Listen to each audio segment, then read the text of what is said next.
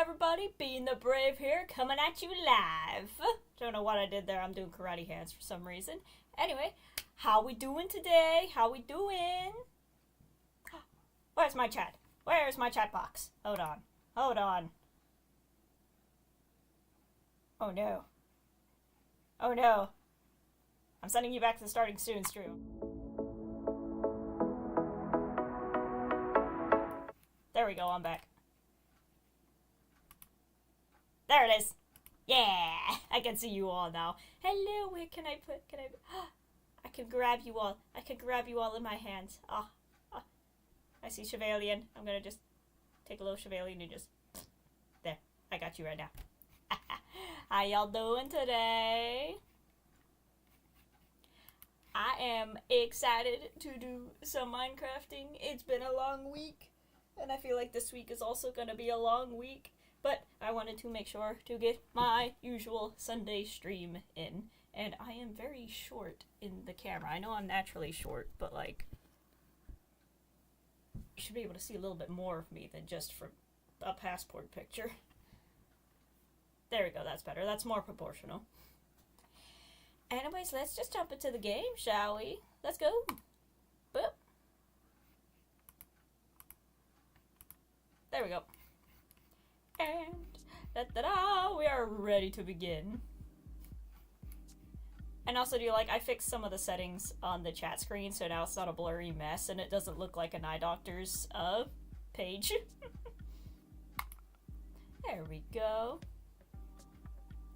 Da-da-da. Da-da-da. Watercraft. Join. Awesome. Here's hoping that we don't have any technical difficulties this stream. Oh lord, where am I? I'm inside the bank. I just threw a diamond on the ground. There. There we go. Ew, it's raining. It's raining. Ew, I don't like that. Oh, hi. Who are you? You don't have a name tag yet. Anyways, hi.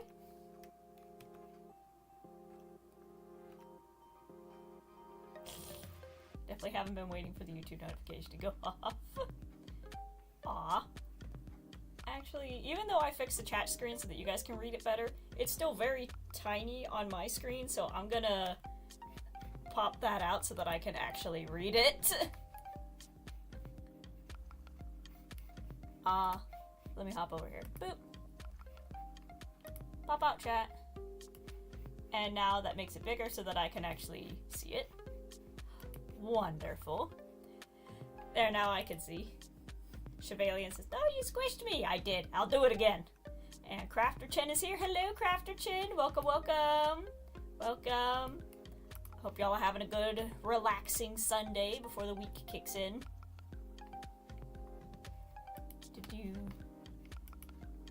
I had a surprisingly productive weekend. So a few days ago, last week, I finally got, going back inside. I finally got switched to the evening shift at my work, which for some people that sounds nasty, but for me, I naturally stay up late. My internal clock is just way more geared to staying up late than it is to getting up early. I'm just naturally nocturnal. When left to my own devices, I'll stay up until 4 and then sleep until 2. That's just how my body works. So by working the evening shift, I'm now working with my body instead of against it, forcing myself to wake up at, 7 o'clock for a 7 o'clock shift. Which, that wasn't going good. I was miserable. I was in slightly more pain than what I usually feel, because there was just the mental drainness to it, and I'd come home mentally drained because I was starting the day tired and ending the day tired, and it was just gross. But now I actually have time to wake up, make myself breakfast, stretch, maybe do a small workout, do some work, and then head out to work. And then when I come home, I can just take a shower and go to sleep. So it's been working out a lot better. And, where was I going with this? Right, I'm not tired anymore. I'm not, well, I'm still tired. My body still gets tired, but mentally, I'm not exhausted. Like, I've had a lot more clarity in the past 2 weeks now working the night shift because I'm not only getting 3 hours of sleep a night. I'm actually able to go to bed and wake up when my body wants to go to bed and wake up, and it is so... It's just been so clarifying. Like, I can actually think. Like, slightly more than what I could before. I can actually put words together. I can actually look at somebody and smile and not grimace because I think I'm smiling but I'm actually grimacing. Like, God, it's just been so much better. The only downside of the evening shift is that the buildings are kind of haunted. But that's a story for as we keep going, for as we continue.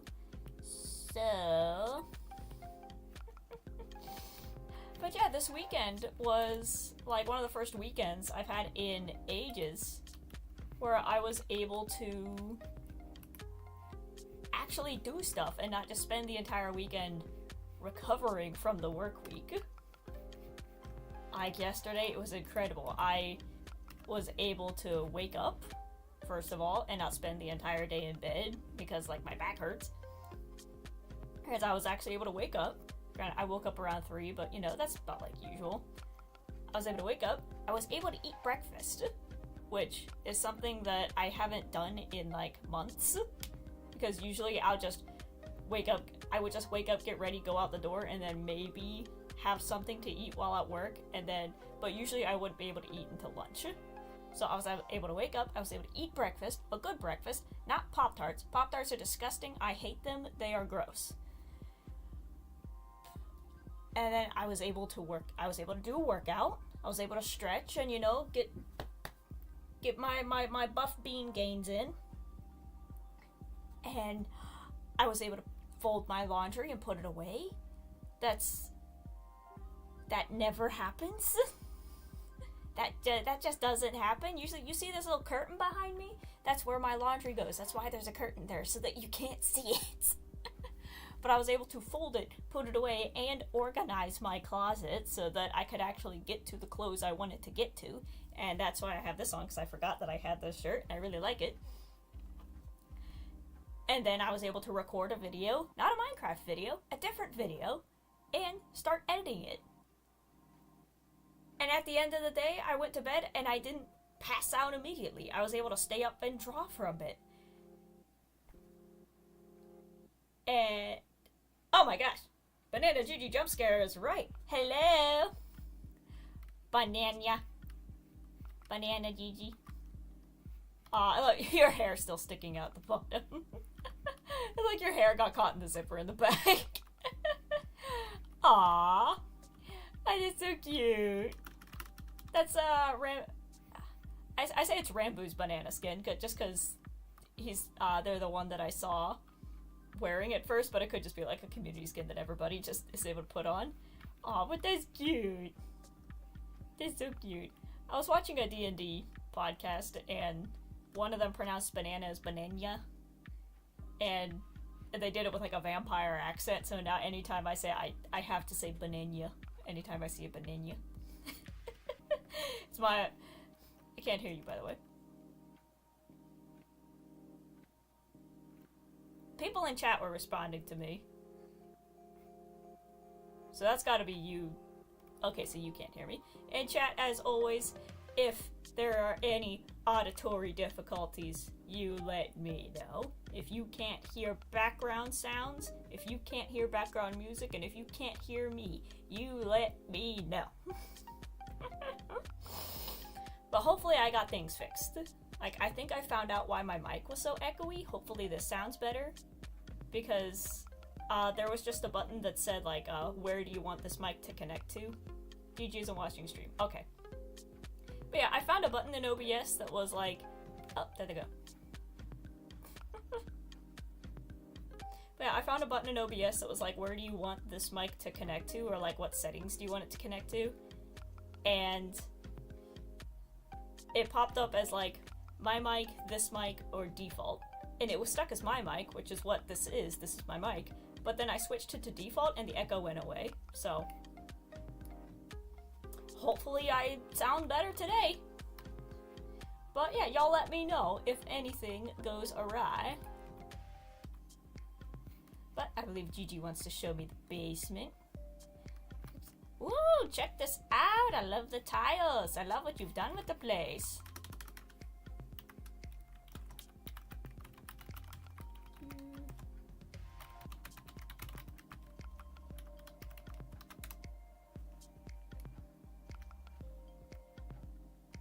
Just finished the closet. Oh, you made a closet.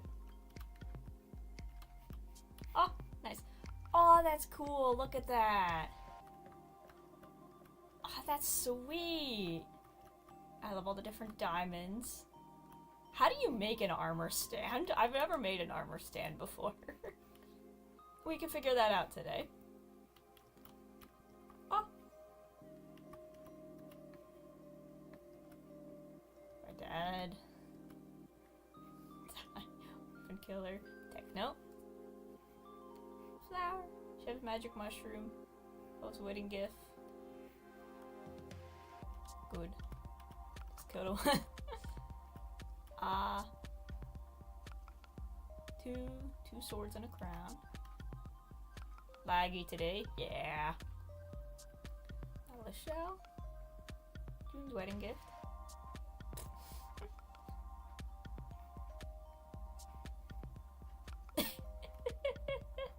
Aw. There's your disco floor. Yep, Chuck Crafterton, here's your disco floor right here. And here we have the latest member of the newest disco band. They're called the Badgies. Instead of the Bee Gees. The Bee Gees. There's a joke in there somewhere. I don't know. Hi, Greed. Ooh. Oh, you can put candles on trapdoors. Cool. Let me see this over here. Maybe I'm getting ideas from. Is this kitchen tile floor? And here we go. It pops right back up over here. Nice.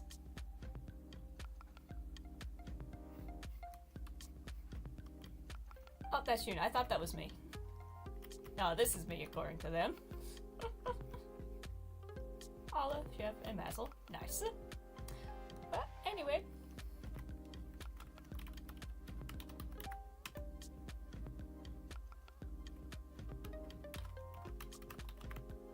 My way up into your base.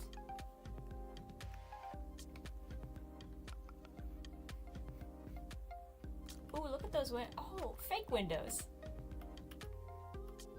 Cool. Let me study that. So that's 2 stairs put back to back. A slab? No, that's a stair. That's a slab underneath. What is it? Upside down stair. Stair. Upside down stair.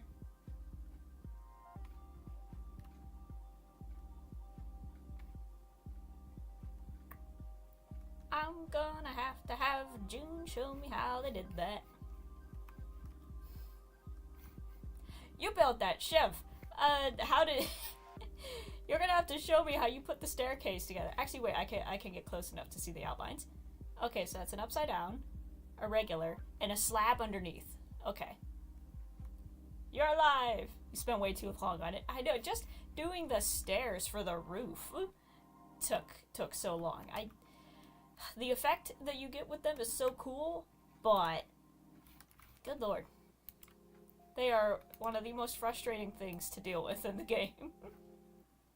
But that brings me back to my bank. So today, I think we are going to put an interior inside of this.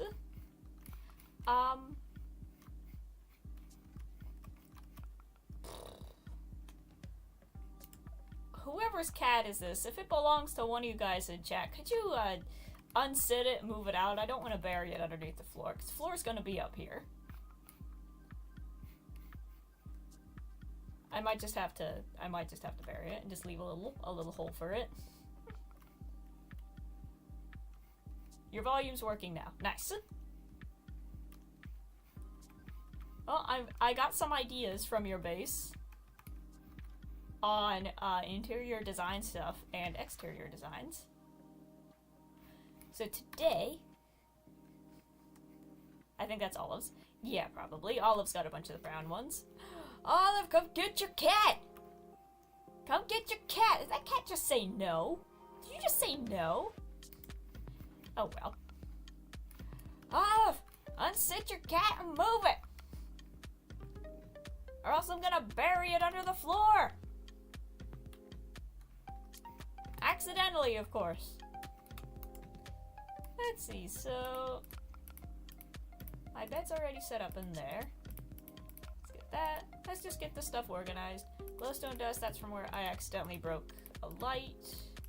Carrot, tough. Let's just throw these in here. These are quickly becoming junk drawer-fied. So let's just take all this out and put it into the other one.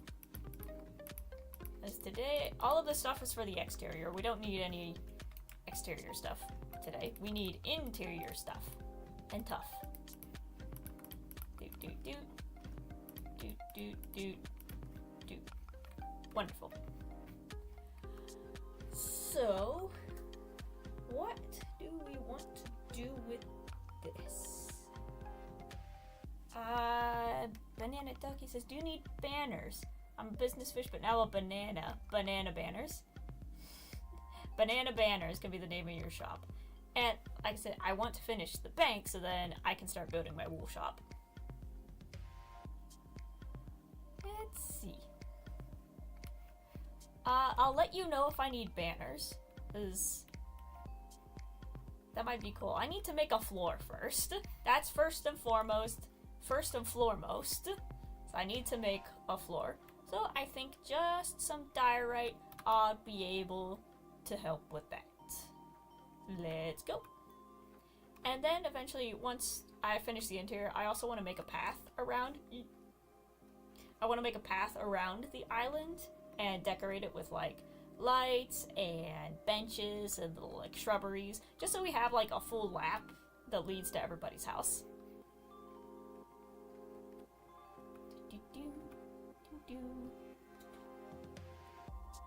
And smile, heart, smile.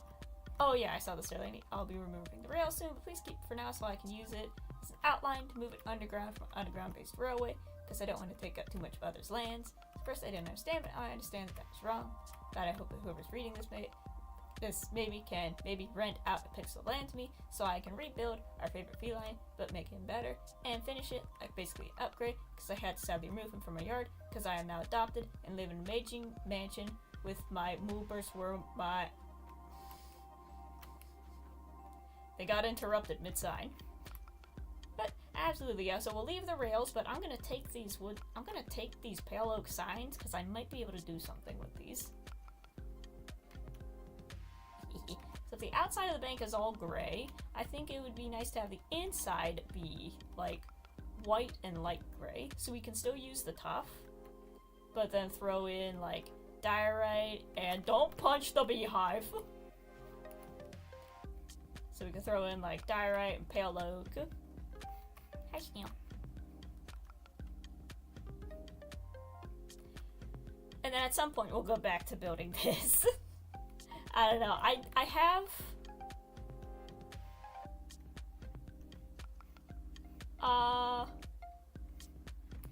have the urge to kind of tear down my house and restart. Like, not completely, but like, I have a better idea for the shape I want to make it now. And also to fix the flooring. I don't know, we'll see. I think for the house I'll have to come back to it. There.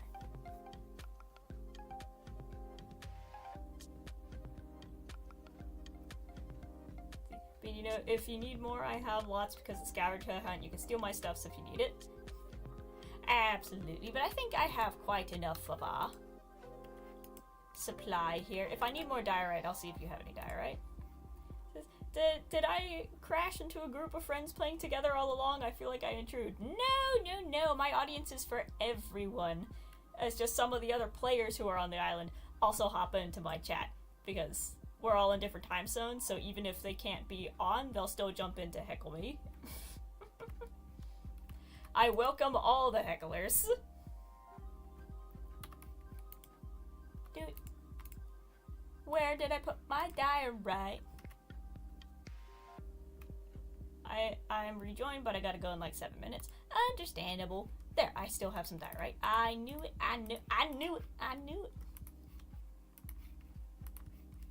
I'll put that in there for now.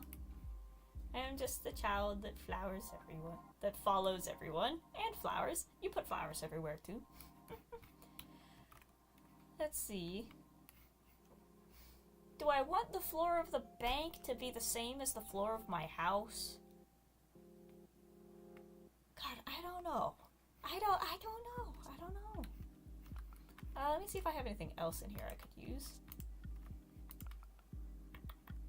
Wool, nah. Some raw diorite. No, absolutely not. Don't go there. And I'll probably need another pick. Maybe some sea lanterns.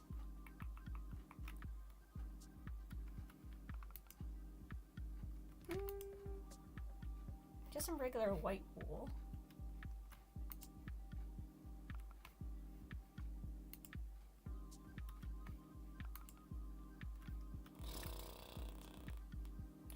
I have some more tuff. That's good. There we go. Do you see the diorite and the tuff? Like those colors go together pretty nice. Chev says I was an audience member and was annoying enough in chat. They added me. We love all the bean chatters. Yes. Floor is diorite, but a checkered board, and the checkered board is rainbow wool, so it's colorful. That'll be nice for my house. But for the bank, we want it to be soulless. But I like the idea of adding more colors into my house. The bank is just gonna be gray and white, and the only color is gonna be diamonds and emeralds. Because that's the only color that bankers can see. It's green.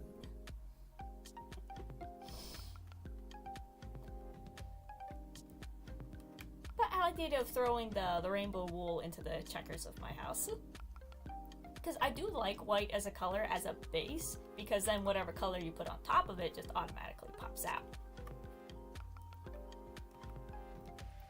Ba ba ba ba ba ba. And sorry, cat, you're getting buried. I'll let Olive know to come get you out. Yeah. IRL banks scare me. The small banks are good, so like, it's the people running them that tend to be mean and nasty, but if you just go to like your local bank, I found that they're very friendly, especially you won't have to worry about this for a while, Gigi, but to any young adults out there, if you have questions about money, literally just walk into the bank and ask. Like, if you have questions about taxes, if you're like, I hear the term 401k, what does that mean? I hear that I need a W-2, what does that mean? How do I file my taxes? Why do I need to file my taxes? Am I budgeting correctly? Do I have my account set up correctly? Literally, you could just walk into a bank and just ask them. Like, granted, it's probably one that you need to have, like, an account in so that they can check stuff, but you can just walk in and ask them. They're not your teachers. They're not gonna yell at you for not knowing stuff. I gotta go. Bye, Bean and bye, Bean chat. Goodbye, Gigi. Goodbye. But yeah, like, as you grow up, if you don't know how to do something, just ask.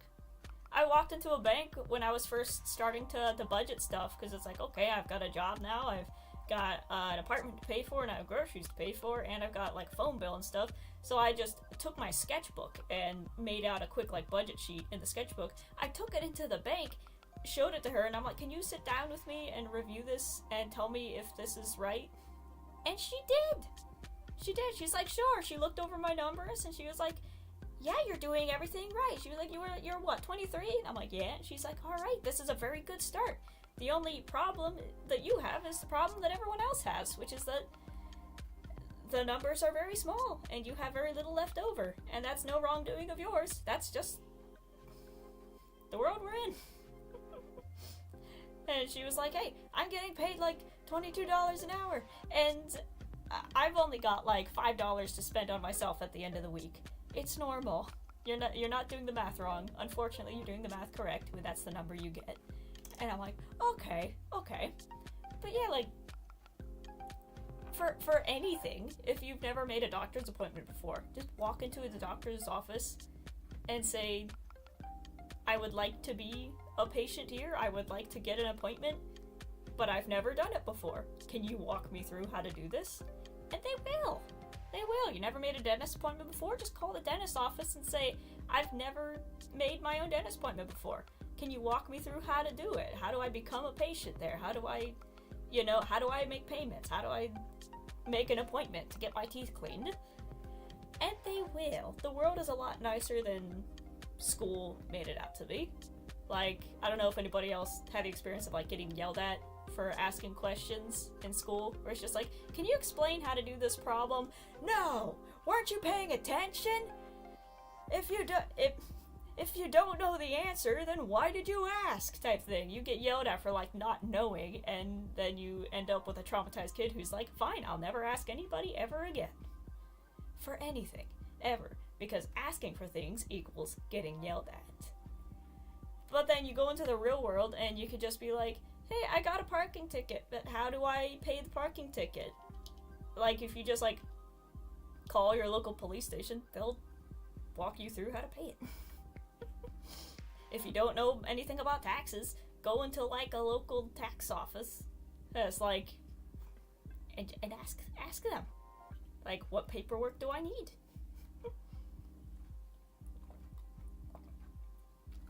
I've been holding this in my hand for like 5 minutes.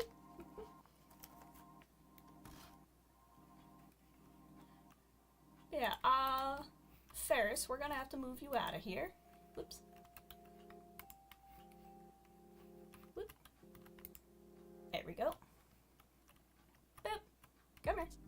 Come here. You can get through that. Come on. Come on.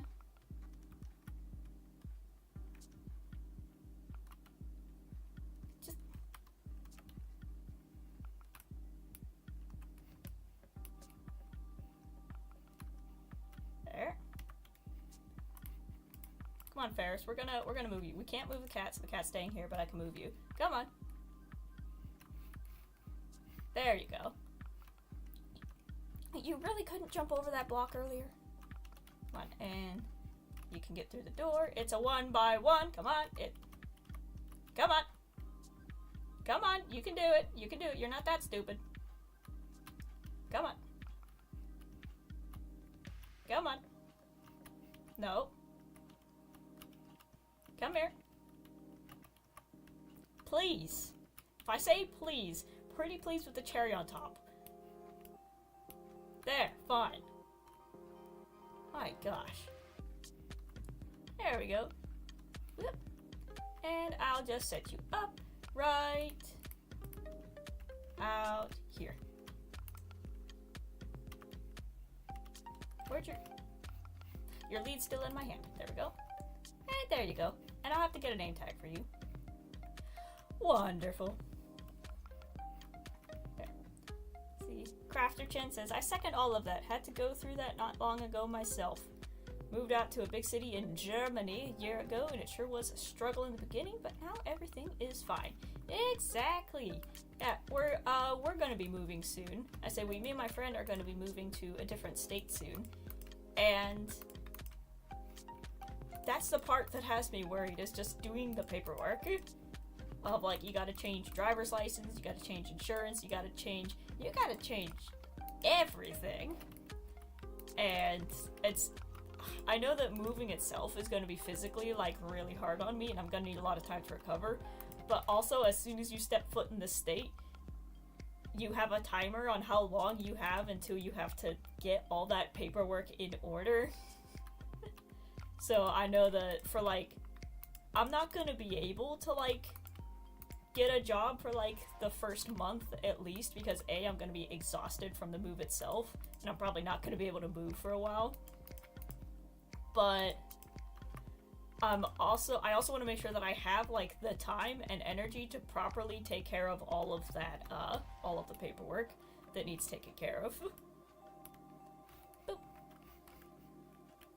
But like I said, people are a lot friendlier than school has taught you, and I'm sure that so long as I can find the right offices, all I have to do is go into the office and say, hey, I just moved here from out of state. How do I switch the state on my driver's license? Or do I need to get a new license plate? I don't know. So I'll probably just find a DMV and ask. Because, you know, that's their job. They're behind the desk because they know the answers to those questions. So just walk in, and you're probably like the fourth person that day who's had that question, and they just walk somebody else through it.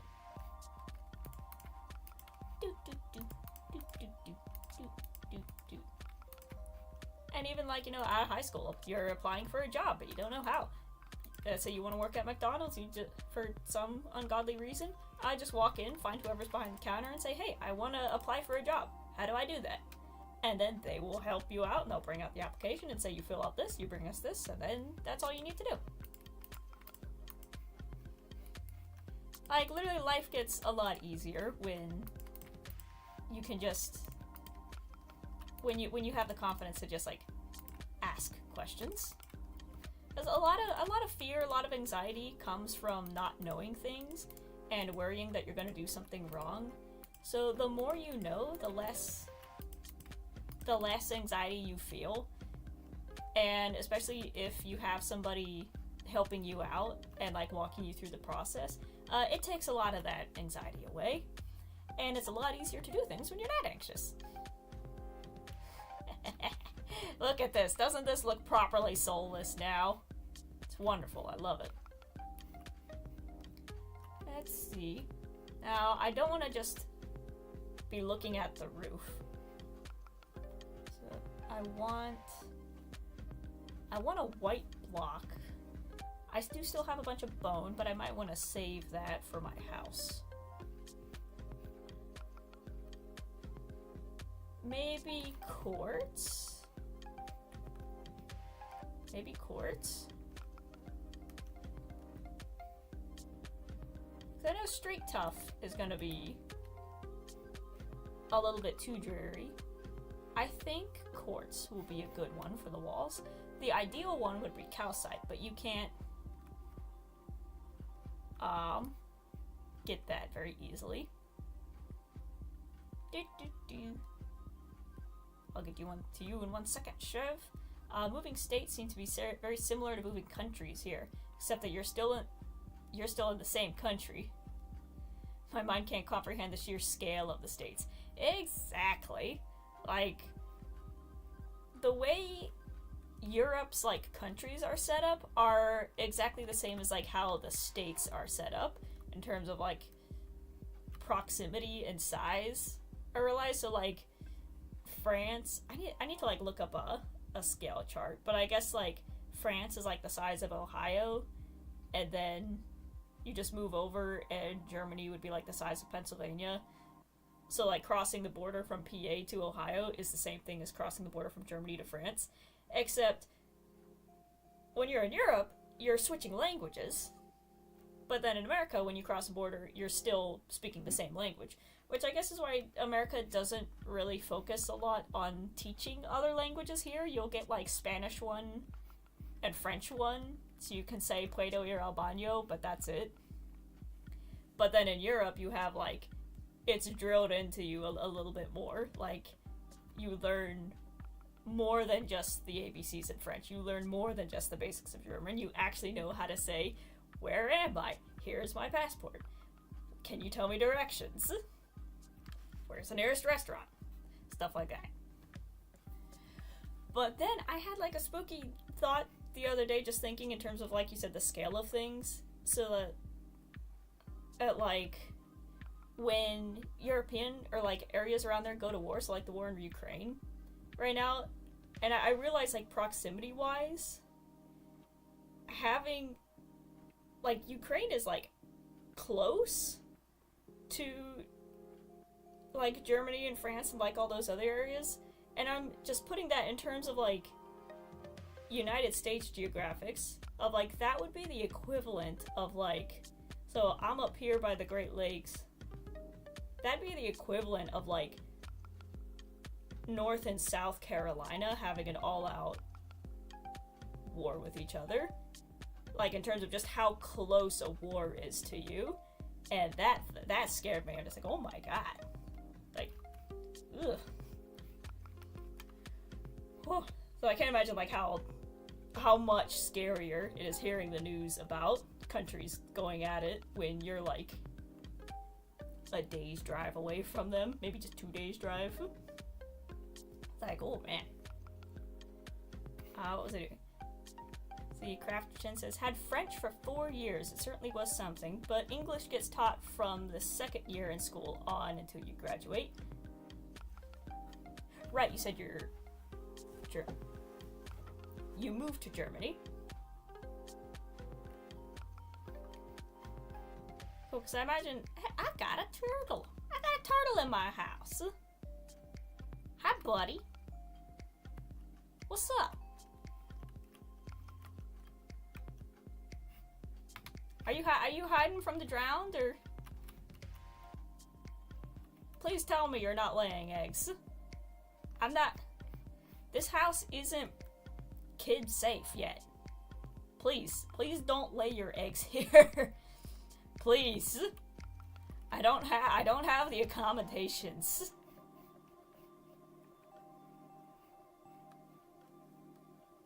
Oh, there goes Chev.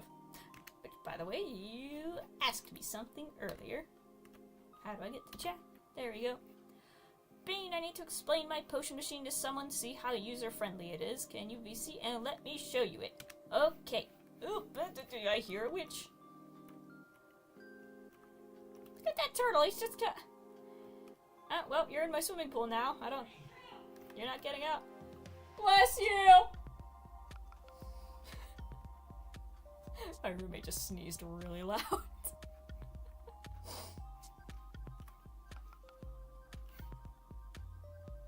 What are these holes over here for? Oh yeah, that's my mining. That's where I'm gonna build my basement. Basement will be later. Today we are... I guess we're going to the nether, but nope, first we're going to chef. We're going to chef. I need to put my blocks away, so that in case I die. Boop. And I'll put my bed out here. Chev, I'm coming! I'm coming! Because I want to see your potion shop. Do, do, do, do, do, do. But yeah, language-wise, we had, I took Spanish 1, and that was it. I did pretty good at it, but I don't remember much. And there goes Chev again. It's one of those things where, like, you need more than a year studying the basics to actually remember anything about it, so that you can actually, you know, use it usefully. But I figure in the future I do want to move to California, or at least West Coast area-esque, and there's a lot of Spanish out there, so I'll probably get more of an education once I'm out there. VC? Yep! I'm on my way, and...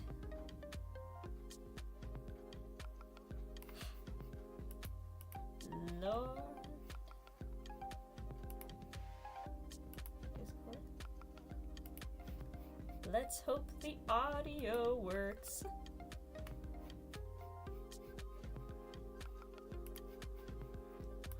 let's move this page over here.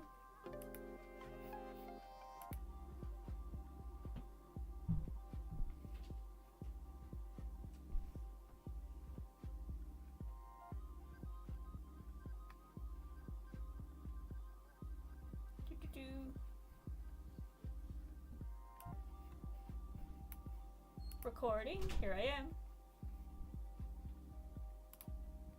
Hello, hello. Hello? Hello. Hello? Let me turn you up. Can you hear me? There you go. Chat. Can you hear Chev? Can you hear Chevalier? Please. Please. La la. Where is shopping district? Right there.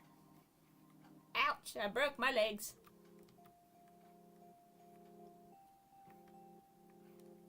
I'm coming. I'm excited to see your potion shop. I kind of broke the door and I'm trying to fix it. Oh no. Audio's good. Awesome. They can hear you. Ooh, glow squid. Look at that. Look at that. We have a serious drown problem. And I don't know what to do about it. I think... Oh, wait. Sir. How do you deter them? With just, like, lanterns? The same way you deter regular zombies? You just gotta put the lights underneath it? Or I might have to put in a door or something. I don't know.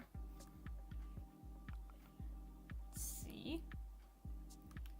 I also want to work with Gigi at some point to swap out the cobblestone for wood so that this can look like a boat dock.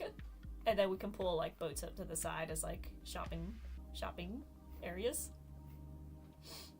Like that guy in Animal Crossing who keeps trying to scam you. Oh, yeah.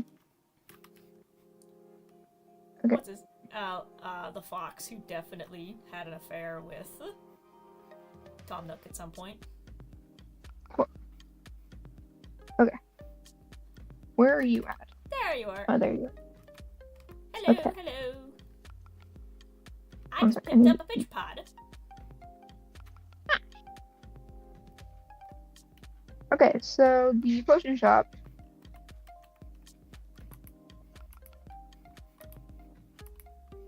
Which is annoyingly drown infested, is down here. Ooh, I see the doorway.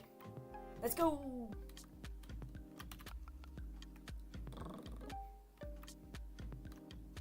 And there will be people trailing you when you come in. You need some sort of, like, doorway to yeah, I have to talk to Aries about that. Maybe even, like, iron bars on the side. Or trap doors. I don't know. Yeah. Cool. We need something that's, like, natural, but it isn't. Yeah. But also entranceway? Oh my god. Ooh, something already died down here. That was probably me. Okay. So there's gonna be a book at the top that explains it, and I'm gonna put a oh, you're not welcome here. We don't serve your kind. Yeah, get him out. So it's not done, as in I haven't put the text in the books yet and stuff. Okay. Which I was wondering why it just said done. Yeah. So I'm gonna give you a verbal explanation, and then so you'll start here, and there'll be a book that explains, like, potion shop and all the rules, like how it works. Uh-huh. And I plan to put out a video too onto the Discord about it. Okay. And so basically there'll be signs that instruct you. And it will basically say, like, first you have to choose what type of potion you want. Like, you want a normal potion, or this kind of potion, or the lingering potion. And so then you would, like, click the button and then you get your potion, right? Uh-huh. But do you think it, like, people would understand the concept of the way that potions work is that you can choose up to 3 potions at a time. Like, there's the effects of the potion. Wait, I know the actual term. Wait.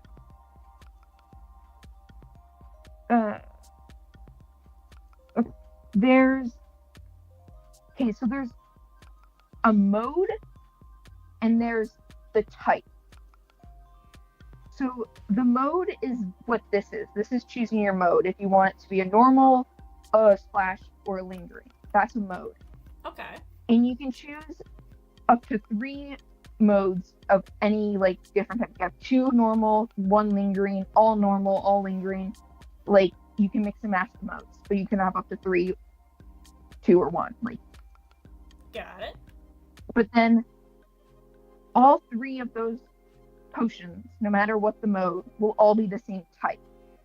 Like you can't brew 1 water breathing potion and a fire resistant potion at the same time. Gotcha. Like you have to brew all of the Okay. potions you do in the first round will be like, does that make sense? That makes sense. Do you think the concept will be able to be grasped? Yeah. I mean, if I can grasp it, let's Okay. go. So you Okay. pick your type, and then Yeah. You pick your any mode from combination here. of 3 modes. Yeah. So first you pick your mode, and the most important part, which will be like, I'll have a huge sign here that says it, is that if you do multiple modes, if you make, no matter what modes, if you do multiple potions, once you click the button, you have to wait for this light to go on and off before you click a button again. Right, because otherwise the chemicals are going to mix, and you're going to have an underwater explosion on your hands. More the dropper just gets backed up and the system doesn't fire, and Yeah, It breaks it'll the be machine, bleach but- and vinegar and an oil spill all over the place. yeah, we can just say it will increase global warming by like 2.5%. With Make each sure. bottle. Yeah, every mess up of the machine makes the sun speed up to explode or something. And that's just how the series ends. Yeah, Is the sun big? So- the sun big. So if we just want to do like an example, like if you walked in the stairs, and would you like choose a potion? So you Choose asked a me to mode. click one? Yeah. I'll go with one of these. One of these. And one of Uh-oh. these. Did I You break didn't it? listen to the main rule. You have to wait for the light. Ah! I need. I've increased global warming, oh no. Oh no, the first time. 4.10. Let's see here. Wait, maybe it didn't. Maybe it didn't.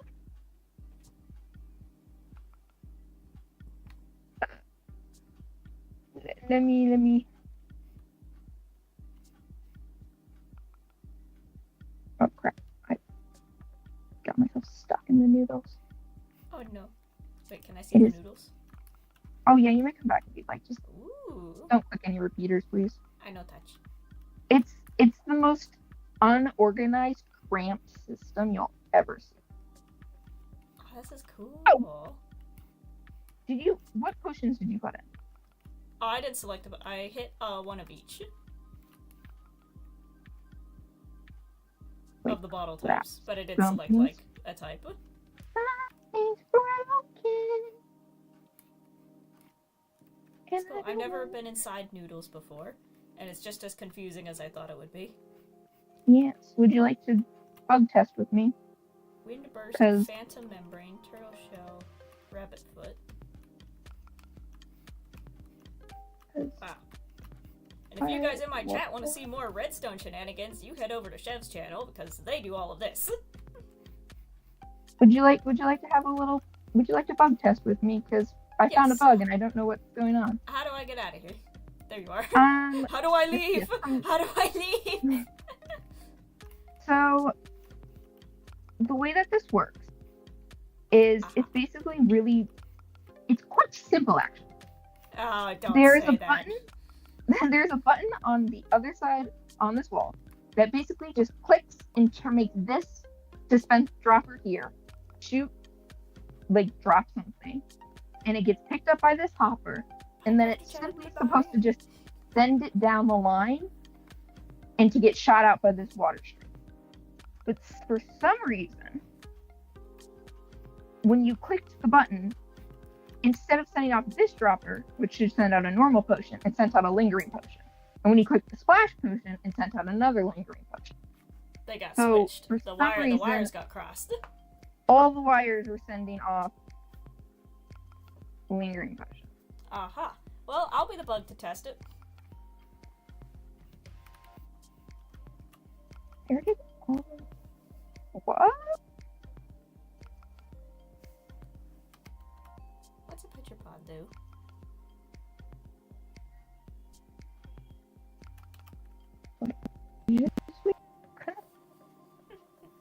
Quirky Turtle says, it's the mumbo fallacy. We all have to say it's incredibly simple. That's like the Redstoners. It's elementary, my dear. Sure. But actually, it's not elementary. It's an 8 a.m. college course that you didn't want to take, but you had to because of it had to fulfill a gen ed requirement that you had to fulfill that one before you could move on to the next requirement, so you could get the class that you actually wanted. So it's not elementary. Someday I need like a Redstone's like beginners pack of like how to make a doorbell, how to make a light turn on. Wait. Maybe it's not broken. Maybe I'm an idiot. Maybe that's it. It's me. Hi. I'm the problem. It's me. That might be undoubtedly true. Maybe I just accidentally ran this stuff before and it was backed up. There we go. I don't have any sound Dumped in my muffler, so I inventory. just shoved a pillow behind my monitor, and I hope that it's making me at least a little bit less echoey. I see it fell over. Let me move that.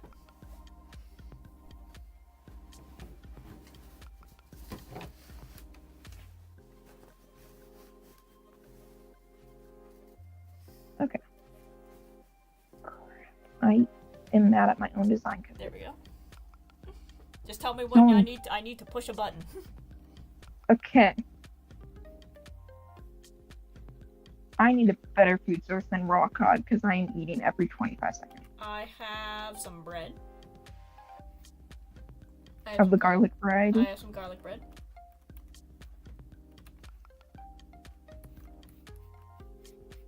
Where'd you go? I have run off into the noodles again. You're inside the noodles. But can you imagine how cool it would be to like run around inside the wires of a computer? Like that's what I feel like this is. Oh, that's why. I was looking at the wrong. So, it seems that it was my I keep wanting to say idiocracy, which isn't a word. Oh, yes, it but is. That's what we have running running America right now. So true, so true. Ah! It's the KGB. They found me. There we go. The FBI. Oh wait, before so you continue, somebody in the chat is asking, where do we go to follow Chev? Oh my gosh. I am, well, it depends. If you want Minecraft content, then, it's Chevalian, capital I, like the Roman numeral 2. I believe it's linked probably under the stream. Yes, I have the links to every member underneath. So just scroll on down and boop, there they are. So there, and if you're looking for analog horror content for some reason, The Chevalian is my other channel. Let me make sure that I'm linking the right one. The Chevalian.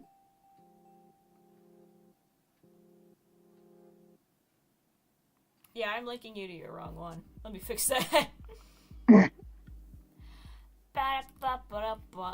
That'll be. I could do that while you work on your noodles.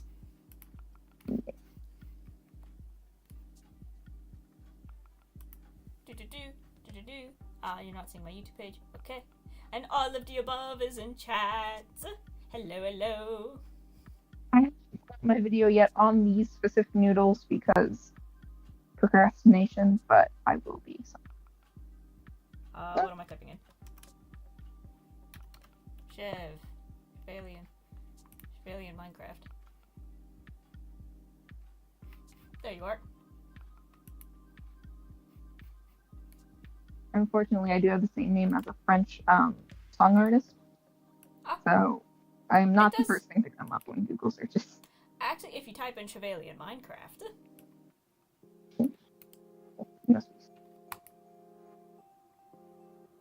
Da da da da da da. I'll copy that, send it over to my live streaming, and edit. And then you're at the bottom. There we go. There we go. Boop. Boop. That's you. Save. So now, if you check the link in the description, it will take you to Chevalian's channel, where you can follow their Watercraft shenanigans. And now, So the problem that I where found, am I? you are just in it. But the problem that I made was apparently the system had potions already in it. So when I checked the brewing stand, I saw the potions that were already in it. Aha. Which I was like, oh no, it shot out the wrong potions. It did shoot out the right potions. They were just sticking out. They just weren't coming out. So you have clicked your buttons, and then you would come over here. And the way that this works is basically you would flip to the page that would have the potion that you desired on it. And unfortunately, they have not been written in yet. So okay, so you pick the type of bottle first, and then pick the type of potion. Yeah, and then you pick the type of potion. And that makes sense. You pick out the cup, and then you pick out what you want to put in the cup. Yeah. And so, say you wanted, I think it'd be easier if you put up a sign that says, like, select 3 bottles, any combination of 3 bottles, and then over here, select your potion. I think just wording it like that will be easy. Yeah. Yeah, select up to 3 types of potion. 3 bottles. Up to 3 bottles. Any combination of 3 bottles. Yeah. And so say you wanted the swiftness potion, which would be 1, you would flip the page to the page marked 1, or with the one marked swiftness potion. But for now, the invisibility potion, my favorite. I can check which one the invisibility. Get it? Because there's not another page. Yeah. I have to check the driver. Okay. Question. Because this is obviously knowledge that I have as a potion master. What gives you invisibility? What ingredient? Hang on, I gotta Google something. What does give you invisibility? I've never made a potion before. Never in my life. How? I don't think I've ever made a potion in Minecraft until I built this machine. I think I built the machine before I ever crafted a potion. Brewing guide. Minecraft. I gotta get you a recipe book. There we go. Article needs to be updated. Brewing It's not one of the easy ones. It's like a slime block gives you an oozing potion, which causes slime to spawn, which makes sense. A puffer fish gives you water breathing, which kind of makes sense. But then you have random ones like a sugar gives you swiftness, which I don't know. Maybe you could say they were trying to make a thing with sugar rush, having a sugar rush, but Flash potions, effect ingredients. There we go. Effect when corrupted, slowness, instant damage, invisibility. Wait, effect when corrupted? Oh yeah, that's basically means that certain potions you can take and you can add a fermented spider eye, and they will they'll kind of opposite. A healing potion will become a harming potion. Swiftness will become slowness. I like that. Unfortunately, the machine does not do that because I did not want to add another sector in. So we're just going to sell those separately because, Separate shop. yeah. Well, or they're just going to be on the back wall. Glistening melon slice, instant health, add spider eye, instant damage. Puffer fish, water breathing. Which one just gives you invisibility? So a corrupted golden carrot gives you invisibility. What's your second favorite potion? Okay. Because we don't have this in stock. I don't know. I just said invisibility because there was nothing on the page. Okay. Let's just go with water breathing. So water breathing is just a puffer fish. Is the 7th. So you would go to page marked 7. Alright. Page 5. Wait, 7. Oh, not page 7, the page with the 7 on it. Yeah, the page with the 7 on it. There we go. Okay, and then you would just click the button ahead above you. And you only need to click it once because one thing will fill up 3 potions. Oh, because brewing stands have 3 slots. Yes. Gotcha. This is like my introduction to potions. Yeah. And then this book does the same thing as that thing, but has just a different set of, will have a more expensive potions in it because different ones. Okay. Yeah, they'll be different paint premium. amounts. So you gotta pay if for you would like premium. Yes. It's an extra diamond or something, I'm not sure. So if you'd like to go through there, because you only can go one person because the door shuts behind you. I will happily do that around.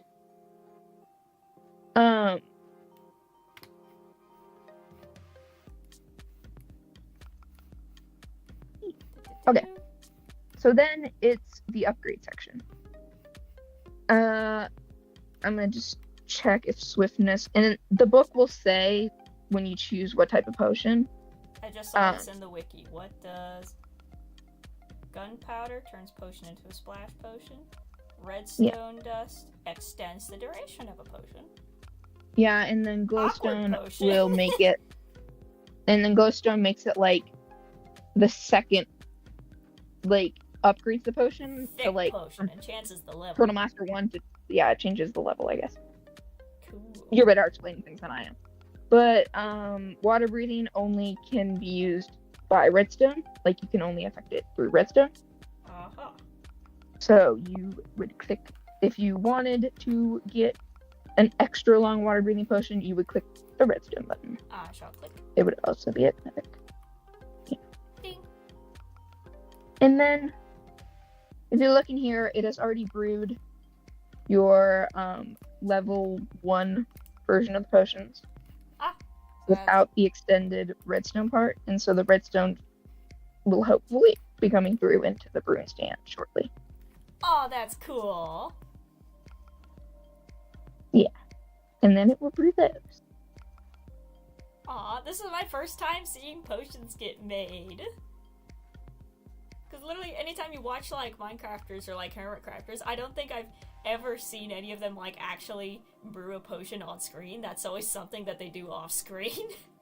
Like, all my Minecraft knowledge is just from watching them play and then copying it, and I've never seen anybody put a potion together. Lingering potion. Yeah. Splash potion. Which one? I didn't even know there were different shaped bottles. Like, I thought it was just the regular one. Yep. Or is that just bedrock? They're different shape. Wonderful! Look at these! Boop.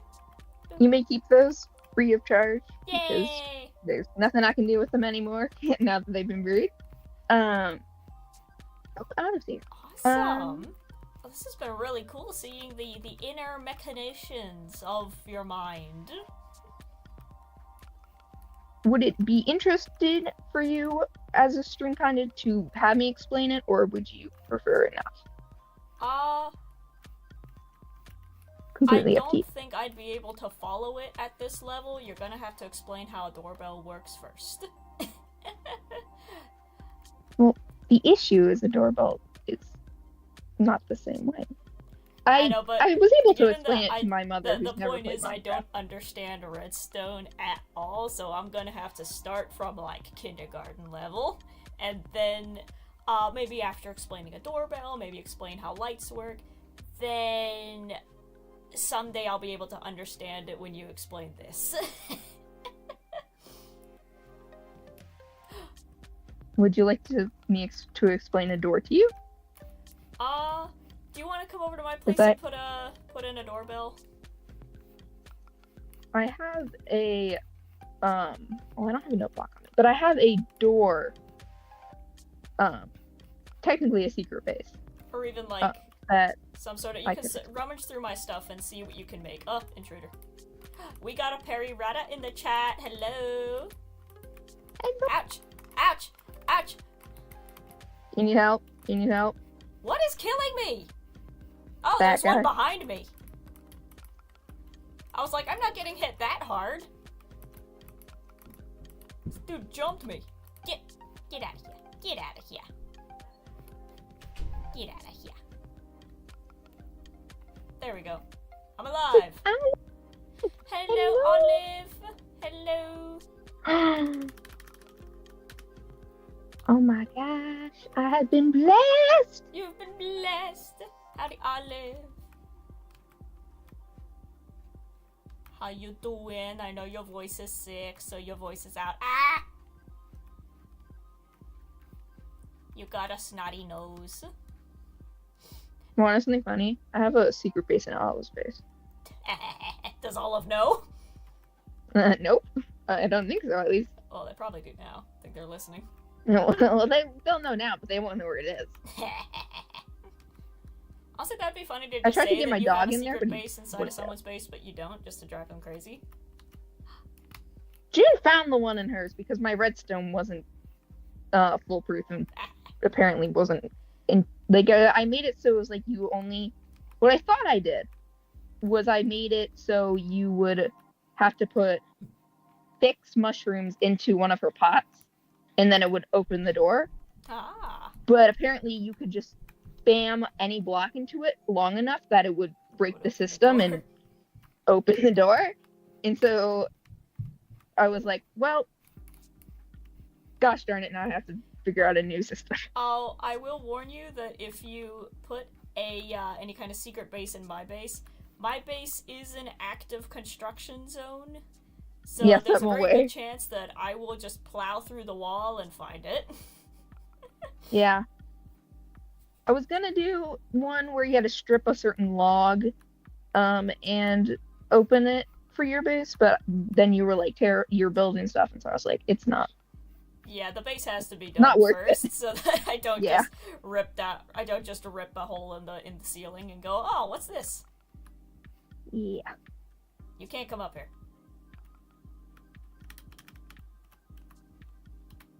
We've conquered your lighthouse. It sucks now. I shall throw things at you.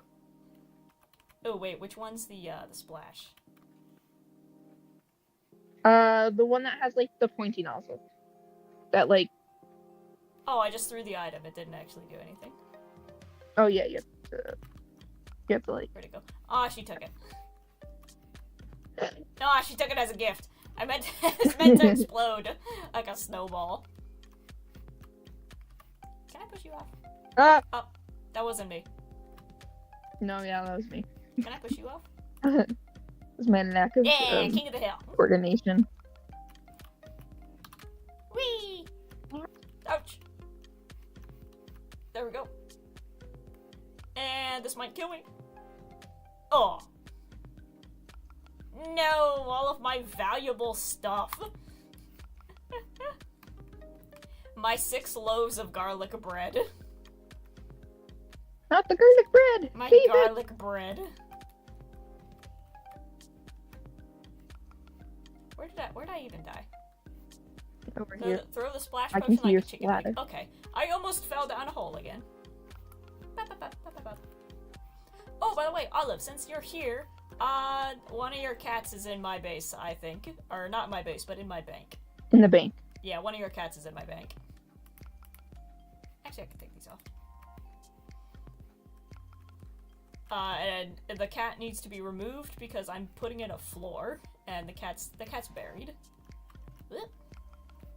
Oh no, oh no, oh no, oh no, oh no, oh no, oh no. I just hear danger. Oh no, oh no, oh no. Who needs rescuing? Oh no. Oh. Oh no, oh no. Where's my axe? Where's my axe? I'm gonna perish. Oh no, oh no, this is not good. I've made a mob farm. I've made a mob farm. Where's my axe? Ah, Where's my I need axe? the shield. I literally just said I don't need to put my armor on. I don't need that. There we go. Do I have any We're dodging. Dude, we're weaving. Do I have any torches? We're weaving. Do I have... Wait. I might have... Nope, nothing in there. Do I have... What? Nope, nothing in there. Somebody pick up the bread. I got you. Where cat? The cat is underneath the floor. I'm gonna go get some torches. That is right here. Darn it. Oh, it's one block off. Stream is super delayed. I know. You can hop in VC just so you can listen. Ugh.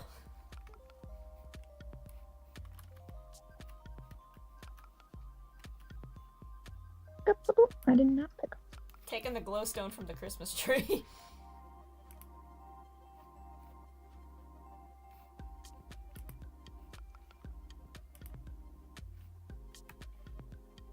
The cat has been removed and the floor has been replaced. There we go.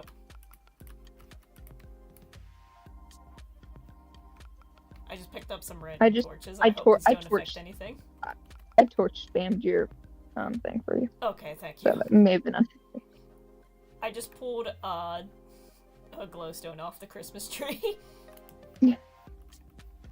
There. Wonderful. See? The cat is under the floorboards like that guy's heart. Yeah, it's a telltale cat.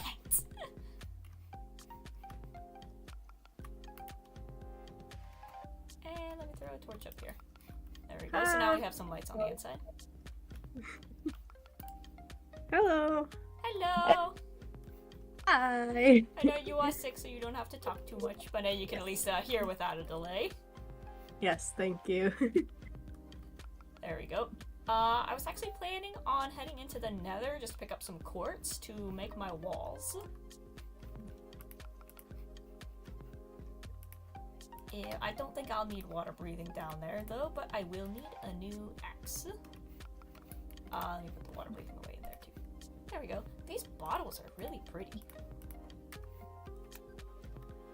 So I'll go get some more tools, and then I'll start my material gathering. Or even, Wait, I want to come into the nether with you. Because I don't have anything better to do. You can. So I'm going to drop off valuables at my island, and I will... Yeah, I'll meet you at there. the portal. Ow, my arm. I did 30... Not full push-ups. They're the push-ups where your knees are on the floor. I did 30 of those, and now my arms really don't like me. Those are the best kind of push-ups. Yeah, I can't do the full plank ones yet.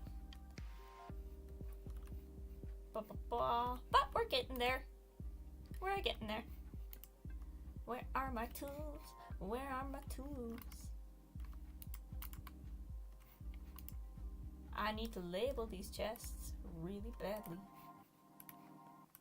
I don't think I've made a sword yet this season. I've just been using axes.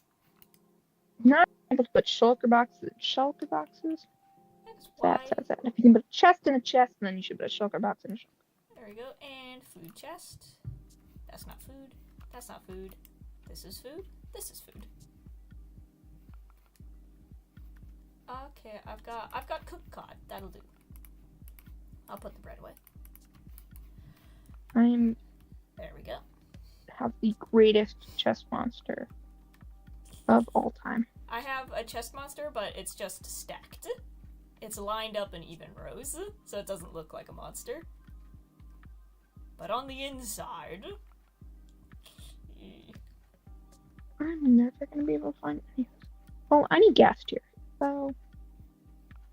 I've also never used a bow. I fished some up, but I don't have anything to fix them. There's my house. Yeah, over here on this side we have a lot of empty land. Probably just make some flower fields. Community center has anvils. Awesome. Now, why is there a random block of lava in your house, June?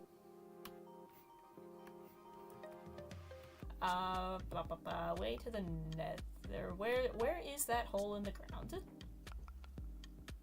It's a giant hole in the ground. It shouldn't be too hard to miss. It's right behind the house. But alas. There it is. That's right, because Ophidian and Ares have the pathway. Oh, that's right. One of them said that these 2 skeleton horses are for sale. So I'll have to do some bartering for that later. Because I had a skeleton horse, but I think when we did a little server reset thing, it took it away. So now I want my horse back.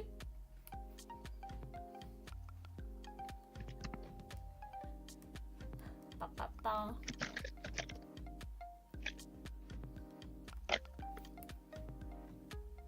And I am at it's not the portal, it's the ortal. I am neglecting my job as takedown farm person. Oh, it is so laggy. Oh Why is it so no. laggy in here? Oh no. Nothing happened.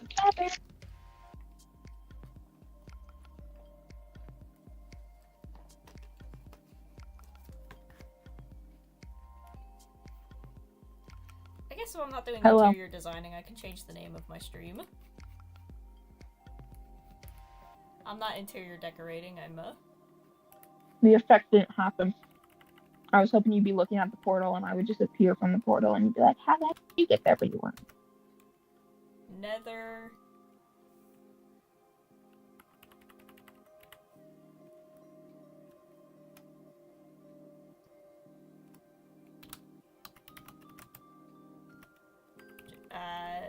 I don't have the mental energy to be clever. Journey into the nether.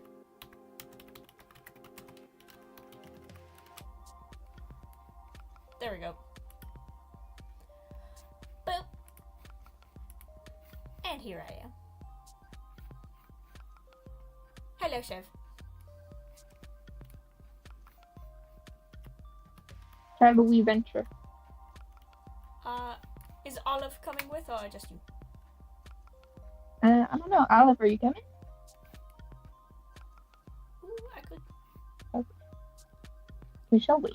I got your voices mixed up, and I think I thought that Olive was talking for a bit. You're not the first person to say that.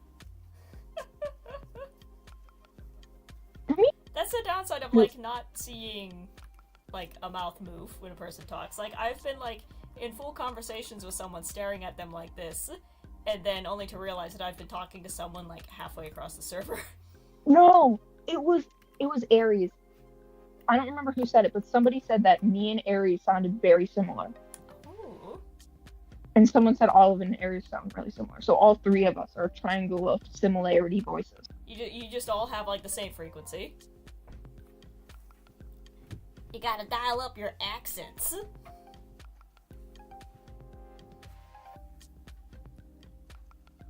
I wonder, in a lot of, like, early Bean videos, I got mistaken for a boy. Like, the pitch of my voice just sounds like a young teenage boy. Like, in a lot of comments, they would refer to me as he. And I'm just like, I guess the character design doesn't really convey much. In terms of, like, gender presentation. But I'm a 24-year-old woman. I'm a 24-year-old woman, goddammit. I am not a little boy.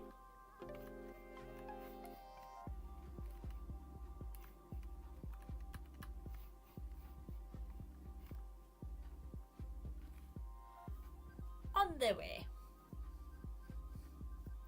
Which is, in my language, that means I just started getting ready.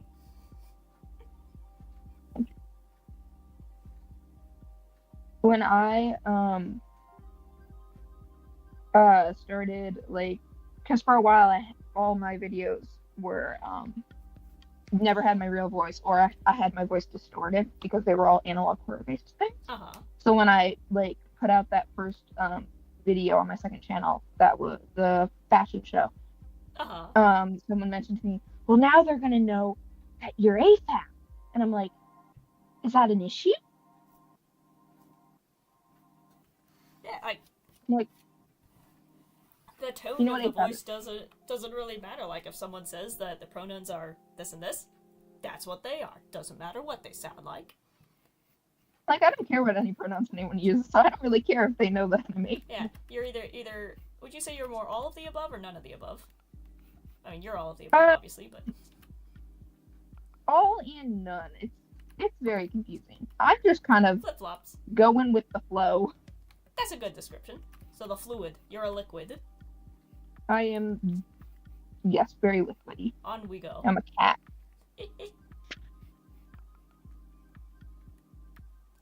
Speaking of which, did you get a cat? Not yet. If I did, I would be talking non-stop about it. But I had to put in, like, the adoption application, and then they make sure to, like, pair you with the right cat. But because I'm going to be moving in with my friend in a few months, and she has a cat, they need to make sure that that cat is up to date on vaccinations. So they're like, hold on, we gotta make sure that the cat you're moving in with isn't gonna give this cat a disease. So it's a little bit of a process, and they're not open on weekends, and that's the only time when I'm available. So I have the supplies, but I'm waiting. You should just come and get a cat from my shelter. We're open on the weekends. That'd be a bit of a drive, but I don't mind. I know, but it's worth it. We have the best cat. Aww. I have been working there for almost a year now. Awesome. And I think I've had a solid 2 cats who are actually genuinely mean. All the other cats that have shown any, like, signs of being quote-unquote mean, after a couple weeks of being there, have warmed up to the people. So, aww. I feel like working at we have a great selection. It is That'd very be fun. fun. And even though I love dogs, I think cats are more manageable for me physically. Or, like, small dogs. It's like, I love my big dogs, but I can't pick them up. Ooh, quartz. That's what we're doing. That's right, that's why we're coming to the nether. Quartz. So if y'all want to dig quartz for me, that's fine. If you want to dig stuff for yourself, that's fine. I'm just going to be picking up stuff on my own. And I need to keep track of where I am. So I really need to key into my surroundings. Because anytime I go into the nether, I end up getting horribly lost. And it's not like, oh, we don't have gold. Oh no. Oh well. Oh well, it's fine. It's fine. Protect you. I'll protect. That'll be my job. Thank you. Because quartz is pretty common, right? You just start doing this. Yeah. There's more quartz this way. I think I took quite a bit from this area. Over here, and I see the zombies don't get you if you don't have gold. It's the regular. No. It's the regular ones. The zombies only get you if you hit them. Okay. Ooh, just a walk on by. There's quartz up, and there's a staircase that's not. It's in the ceiling. Let's see here. How do the hermits do the thing where they get up to the nether roof? Do they just keep going? That is not a thing in Bedrock. Oh, okay. Bedrock, because it's a bug. In Bedrock, it's patched. Okay. The way that you get to in okay, Java so is that's you not have to supposed go. be there. Yeah, in Java, the way you do it is you have to go up until you hit Bedrock, and then get to like the corner between 2 blocks and throw an Ender Pearl, and then you're stuck there unless you can make a but yes. Okay. But Bedrock, it does not exist. Well, I got some gold.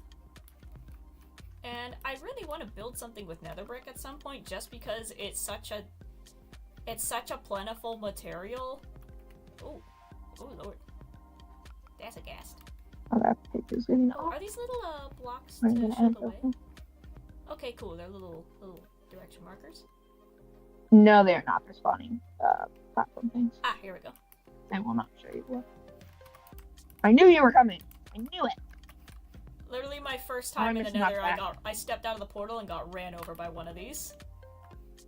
I want my knockback sword. I should have brought that. Oh my gosh, the gas! Hi, gas! Boop. Here we go. Oh crap. He's gonna shoot. Okay, but I just realized I am gonna need a lot of this. Or make up your mind. Oh, there we go. Ow!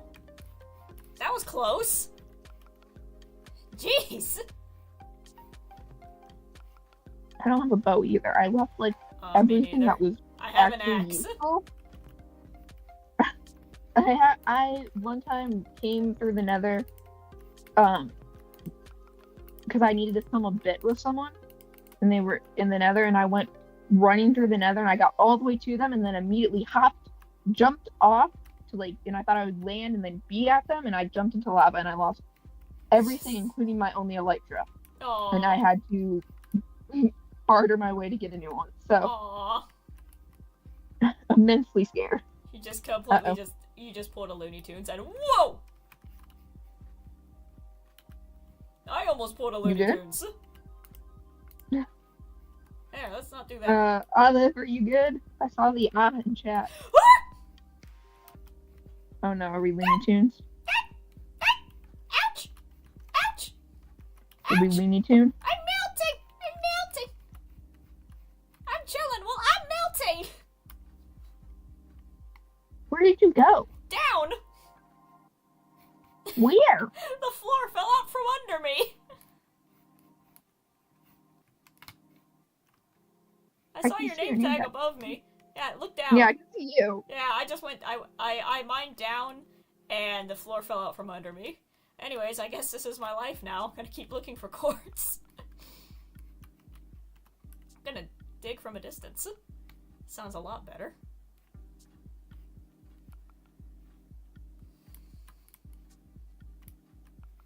Whoop. I got a tiny bit so far. Awesome. There goes pickaxe.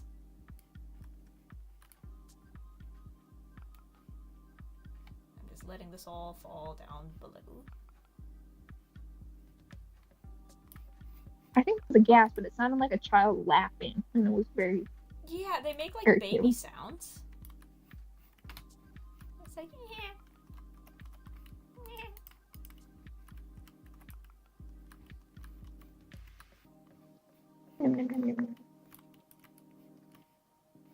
I guess maybe it sounds like they're crying, which is why you're able to pick up gas tears. Oh, I'm stuck down here. Oh no. Gosh darn. Well, I have. The gas Yeah, is made out of the cat gas- noises. Yeah, Aw. I knew that. But they always sounded more like babies or like toddlers to me. Yeah.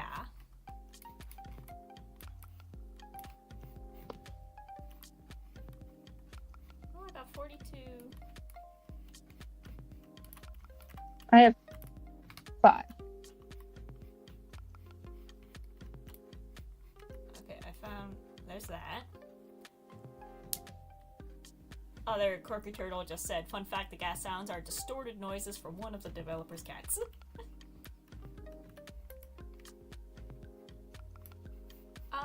Did I leave any down here? Yeah, I can hear that. It's C418's cat. I can hear that being like a messed up kitten sound. I know, like, Took all the ones from in down How there. to Train Your Dragon, they used like any animal they could think of to make the dragons roaring. Like, they used elephants, dogs, like hippo noises, and would just distort them. I think Toothless is a pig.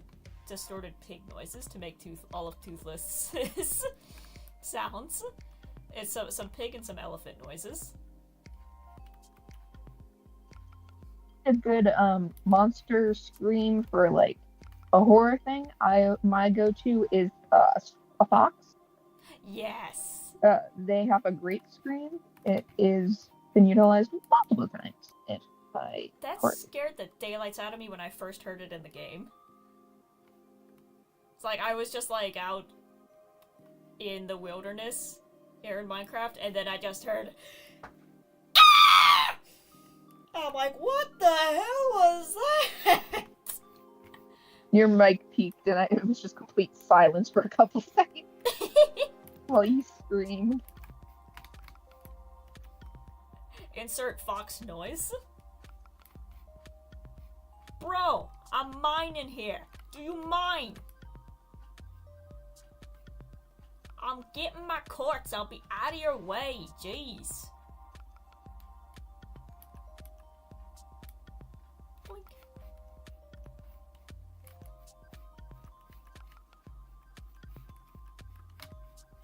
There's more up here. If only we could find coal as easily as quartz.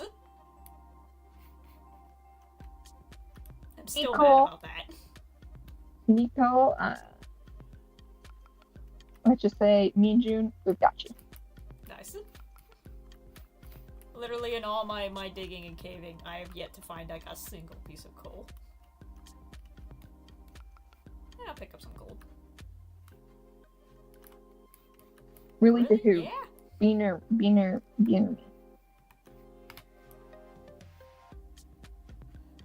This looks like a good vein over here.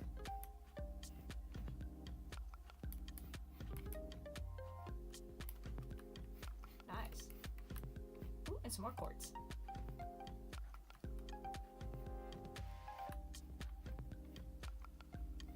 Oop. Tell me I have another pickaxe. I do. Let's go. So right now I have. If you run out, I have one that's mostly completely durability. Okay. I've got a brand new one, but then that'll be it. Right now I have a stack and 22 of quartz. Charcoal is almost entirely interchangeable for regular coal. Can you use charcoal to make torches? No, that is one thing you can't use. That's what I need.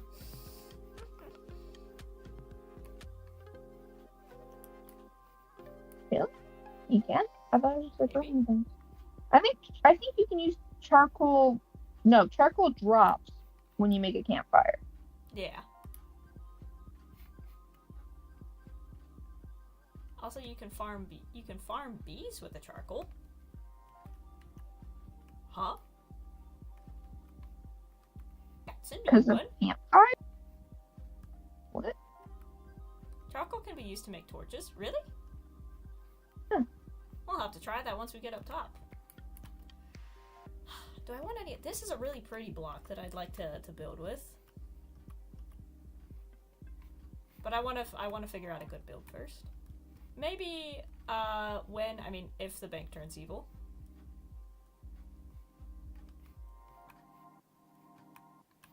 It's totally System. not gonna happen. I'm a hole. Oh, I see quartz. Yeah, when it was a slip of the tongue. It's an if I ever decide to, or if the bank ever decides to, become a conglomerate. If it accidentally falls into the trap capital. So. Yeah, exactly. Oh, there's so much on the roof. Ooh, there's some more over here, but that's in a dangerous spot. There's some gold up there. I really need to actually pay attention to where I'm going so I don't get completely turned around. Nope, nope, nope, nope, nope, nope, nope, nope, nope, nope. Sorry, what?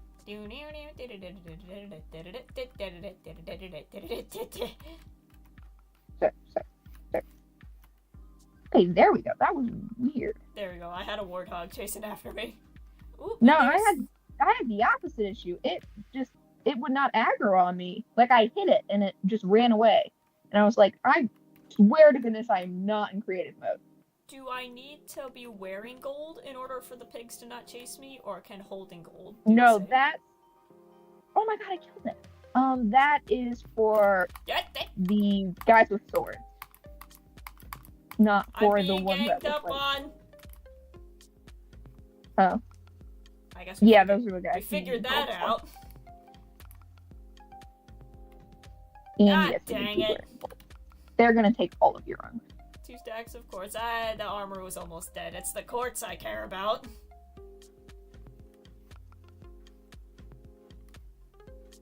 No. Where did you die? I think you were near. I was above you.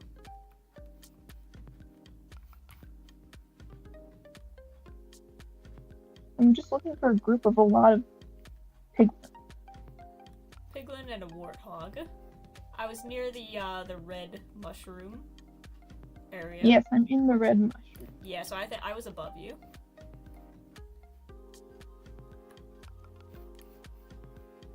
He died. Question for you all, and people in chat, answer this too. What is a thing? I found where you died because I found a dude in iron armor. Oh, What is a thing that is not edible, which you really want to eat? Mine is the ground in Colorado. Why Colorado specifically? Okay, because there's this. I went natural rock climbing in Colorado when I was last there, and there was this, like, everywhere I went in, like, the natural kind of area of Colorado, there was, like, red sand and, like, just the way that the dirt was, it looked really scrumdiddlyumptious, and I can't explain why. But I really wanted to eat the ground in Colorado. Because when I was talking earlier about the fact that I'm gonna be moving states and I gotta fill out all that paperwork, that's the state I'm going to. Yeah. Well, I'm just telling you, the ground looks very delicious. I saw. Where am I? I think I need to go this way. Oh no. So, like, the friend that I'm moving with, she has family out there, so we're gonna be near them. And ideally, I'd like to go to California because I have family out there. So either way, we're gonna be near one or the other's families. Okay, I see your name.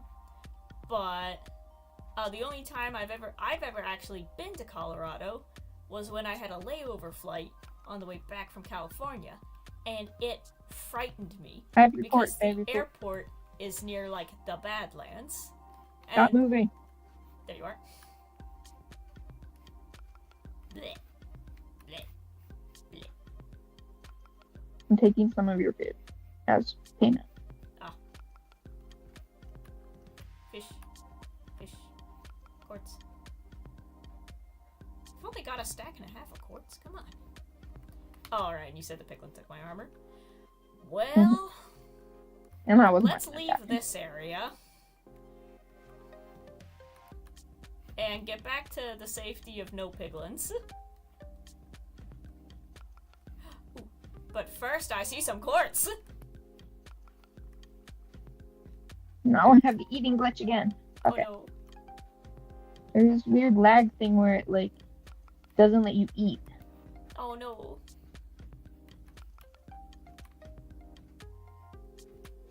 There we go. But yeah, we had a layover flight in Colorado, and when we landed there, so the airport is in the Badlands, which makes sense. Yep. Stop trying to kill me.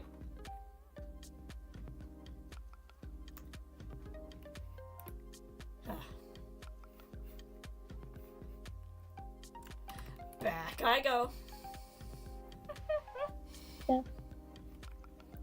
I think this will be the last run before I come back up to make more armor. I'm gonna grab my stuff and then bring it back up so I don't lose any more.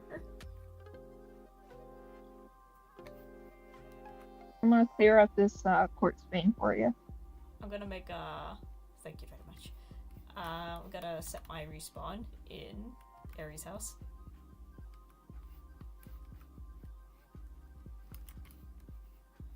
Oh, that's pretty bad. We should do. Boop. Boop.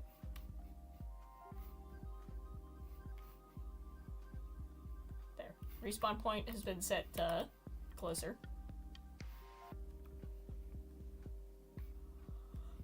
Ah, there you are. Thank you. I'm gonna keep running. Where?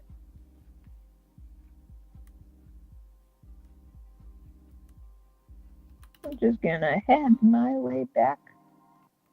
To... Did you get my stuff, or should I come down? I have all the stuff. Okay. Oh my god. Child, do I have to kill you? Or you want me to kill you? You're literally a child. Die. Oh no. Actually, I'll just wait out here. Not going back in there.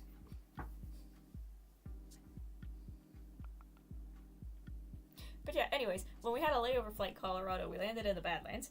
And the thing about the Badlands is that it's Minecraft Flat World, except no grass. It's Minecraft Flat World, dirt. That's it. I have never seen a place have such an absence of everything. No And the trees, ground there looks very good. no grass, no bushes. It was just flat, packed dirt that went on for miles. It didn't even ripple in the slightest. No hills, no valleys, just flat.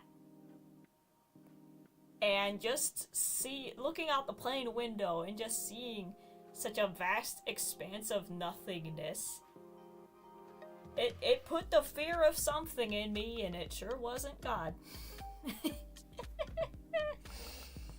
I'll tell you that. But then you look out the other side of the plane, and there's the city, and there's the Colorado Mountains. Not the Colorado Mountains, but like Pikes Peak and the Rockies and all that. There's the mountains and the cities below, and there's all the life. But then you look out this window, and it's just nothing. You look that way, there's a city, there's life, there's lights. You look this way, and there's nothing. So, like, Colorado is either, like, an inescapable hell that goes on for miles, or, like, it's a beautiful city of Denver with pretty decent snowfall, and, from what I hear, good social life for young people. Yes, June, we're by the Ordle.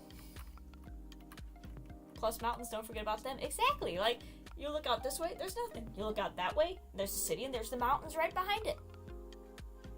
But then you look this way, and there's absolutely nothing for miles and miles and miles. And then you look this way, and it's the beautiful mountains. Ooh. So we got 3 stacks and 8 bits of quartz. Thank you both very much for your assistance, especially in grabbing my stuff.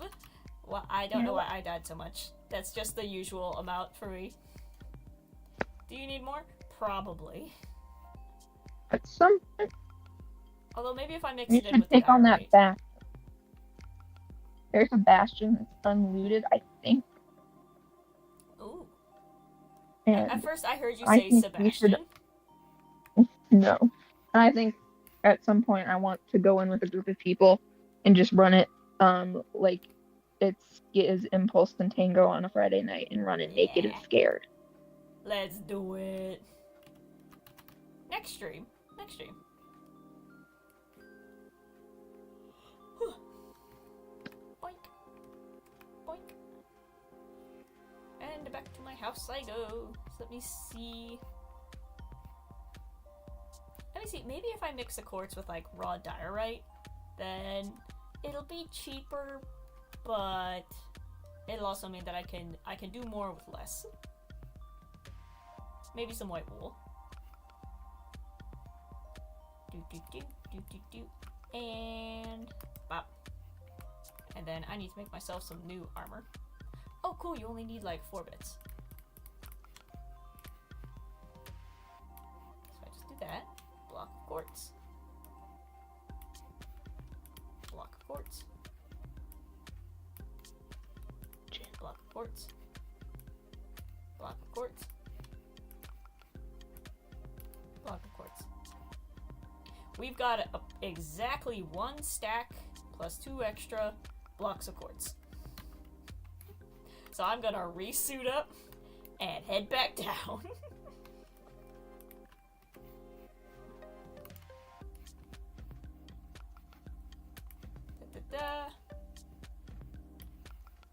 Actually, wait, before I make that, do I have a suit of armor somewhere? I have chainmail pants.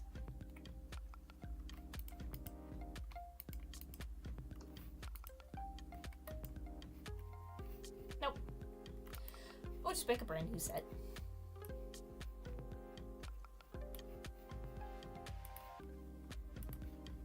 Actually,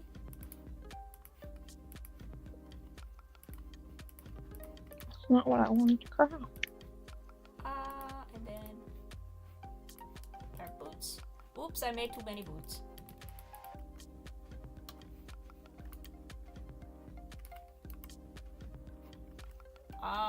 Where do I put my boots? I made too many boots, so duh. I put the boots in here. But I will wear the golden helmet. I've learned my lesson. There we go. The warthogs still attack you if you have if you have gold on, right? Yep. Okay. Boop. There you What go. I kind of always look defense so dorky system with do you the want? helmet on top of my glasses. Pickaxe isn't properly enchanting, so I'm going to fish a bit to see if I can get mending or efficiency. Okay. Ooh, How much are you willing to pay to get mending? Alright, let me put my quartz away. Because I may or may not have all of a certain pirate's stash. Ooh. And I need... And his stash is not a lot, but I still have it, so.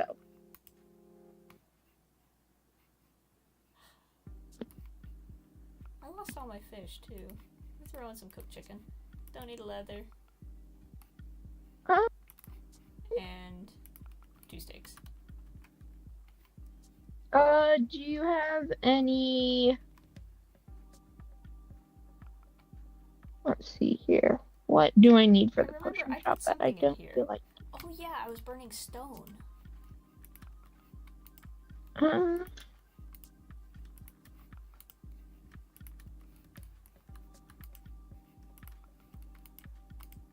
was smelting stone, so maybe I can use stone as well.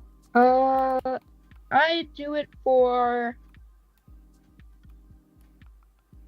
9 pieces of gold, 1 diamond, and a stack of melon seeds.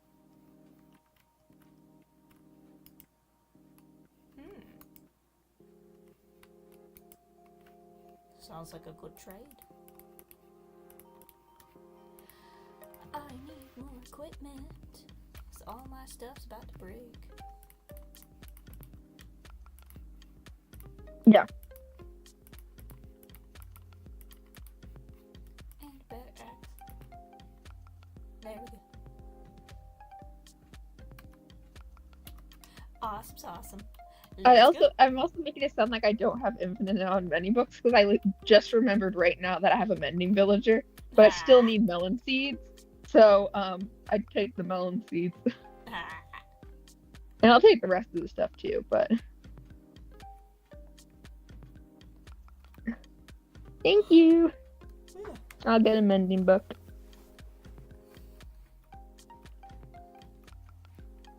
There you go. Well, I will head back down and see if I can just mine safely some more quartz. Let me know if you need rescuing. I will. Thank you. Yeah, I can be the only one. Does anyone else have something they want to eat that's not edible? Well, D&D dice, obviously. I always We wanted have edible D&D dice. Yeah, they got the sugar ones, but just like the regular ones, I wanna put that in my mouth. Also, marbles, like the glass marbles with a little design. in them. I always thought those would be like really satisfying to chew on.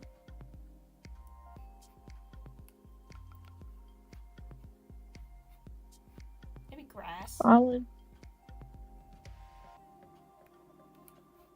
No, you're hungry. You just walk outside and eat some grass. Not should gonna say I put, haven't done. a bed outside this portal so that anyone can respawn there. I'm gonna do that. Before I go back down, I'm going to grab a bed, some I bread. just set spawn in June's bed. Yeah, but he's I'm gonna right put there. one right next to the portal so that there's less of a chance of people having to run across the map to go back in. And I shall just make use of some of my sheep.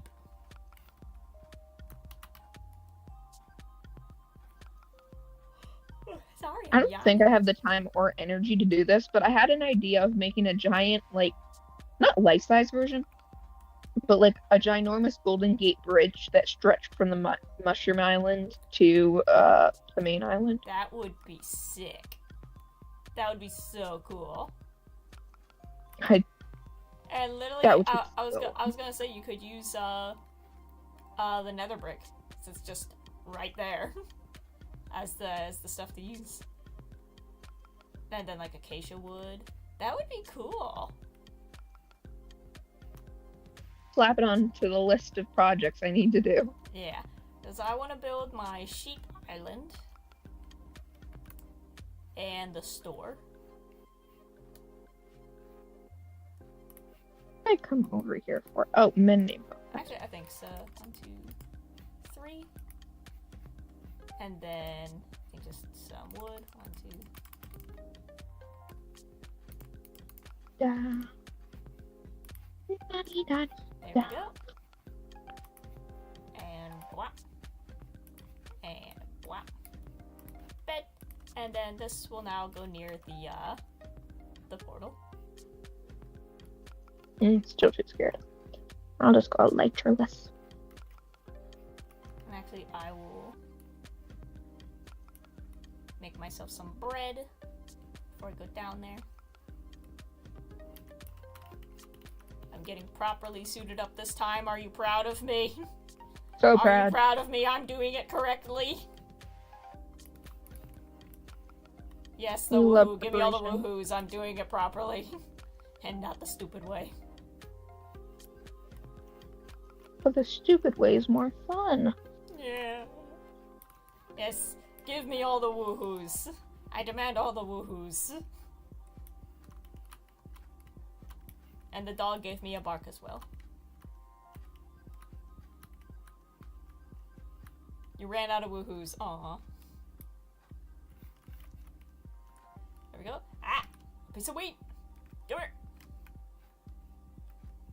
I'm starving to death. All I can imagine is Senshi's bread frenzy. Which one's Senshi? Is that One Piece? Woohoo. Yes, I'm getting woohoos in the chat. Let's go. Also, I love... Chat, look at this. This board, these signs that just keep going. So we have June was here. Chef was also here.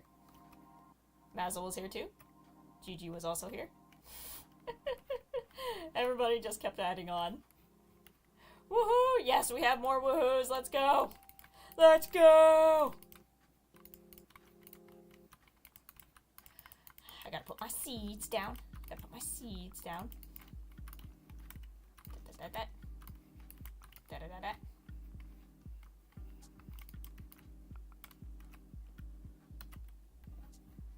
The door from Delicious in Dungeon. Delicious in Dungeon. I still need to watch that. I've heard that it is very good, and I just haven't gotten a chance to sit down and watch it yet. I had a friend who got a life-size cutout of one of the main characters. I don't know his name, but he's the blonde human knight. The dude. S1, and he got a life-size cutout, and I was like, why'd you do that, my dude? Aww.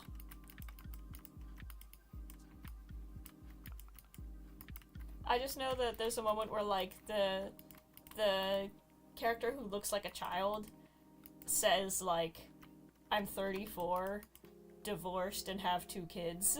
And everyone's like, wait, what? I thought you were 12. And he's like, no, I'm a halfling, or something like that.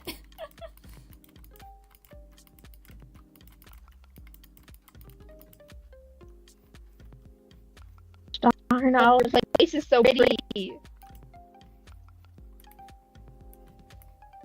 It's like, yeah, like, the terraforming is so pretty.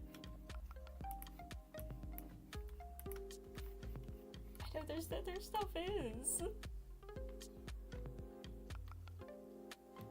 I have no terraforming skills. That's the thing, is that I I can build. Sorry. I have terraforming skills, but very little skills anywhere else. So like I said, I just log into Minecraft. In the early days, like 2 years ago, I would just log in creative mode and just tear down mountains.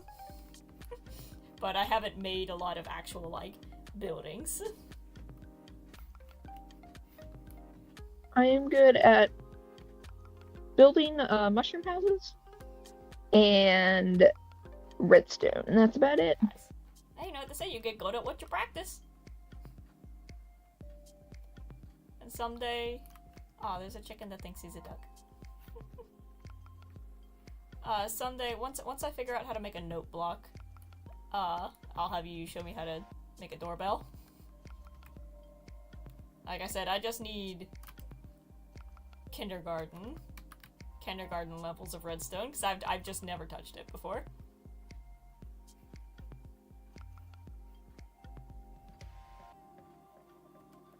Same here, please. Oh man, you're texting like Juju now.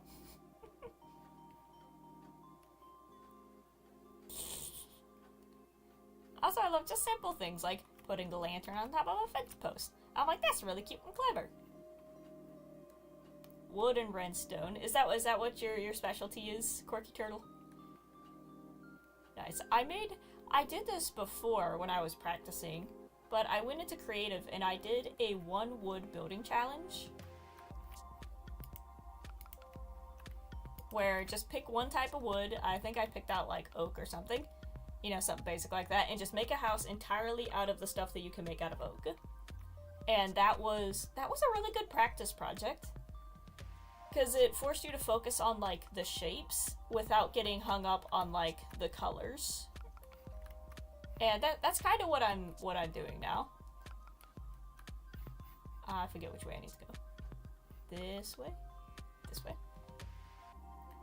Is that I feel like I can pick out colors pretty good. It's just figuring out which block can turn into which texture, and just getting used to that. And like, you put these blocks together to make a circle. You put these blocks together to make a triangle. You put these 2 blocks together to make the shape of a window. Stuff like that. So I'm learning my shape language.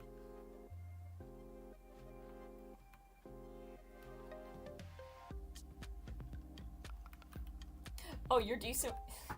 I'm decent with redstone, but I was listing the ingredients in a note block. Oh, it's wood and redstone. Okay. 8 wood and 1 redstone. Okay, I can do that. That's right, and then the diamond in the middle is how you make a jukebox. Well, I came down here for quartz. But you gotta eat some nutrients. You're a fungus, so you're just gonna go absorb some dead compost. Well, let's see. I think for the sake of not getting lost, I'm gonna stay on this side of this stone wall here. We'll leave the gold. We don't need yet. There's some quartz up there, but and I got my gold helmet on. Right.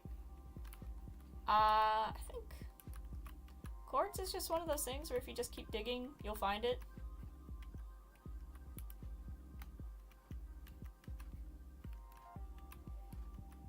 So it's kind of strip mineable. No, well, I got gold. Jeez, but look at how fast the pickaxe is wearing out. Yikes.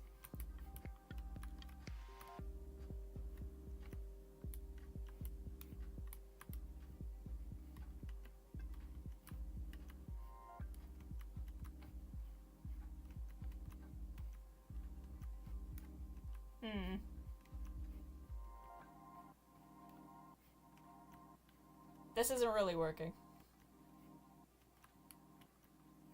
I thought it was more common than this.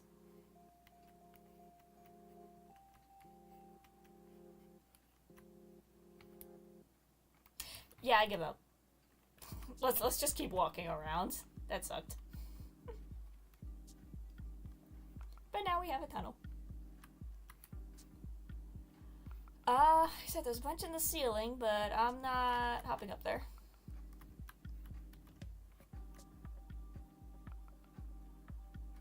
Yeah, walking around seems to be better.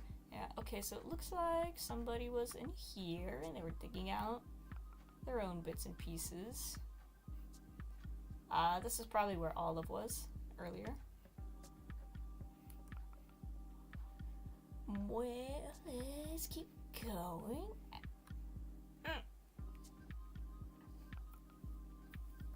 A fun thing about living with Ehlers-Danlos syndrome is occasionally a part of your body will stab you. Ow! The little tendon that goes across my collarbone just gave me a little rubber band snap. Ow! Oh. I'm a stretch.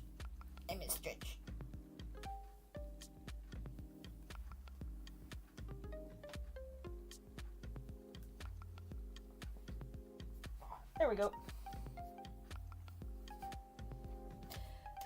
Perfect. Now we can keep going. Ugh. No.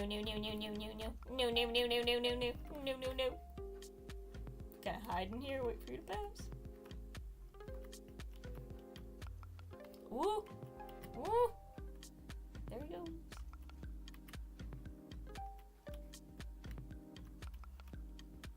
Did it just disappear?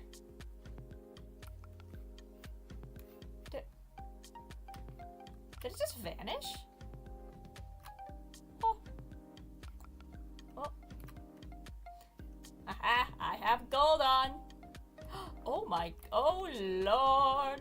Lord Almighty! Nope. Whoa! It's just right in my face! Right in my face! Ow! Ow! Oh, that was bad. That was bad. Oh, jump. Well, my armor held up pretty well, I guess.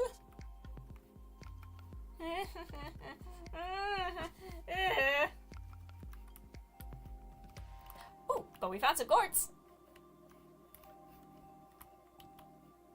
Yeah, let's go. Silver lining.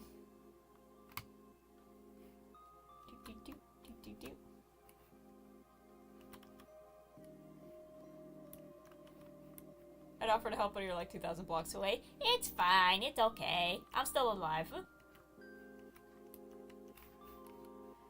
I just got blasted in the face. That's all. There we go. I got 10 of those.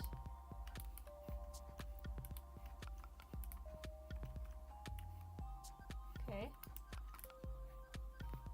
So it looks like they're gonna leave me alone. But if that's where ghasts spawn, I think we better not be here. Pardon me.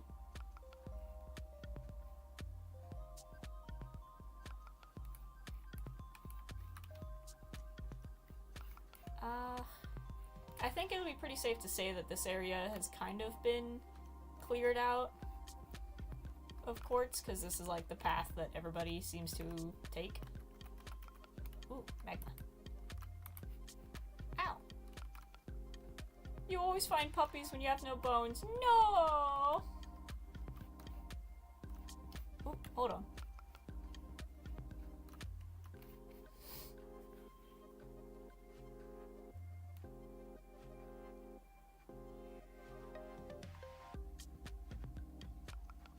We just got a winter weather advisory. And I get to go to work on it tomorrow. Ah! You should have seen it last week. We were in the negatives. Like, we didn't have a lot of snow, but it was just cold as hell. Like, literally, the temperature this week has been, like, in the 30s, and everyone's like, oh, wow, it's warming up. And, like, it actually is warming up. Same here, it was pretty cold. My gosh. I think we had, like, the lowest was -11. But some folks were saying that they remember when it hit negative... Hey! Hey!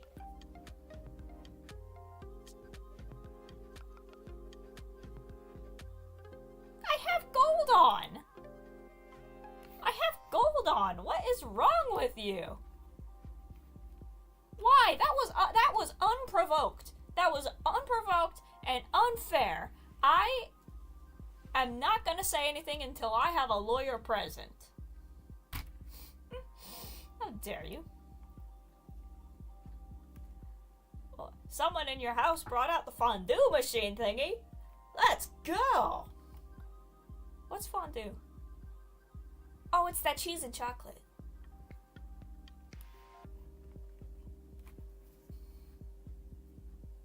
We gotta wait for it to load.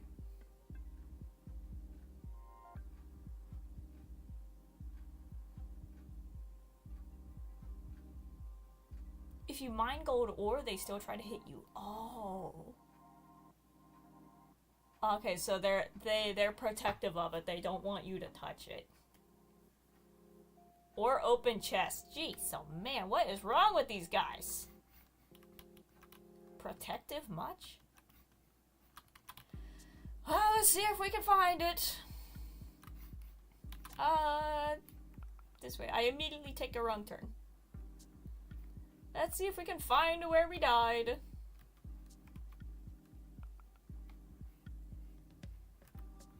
Off we go into the wild red yonder. Off we go into the nether. You found a pillager outpost. Ooh, cool. I think, yep, so there's where I was before. That's where I almost got killed. Don't want to risk it at night, though. Exactly. Oh, I'm not wearing any gold. I'm gonna get jumped. I am gonna get jumped. Let's see, okay, I was over here. I was in the basalt. Basalt's pretty colored, too. Oh, and he's right in there. Nope! Nope! Nope! I'm on fire! I'm on fire! This isn't gonna end well. This isn't gonna end well.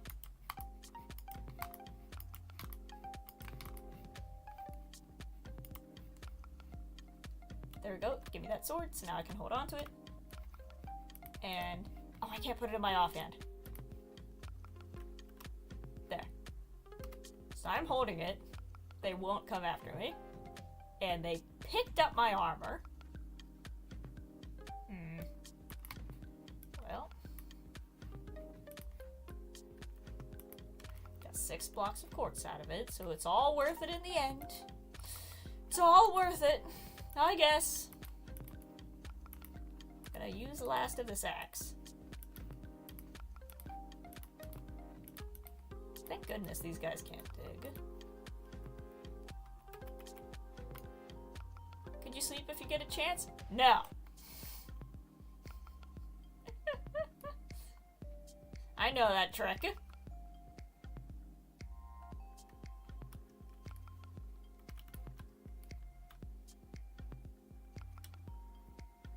Eating cheese fondue on soft pretzel in the memory of your armor. Cheers. I'll eat some cheese as well. I don't have like fondue cheese, but I got some farm crisps.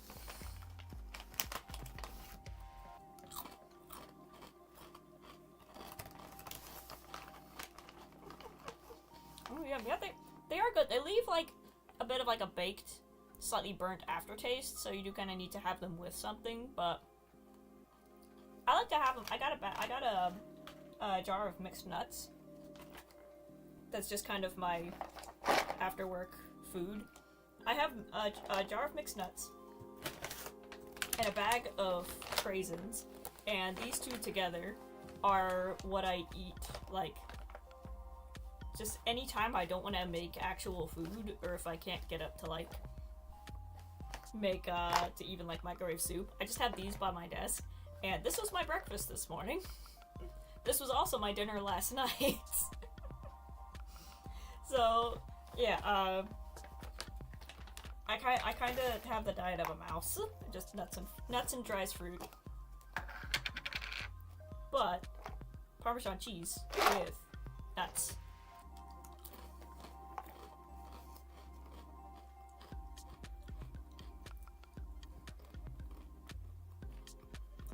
That's a good combination.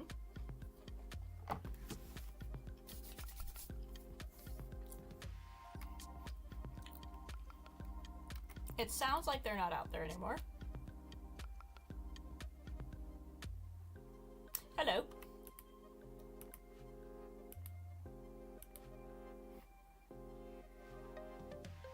Never heard one of them die before. Oh lord! Oh lord! Oh, the little ones are gonna get inside once I kill it.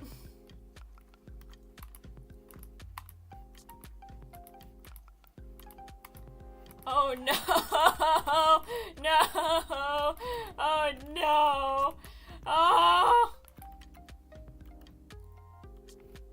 I hear one. I hear one. I see you.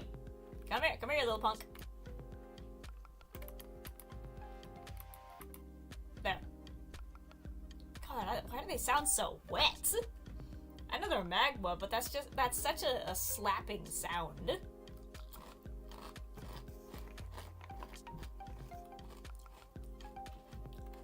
I got some magma cream out of it.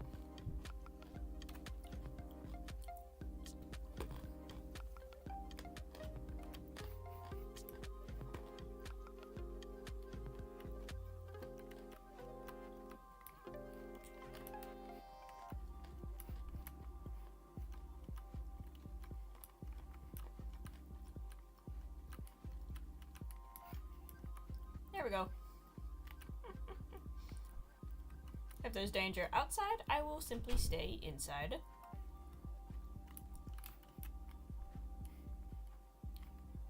There we go. Although, cheese on a soft pretzel sounds good.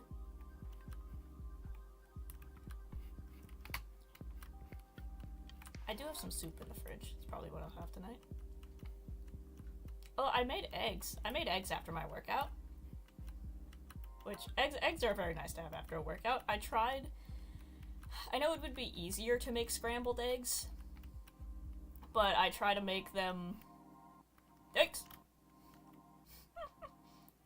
The sunny side up. But the problem is that every time I try to flip them, they break.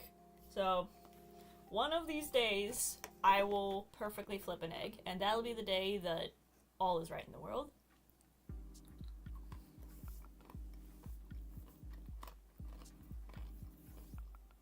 But yeah, egg, toast, ketchup, chocolate milk. Best food after workout.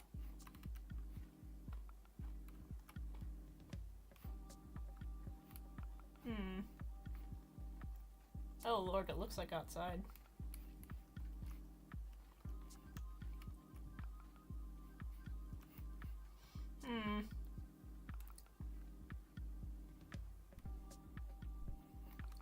How do I leave? How do I leave? I would like to get out.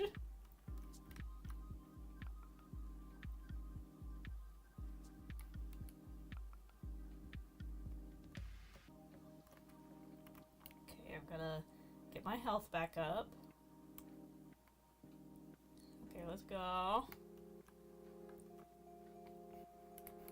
Then let's just mix with the bees while we're in here. Is building the entire interior of the bank out of quartz worth it? It's gonna be.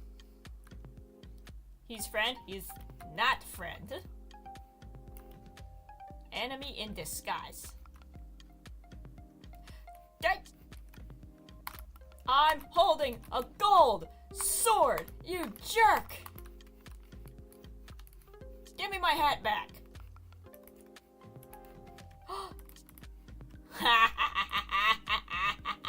I just got all my armor back.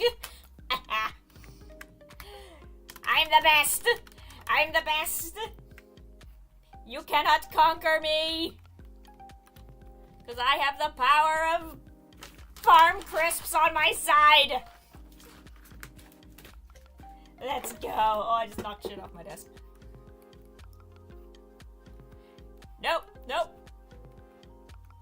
Okay, now I can hear that that's a cat sound. I'm going back inside. I'm going back inside my rat tunnel.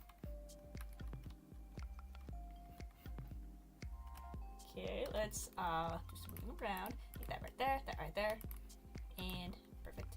Let's eat another chicken. Get my health back up. Once again. You're waiting until day to come back in. Oh, you disconnected. Someday we will all have strong Wi-Fi. That's also a really pretty block.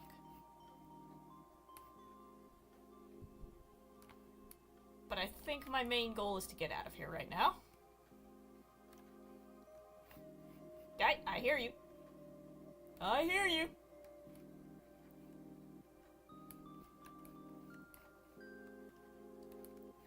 Okay, this is all quartz. There's some quartz over there.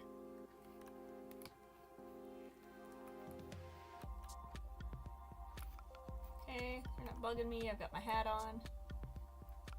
Gas sounds like it's further away. I think we're good. Friend or foe? Friend or foe? You gonna let me pass? Alright. You have a nice day. Oh. What is that? Hey!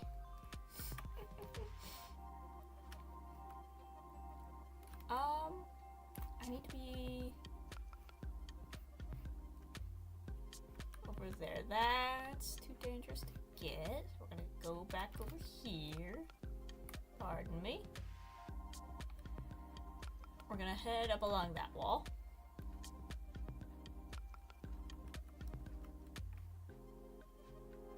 And also, I really like the look of this block, so maybe we could do something with it.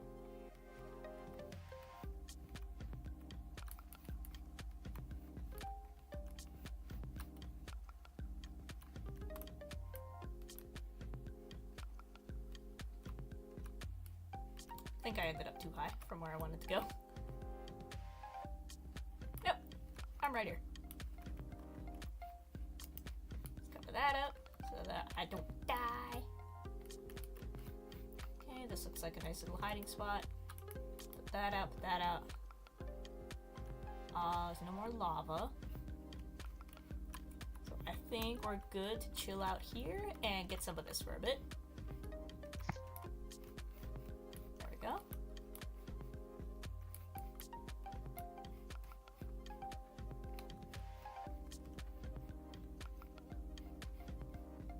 Okay, there's some on the wall up there.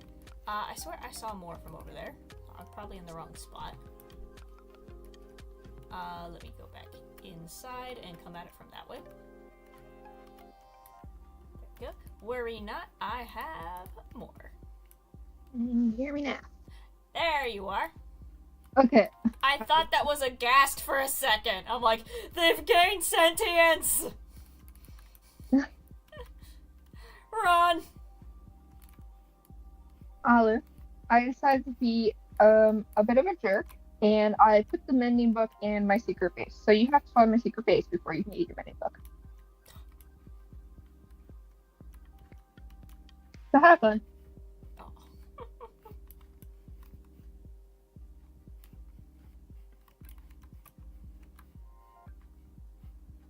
Let me just get a bunch of this. What is it? Is this basalt?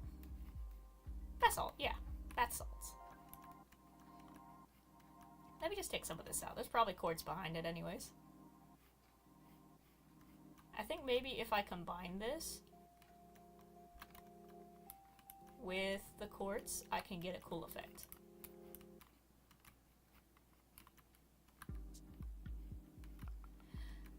but I need quite a bit.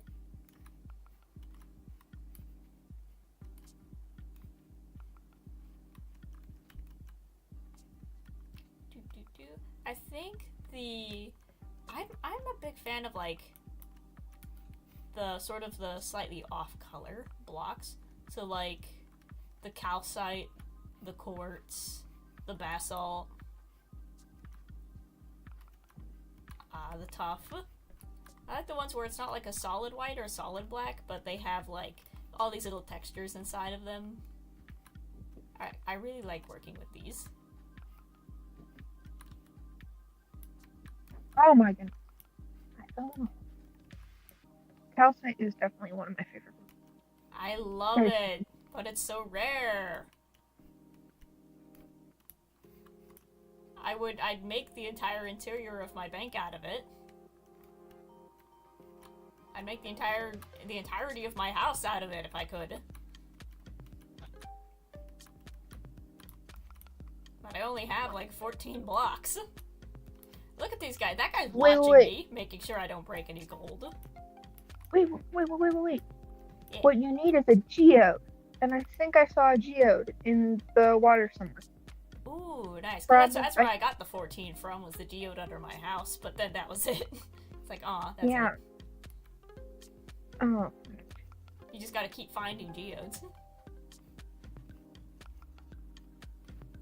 So if you see one, let me know. I haven't found a geode on Watercraft yet. Keep digging, they're out there. I see them all the time when I'm what's it called? Going to and from different islands. I always see one on the way to the sheep island. Look at this guy! Do you want me to give you something?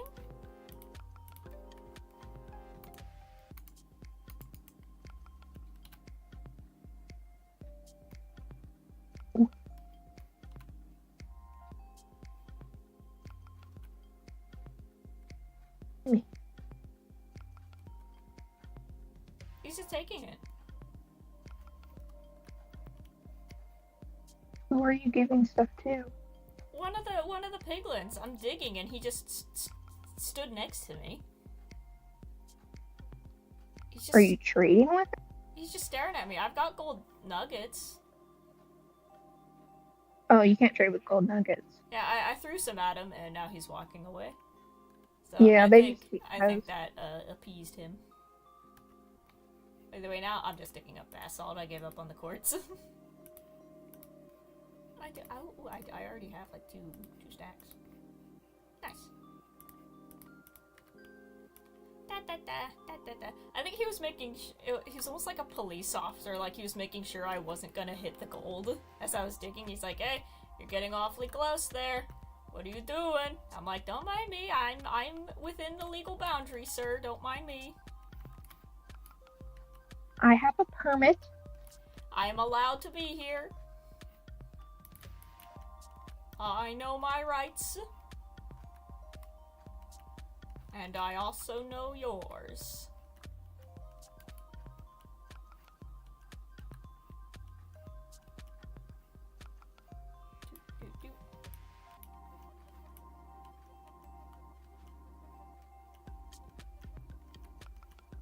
I'm just gonna get rid of all of them. I'm just gonna mine all of the basalt that's over here. Changing plans. We're not building with quartz anymore. Forget about it. We're building with basalt now.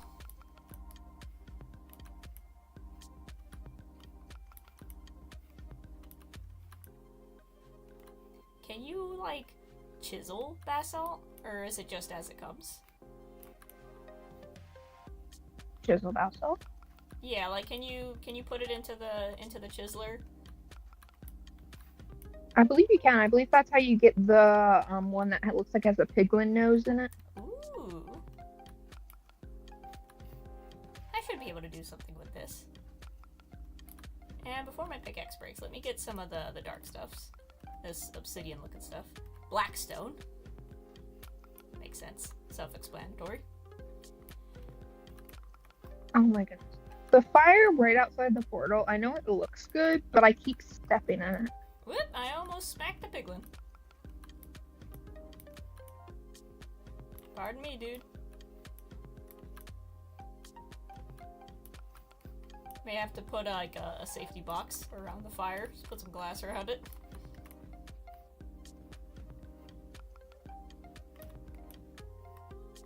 Ooh. Okay, that's not as far as the drop as I thought. I also really like Blackstone. I like the look of this stuff. I feel like in Minecraft I have two aesthetics. It's either white plus rainbows or just black and gray. Like, I love all the black blocks. I like my shinies. Ooh, this next to a block of coal would be cool. You know, if I had enough coal. Not mad about that at all. Not mad at all.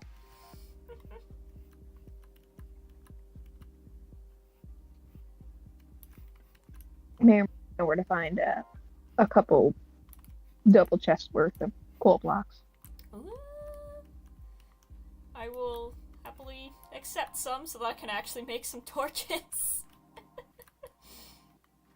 I mean, can you charcoal? I literally Apparently don't have anything. I have everything else but coal.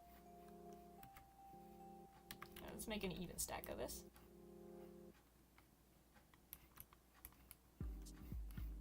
Well, 46. That'll do. And I want to save this last little bit of my pickaxe so that I can get home. But I see some quartz down there. Found another village. Nice. So now I just need to keep this place in mind. Know that this is where I was digging before. So I can still go up there and find more stuff. And if I keep venturing this way, I can find some stuff in the ceiling. I think over there is where I died before. But I think I've got enough stuff. I can head back. Yikes. No, no, no. Absolutely not. Absolutely not. Absolutely not.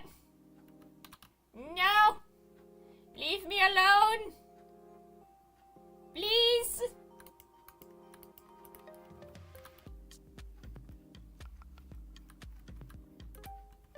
Please leave me be! I'm just a little bean! You can't harass me! Pardon me? Pardon me? Glowstone in the ceiling, fire over there. There's a lot of them spawning in at once. We're just gonna avoid them, and there's wooden planks. We need, like, some directions, signs in here. Although, I keep forgetting I have the little position thing in the corner of my screen. Don't know how it got there, I can't take it off. But I guess this is a spot where I can actually use it. Oh, I think the server, someone added that on, like, there's a setting that you can do for servers, where you make it mandatory. Okay, so everybody has it? Mm-hmm. I think down here it'll actually be helpful to me.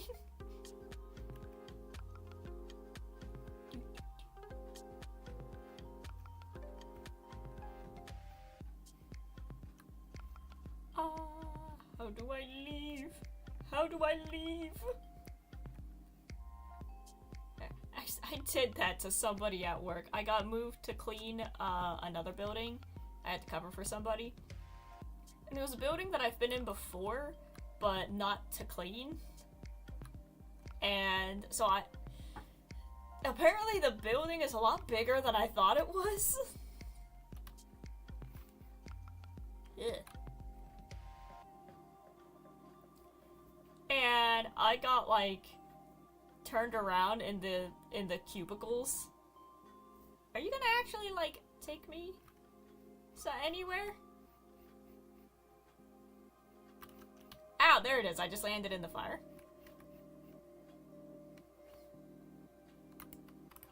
Getting rid of that.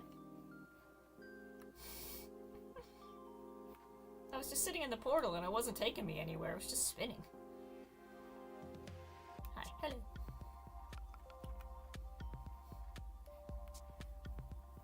But, like, like, I got so turned around in, like, the office's cubicles and everything that it was like a Scooby-Doo cartoon. I'd go through one door and I'd end up on the second floor, and I'd be like, how did that happen? I didn't even take a set of stairs. Like, how did I end up here?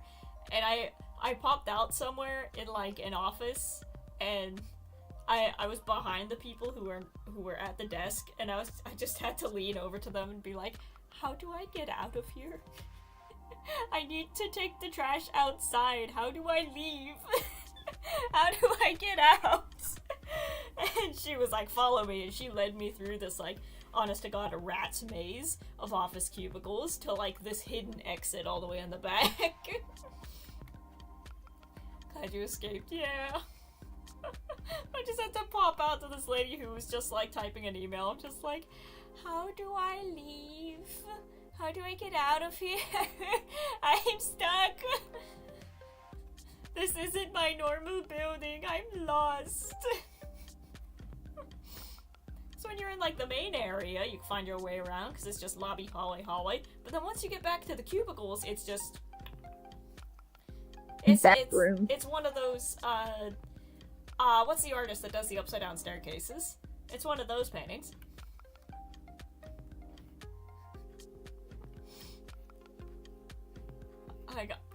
I know what you're referring to, but I cannot recall yeah, I the don't artist. remember his name, but like one of those.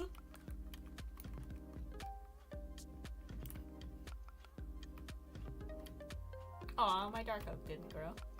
Oh well. Well, let's put these away. Actually, I can just no, let me go grab my quartz.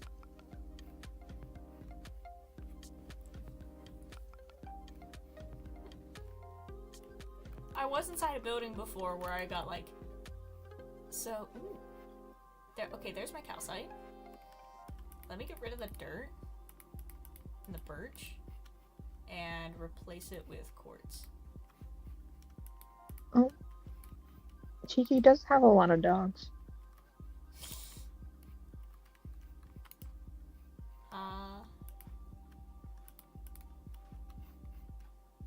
We found some jellies at a third village. Nice! Let me throw some bone in here. See if that'll look like anything. Boop, boop, boop. And the rest of this... Do I have anything? That's the rest of my white blocks, but...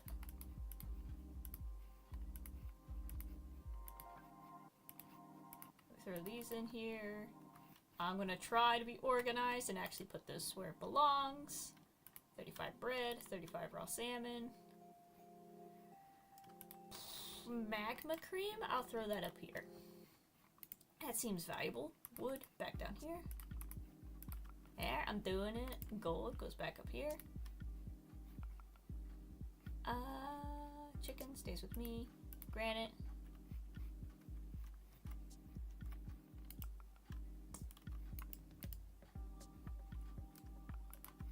Miscellaneous box, we'll throw these in here, and some seeds. How did I end up with seeds? Where'd that come from? I don't know. Where did I put? I just immediately lost it. Here we go. So I'm not going to be using that, but I want to see if I could use some blackstone on this interior. Let's throw these crystals in here. Do I have any crystals just sitting up in here? No. No spare crystals. And nothing up here. So we'll just turn these guys into blocks. Get 3 more out of it. And I'll throw the crystal up there. Throw that in there. Thinking for security measures for said bank. Yeah.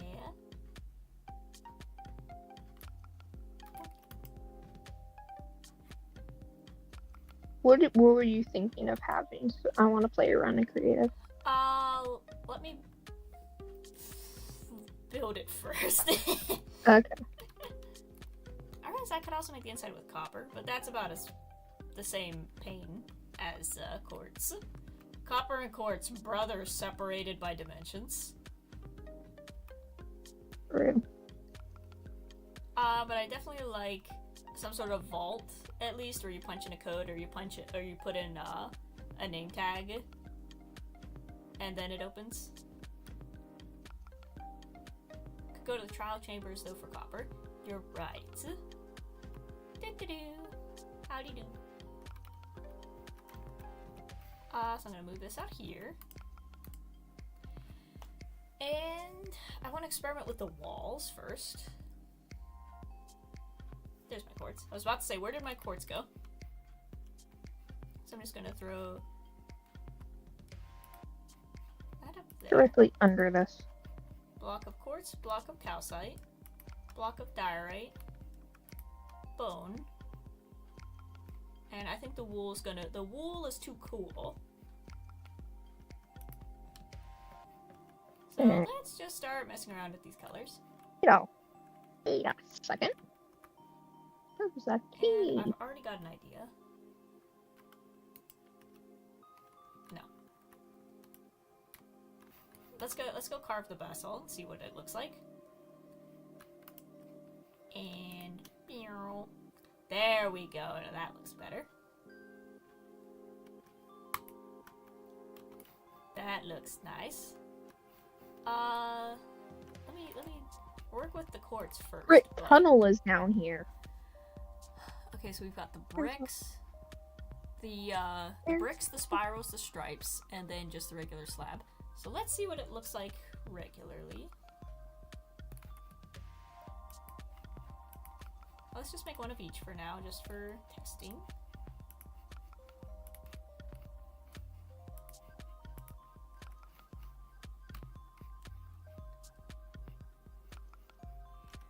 But I think having the basalt, first of all, as the edge will look nice. Oh, if I do that. Well, there's plenty of space down here, so that won't be an issue.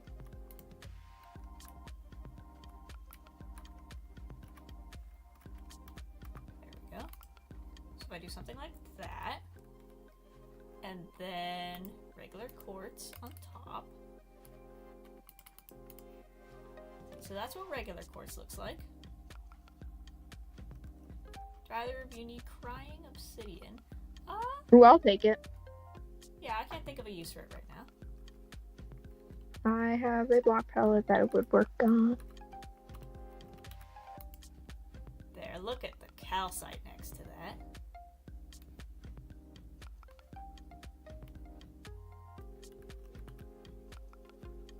Once again, you're facing the wrong direction, so my dramatic entrance doesn't work. Aw, wait, where was I? I can do it again.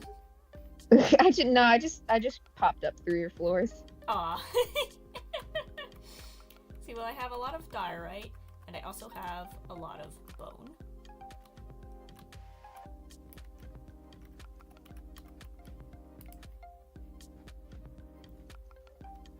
You can get Which if you color? put quartz blocks in stone cutters, there are some very nice. Yeah, patterns I've you got can I've got the blocks and the different patterns. So I think I can put my sword away. I can put these down here.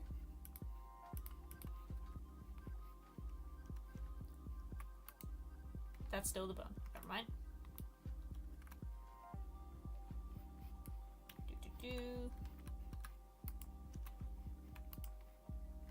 Got one of those. I got the bricks, and I got the spirals. Let's see. Ooh. The spirals look really good next to that.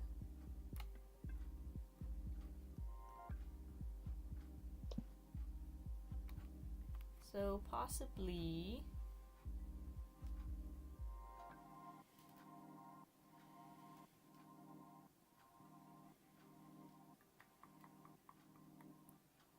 the stripes and the calcite. Chat, help me out. Help me out. What are we looking at? Which one are we thinking? Because I like the basalt for the base. So I'm just gonna keep doing that while I ponder.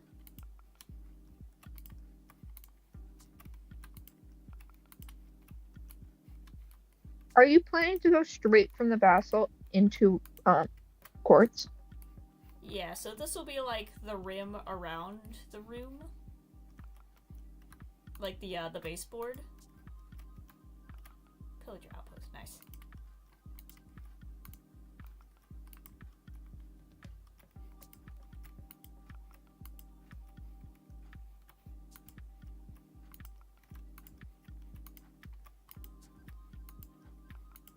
Because you don't want to look directly from the inside to the wall that makes up the outside, because the outside texturing is different from what the inside should be textured as. So you must take into account that the inside will be smaller than the outside. It's a reverse Doctor Who.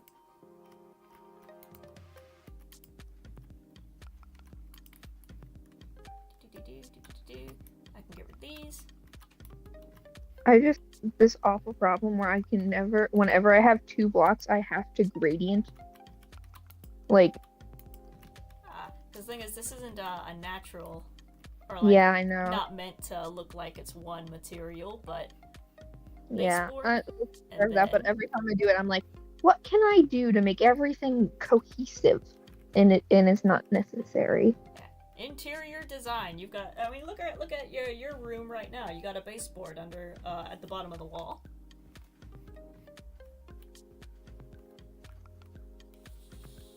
Sorry. You got a baseboard at the bottom of your wall. That's a little strip of wood that goes along the bottom of the wall. Yeah. Yeah. So that's mine's what the all basalt white is though. Here. Yeah, mine's just all one color though. My room's quite boring. Unfortunately, it's one color for me too. I'm in an apartment and everything just kind of gets spray painted one color. And unfortunately, that color is Insane Asylum yellow.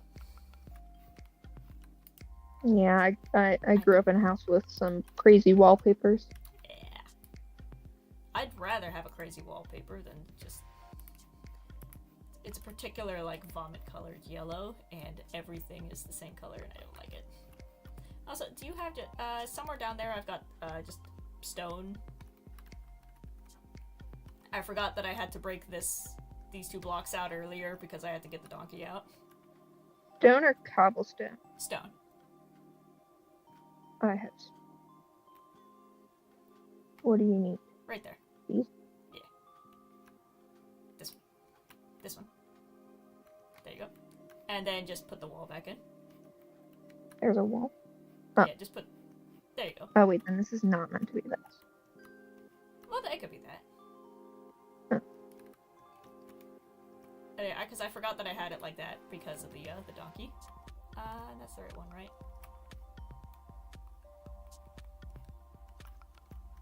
Is it symmetrical? Mm-hmm. Yes. Yes, it is. It is symmetrical. But it's going to be really tall.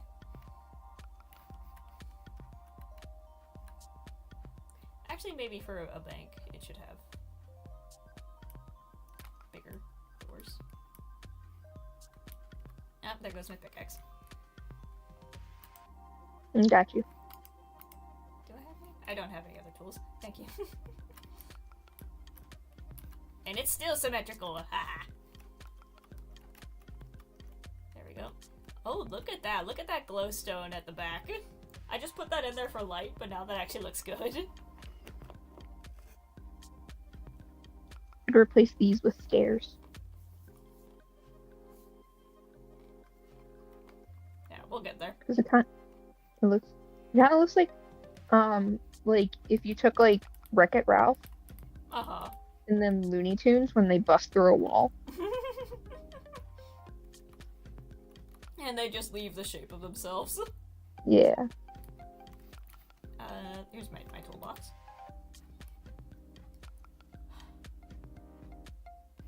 There's my quartz. I lost my quartz. So, color-wise, Look at that building. Thinking... Bean, I need advice. For on this particular family manor that sits here on Gigi's Hill. I cannot decide what I wish to do with the sides. Vines, flowers, creeping trellises. Well, no, like the giant hole that sits there in the roof. Oh, I thought. Just fill it up with something? Or are you thinking of like what color to fill it with? Yeah, like I don't know whether I should continue the dark oak or make That it a makes different. sense. Continue the dark oak, but have like a big window in there. It's like a big ornate window. Throw in some stained glass. Oh, I wish we had like chisel and bits or something, and I can make like an ornate like fancy like stained glass image of like a church when they have like Jesus and Mary and stuff Yeah. and Joseph, but instead it's Gigi, me, and June. The JCJ. No, the GCJ. Yeah. Yeah. Oh, well, you got, Gigi's a banner master, and then I've got the dyes to stain glass. Ouch. Yeah, I just don't think it would be intricate enough to like make the effect. You could figure something out. But yeah, I think continue the dark wood up, and then put in a big window. Work with your fundamental shapes. You've got a big triangle. What shape will go good inside of a big triangle?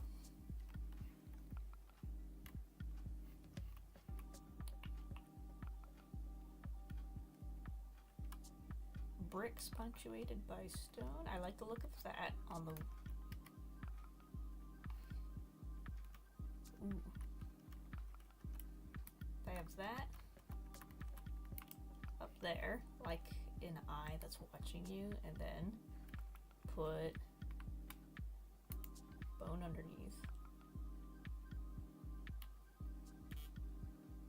Who's buzzing? It's my father. Hold on.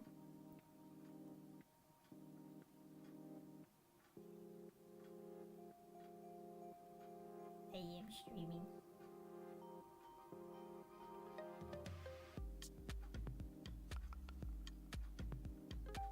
Boop. There we go. My dad might show up in the chat in a second. Nope, don't like that. Hey, Dad Bean. He's not here yet, but he might be here. If I do just a rim of bone. I'm choking on a peanut. And then...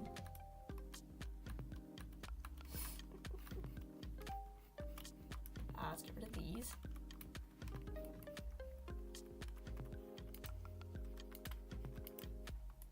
There we go. That looks kind of yellowish, and it also kind of automatically makes stripes. So if we have the... where did it go? Where'd you go? Is that the block? Where did it go? Where's my... stripes? Hey! Can I put you in the... I can't put something there. Block, calcite, diorite, bone block, bricks. Where'd my little eyeball pattern go?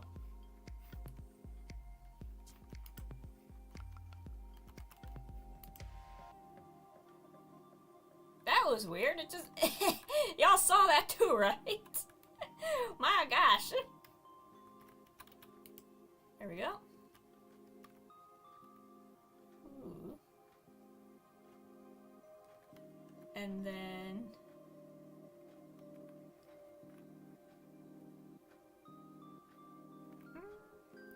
Do I have enough quartz to go around the whole place, though? That's the question.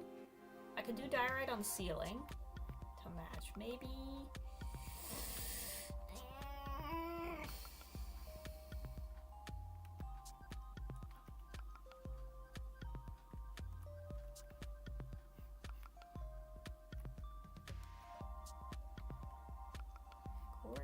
pillar. Would definitely look good on this side.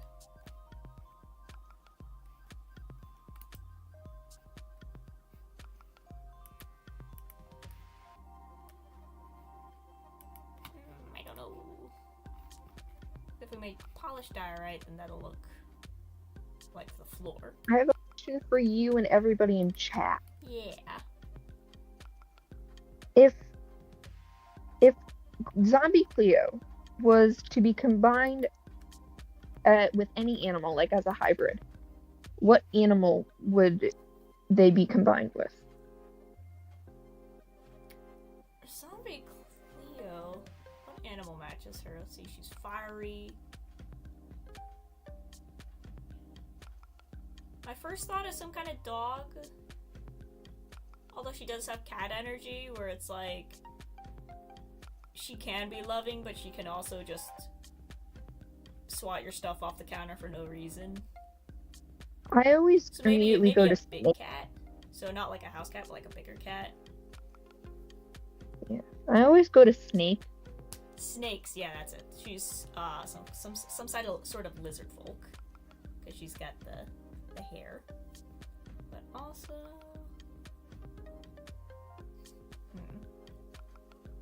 What kind of combination? Are we talking like a satyr from the waist down, or a centaur, or just the ears? Majority of the designs, this is for the AU, like, for example, like Pearl is combined with a wolf for obvious reasons. And for her, I had wolf legs, ears, a muzzle, and a tail. Okay, so sort of the satyr design, where it has like the torso and arms are human, but then the face and legs are combined. That's the one. That's what I do a lot. The special thing about Cleo is that Cleo also is combined with the cyborg tribe as well. So she's also gonna have robot parts. Zebra. So, zebra. That's just where my brain just went there, because she's also known for like really bright patterns and stuff. So maybe something. So maybe not even animal personality wise, but like appearance wise, something with like really bright patterns. So like I said, honestly, zebra would fit her. Just like color wise, the orange with the black and white stripes would look good. Ooh. What is the name of that animal that has a zebra like Okapi. back legs? Okapi. Yeah. An okapi, or even take a page out of Fell's book, chameleon, with all the colors. What chameleon? Chameleon. That. Oh. That makes sense, and she's green. Cleo, chameleon.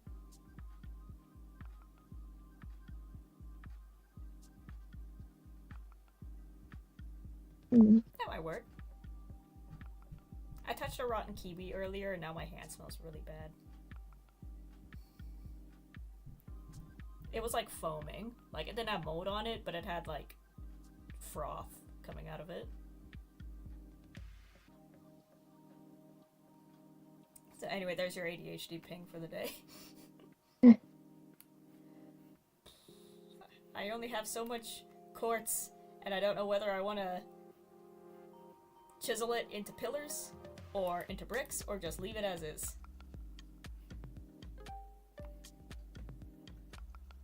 Or do I just forget that and make the wall diorite and calcite?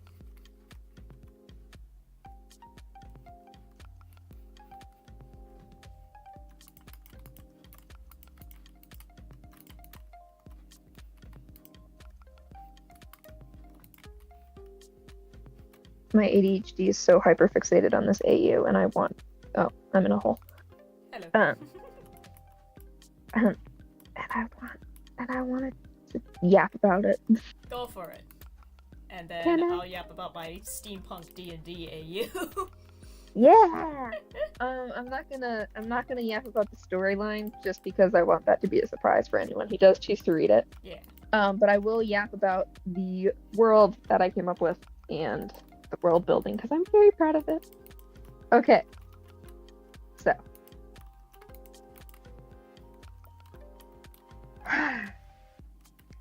Okay. So it takes place in a fantasy world called Aethor. Aethor. Aethor. Aethor.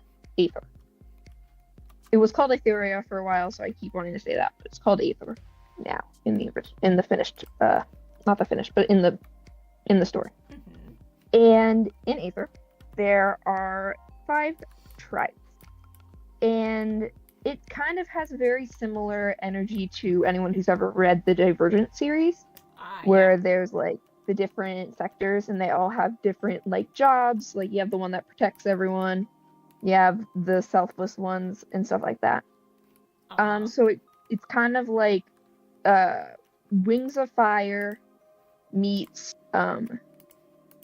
Divergent meets a little bit of if anyone's read what's it called? Not the Chosen series. What's that series where they have different Siri. Hello. Hunger Games? Not Hunger Games. It's a romance series where they have this thing where there's a king and there's different classes, and a girl from like the 5th class or something, like the 5th rank. A bunch of girls go to the castle who get selected based off of like headshots to go be in like a dating show to try to marry the prince. The Selection. It's called The Selection. Ooh. The Selection series, where each class has a different like job. Like you have one job that's like the factory workers, one job they're the farmers, like for each class. Yeah. So basically in Aether there are 5 tribes, and each tribe has specific physical appearances and specific values and cultures and like jobs. So the first one, there's no particular order, but the first one that I came up with was Avis. And I'm an etymology nerd, so all of the names have root like meanings related to the different classes, like what they do and stuff. So Avis comes from the root of the words like aviation. What you call Green and Jimmy this? An avian. And you're an avian. That same root word, Avis. So they're all bird themed. And so they have like beaks. And well, they're both bird themed, and I also threw in dragon themed because I wanted specifically skip the tutorial. He doesn't show up in the actual AU at all, but I drew a version of him, and I didn't want him to be bird themed, so I made him dragon themed. So I threw that in Avis as well. So they're dragon and bird themed, so winged creatures basically. All right. And the values that Avis they value the most is strength, agility, and athleticism, and they're all soldiers and assassins. So they're like they from a very young age, all of their citizens go into like an intense training program, and they're basically in military boot camp from age 4. And so they're very kind of high strung, and they believe most out of like all of the tribes in blood purity. So like being just like having both your parents be from Avis, or like, and they really don't like when you have mixed tribes. They're very much like, you got to be pure, you got to be dedicated to Avis, your tribe comes before yourself, that kind of vibe. And so they're all a little bit all the like, yeah, they're all a little bit of prejudice and bigoted, and they think Avis is the best. Like Slytherins, like Draco Malfoy kind of. And then there is Manura, and Manura is they're all like cyborgs, and they're very industrial, and they value efficiency and the advancement of technology and industrialization, and like production and capitalism at its finest. Uh-huh. And I might be stuck. so they also all have different government systems. Avis has a monarchy, but Manura is like kind of like whoever, like in the Lorax, that one version of the Lorax where O'Hare kind of runs everything because they monopolized air. Yeah. So it's kind of like that. Like whoever's the biggest like production company kind of runs the place. Uh-huh. And so they all have cyborg parts and stuff like that. And they're kind of, since it's a Hermitcraft Life series AU, most of the Redstoners fall into this category. Oh, of course. And they all have very like fiery themes, and stuff like that. Mm-hmm. And hold on, I need to fact check my own thing because I know I'm missing a point, but I cannot think of the point that I am said missing. I know what I'm gonna do for the ceiling.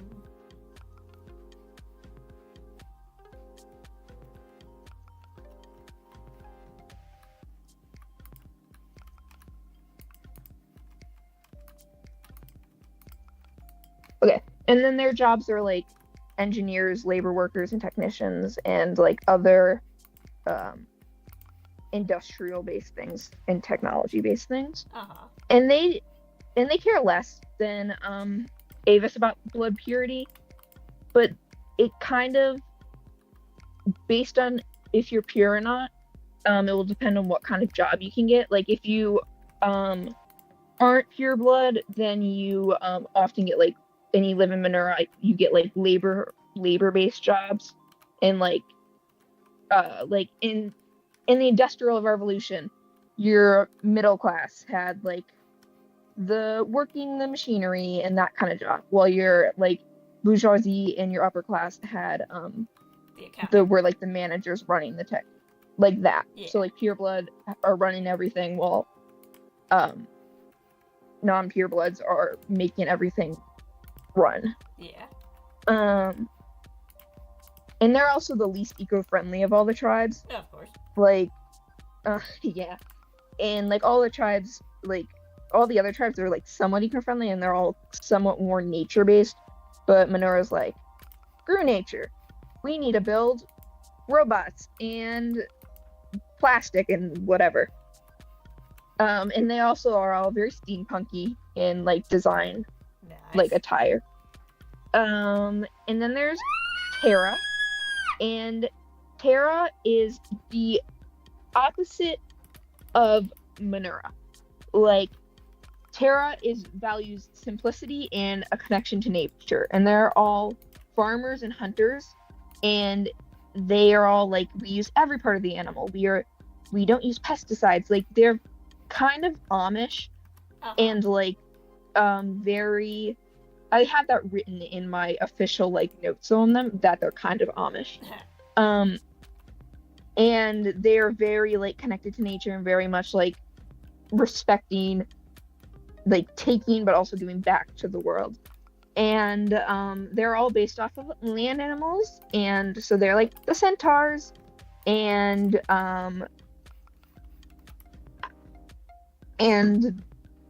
the wolf, whatever you call it, like the wolf, like Pearl, like I described, like half wolf, Yeah. half human. And yes, and their democracy is not their democracy. They have like a mayor who gets voted on, and has like a certain term. Yada yada yada. Uh-huh. Fascinating. I missed the block. And then I'm rambling, but the last one is Okay. Flora, And Flora is the opposite of Avis. Flora values selflessness. Self. For some reason, I wrote selfishness, even though I meant to say selflessness. Whoopsie doops. I'll change that. And helpfulness. I can't believe I wrote selfishness. Selflessness and helpfulness, and their jobs are healers and medics. Uh-huh. They have like magical powers of it, like they can like do magic, but they only use it for like healing and stuff. And they're all based off of like plants and fungi, but I have them more like elves sort of in character design. Uh-huh. And then they're the least they care the least about blood purity. Uh-huh. And so they completely are like every person should be treated equally, but they're kind of like not in practice, but in the written way that communist societies are described, how everything should be equal and everyone gets paid the same and like stuff like that. Uh-huh. Like that's kind of what they believe. They're like no person should be above another person. Uh-huh. So they're like everyone, no matter like what you do, you all are the same. You're all on an equal playing field. And so their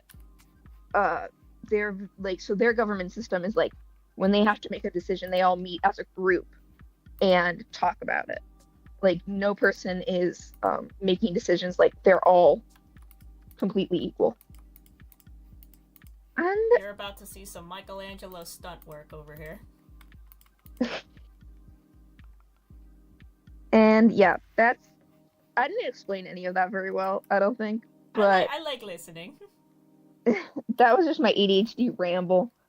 But yeah, it's I like listening. gonna be fun. It's gonna be fun. More bone. Yeah. Yes. Awesome. I think that we have like a bit of overlap in terms of like character like assignments and stuff. So I tried to crack my knuckles, but they didn't make any noise. I'm trying to crack a bone. There we go. I cracked my elbow. So in my AU, it's called The Adventures of the SS Hermit. And I'm gonna preface this by saying I grew up reading a lot of old books. Like the only time I read a modern book was for like English Festival. Like I grew up reading Sherlock Holmes stories and like Treasure Island and just anything like Victorian era I loved reading about. Mostly Sherlock Holmes stories, again and again. And then my love of that got smashed into my love of D&D characters and world building. And now you have this whole steampunk D&D AU called The Adventures of the SS Hermit. And I'm gonna try to multitask while putting this roof on. Why is my mic? Oh, is my mic working now? Hello. Can you hear me? Yes. Okay. Oh no, it went in sideways!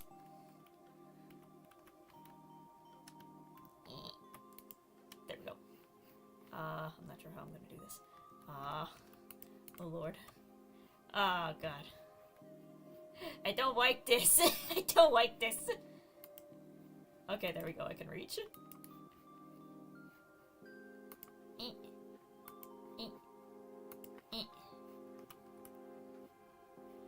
There we go. So, in this world, I may need some help with like coming up with like names and stuff for everything. So, I can help. I love coming up with names. awesome. There we go. So there's my ceiling, and then I'm gonna punctuate it with little eyeball pieces. In my world, it starts off in the country of Kalilia, so everywhere is kind of a cross between countries and sort of city-states like Athens was. And I'm still figuring out like where exactly the level of technology is, but I'm gonna put it at somewhere around like World War I era steampunk. So electricity, it's an era where like electricity is being experimented with, and even though redstone is readily available,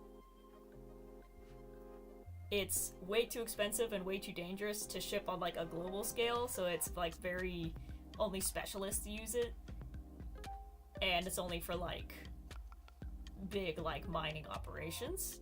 But it's a world where magic has been the predominant force for many, many years, but now the Industrial Revolution has come along, and sort of like Avatar: Last Airbender, where like technology, people saw it as a way to make the playing field even between magic users and non-magic users, but at the same time it's threatening magic and magic animals. Sorry.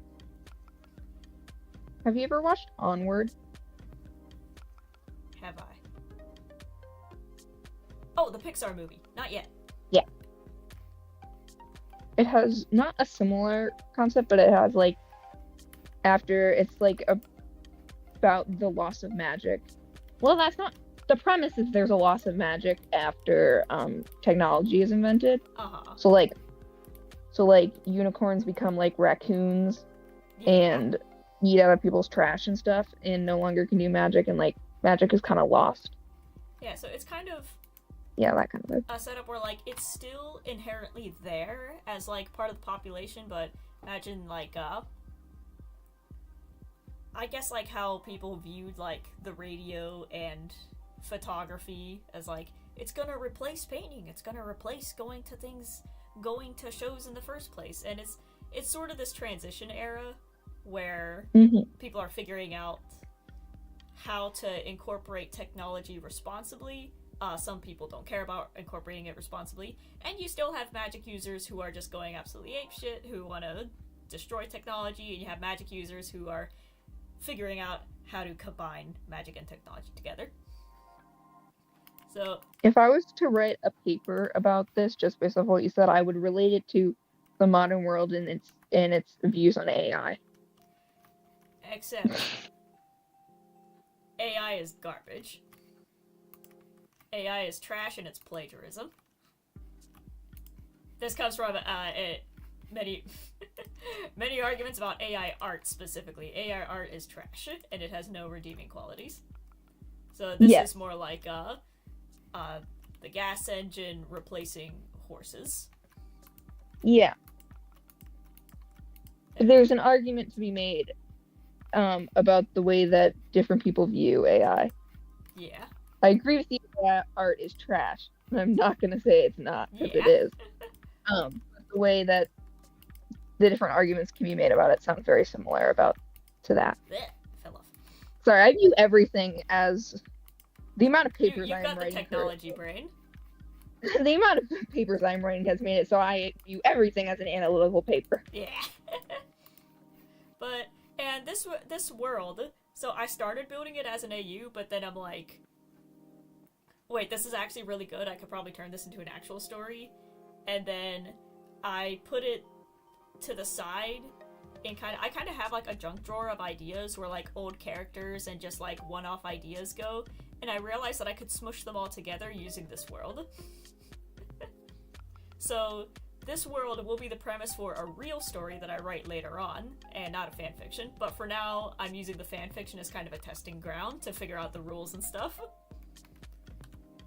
So the hermits are out here somewhere doing their thing, and then eventually I'll write a story about like two of my own characters who are like in the city in the midst of this. But in the meanwhile, we're following the hermits going across the ocean. So I have the same thing for the Watercraft AU I started and have just roaming in my mind. But so it starts off in what did I name it? Not Oxford. Oxforge. So it starts off in Oxford, which is like a city-state, and it's kind of like a New York area where everyone's kind of melting pot smushed together. And I'm trying to talk and build at the same time. It's not working out. I'll put the roof in and then I'll sit still. But it starts off on the shores of Oxford. The shores of Oxford, where you've got all these boats that are lined up and ready to take cargo where it needs to go. It's basically a shipping port. I'm saving you from an accidental mob farm. Thank you. That's part of the security system. I just punch a hole in the roof and they all fall down. You're like, I'm here to rob your bank, and you're just like, bam. No, get creepered. Not if I blow up the bank first. If you rob the bank blows up. It just self-destructs along with all the money. I should have. I can install a self-destruction button. That's just like sitting there. It's not like a panic button that calls the police. It just blows the whole thing up. Yeah, we don't have police. We have technology. We have TNT and death. We don't have AT&T. We have a TNT. But so, the story begins on the shores of Oxford. And 4 stacks of melons but no seeds. Where do you think you get the seeds from? They're inside! They're inside! I can't figure out how to... I don't know if do melons not drop seeds? Like, how do you get... Like, I broke a melon, and it didn't give me any seeds. And I got the melon pieces, and I tried to plant them, and they didn't plant. I don't know how to reproduce melons. How did I do it in my world?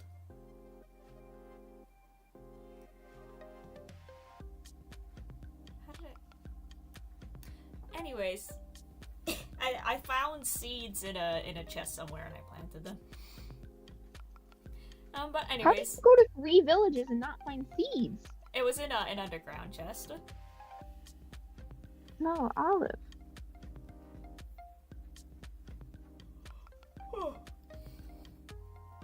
But oh man, that's insane odds.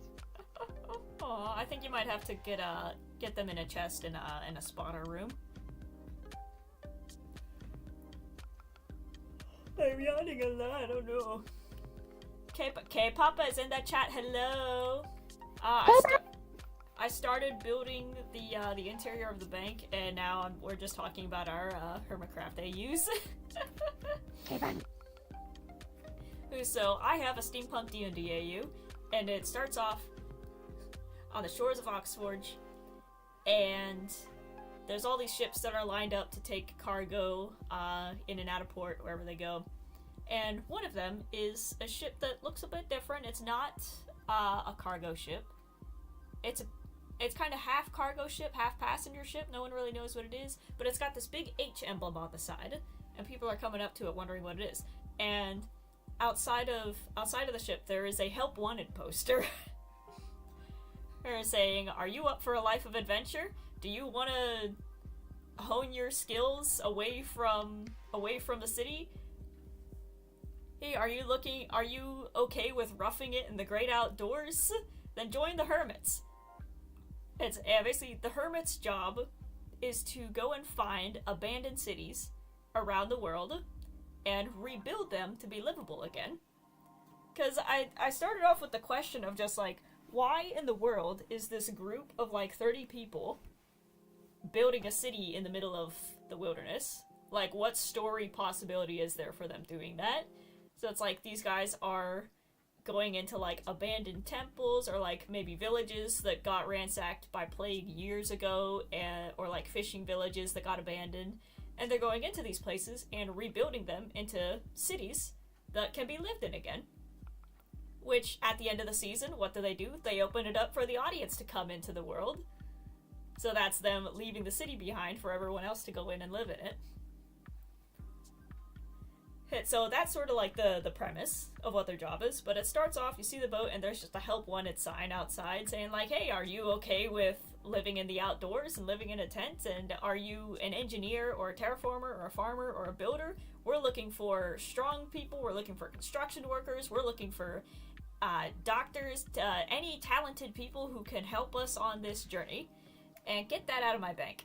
I just saw what you were doing. Get out. He's a mascot. No. He's the It's such a simple shape. superintendent. It's such a The simple shape. superintendent. The amount of those guys that are drawn in the snow around this town. He's Like, the, thank goodness he's the people superintendent. aren't drawing dicks anymore. They're drawing amoguses, which I think is an improvement. He's here because if someone comes in and they're a little sus, Yeah. he'll sniff them out. That's the sound that it makes anytime you walk through the door. It just makes that dun dun dun dun dun. I'd like to Oh say wait, I'm sorry, I I don't have my chat popped up.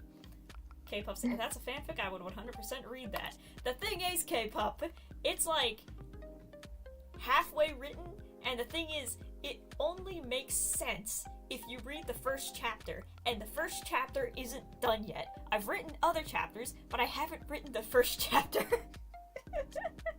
I guess I've kind of written the first chapter, but I want to get to the end of, like, the section that I'm in, so I'm, like, halfway through the first chapter. And I'm nervous about posting it, because I've never written and posted a fanfiction before, and I'm a little self-conscious. Neither am I. I'm a little self-conscious about posting fanfiction, but I think, literally, the thing is, like, I've gotten better at writing since I've started writing this story. Because I love to write. I love to write all the time, but usually I would write for, like, comic books. So now just actually writing a chapter book is, I'm actually having a lot of fun doing it, and I spend a lot of time in the supply closets at work writing fanfiction. But the thing is, it's not in a cohesive pattern, so I have, like, a little bit of chapter 1, I have, like, chapter 5 in there somewhere, I have the ending chapter figured out, I've got, like, a chapter in between somewhere, so it's not cohesive yet, but I have like bits of the story down here written, and I need to, before I post it, I need to actually make like a chapter 1, a chapter 2, chapter 3, so you can just actually follow the story. Like I said, I can't post chapter 10 just out of nowhere. You're not gonna know what's going on. I have to actually figure out the first part. But I've wanted to make a fanfic for a really long time. I've had like a bunch of headcanons and stuff and different stories, but I've always like anytime I like start one, I always like not lose interest, but like lose motivation. And so like I just needed like someone to do it with, and now I'm doing it with Aries, and yeah, nice.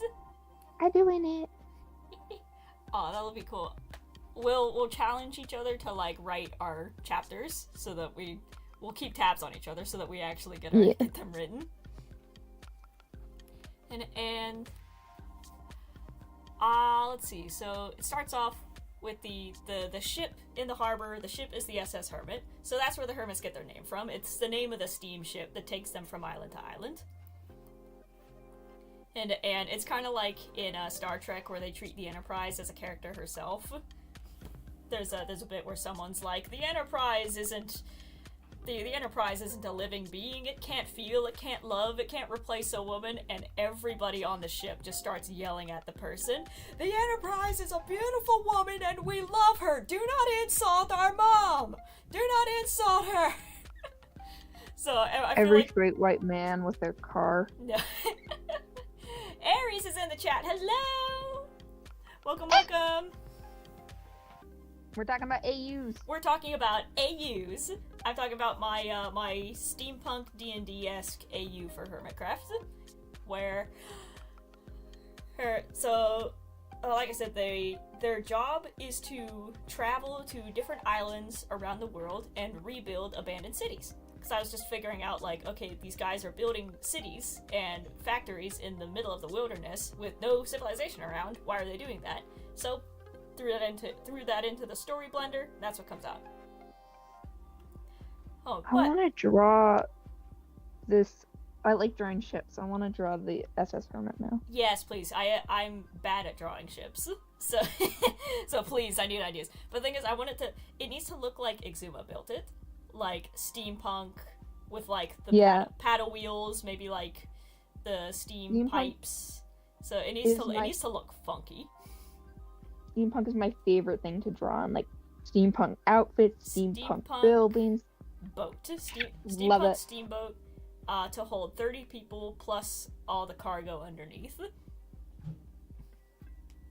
And I have an idea for the only like scene that I have in mind if you want to do like interior work is there's like a main cafeteria, kind of like a school, or like the I guess like the main cafeteria, main lobby. That's where everybody meets for like meetings in the mornings.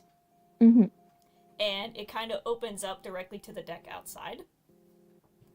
So you could just walk from the cafeteria right onto the deck. But then they'd have like glass doors that shut, so when the seas get rocky, the waves can just splash up over the side and hit the glass, and I think that would be really cool visually. Because that's the thing, I'm moving from like the visual medium of animation and comic books into the written medium, where I can't just show you what I'm thinking of, I have to actually describe it, and that's where the challenge is coming in. But that's also where I'm finding that's where a good bit of talent is, in terms of like, I get into describing the things so thoroughly, because I'm like, it is important that you understand why the room is this shape, because then when this happens, it looks really cool. I'm the opposite. I'm going from writing everything or orally describing everything to drawing it, and I'm having the opposite problem of not knowing how to convey all the little details. We're passing each other in on the a picture. Like I keep wanting, like, I'm like, but there's like this specific like thing here, but like it's so small that I wouldn't know how to make it a point in like the comic, like how to convey that without using my word.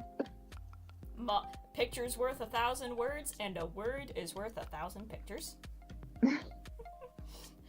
But so the story, it says, starts off in Oxforge with the SS Hermit. It's got a help wanted sign on it, and they're actively recruiting members, so they're on break from building, and I imagine this is like beginning of season 5. I haven't watched season 5 yet. I probably should, so I can have more material to go off of. But I imagine it's like the main crew of season 4. They've pulled into Oxforge to like rest, relax, regroup, R&R, and to get some more people before they head out to the next island. Let's see. And Aerie says, yeah, it's hard sometimes because I get a picture in my mind when I'm writing and I can't find the words to describe it. K-Pup says, I start to write but then lose motivation. And that's okay, you know, you don't have to make a finished product. K-Pup. But if you get the motivation to keep going, you can just pick it up on and off for years. I've got one that I started 2 years ago and I found it again. And I'm like, oh, I never finished that one. And I wrote another paragraph of it. Find someone to write your thing with.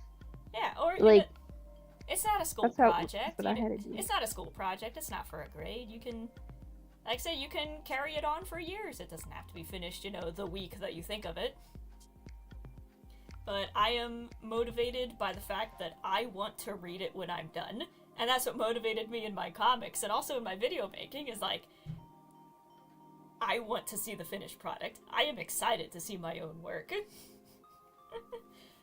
Like, my most watched YouTuber last year was Being the Brave, because I like watching my own videos.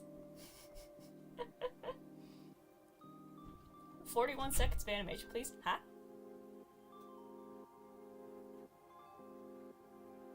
Oh, my friends kind of make fun of me. Well, they find different friends. But maybe I could. Yeah, see if... Read any AUs and fanfics. If you have an AU or fanfic you're scared to show somebody, send it to me. I have read send it the to worst Chef. We're and the here for you. Fact, there is no fanfic that is the worst I have ever seen, because I have seen the absolute worst fanfics. My thing is, like I said, since I'm used to reading, like, novels from the 1800s, I tried reading a fanfic before because it was just, the style is just so off. I'm just like, I can only read something if it's written by somebody from the Victorian era. So that has kind of altered my mind in terms of, like, what I like reading. But then you'll see in my writing, I'll do, like, the Charles Dickens thing of, like, oops, I spent like 5 paragraphs describing a tree. Whoops.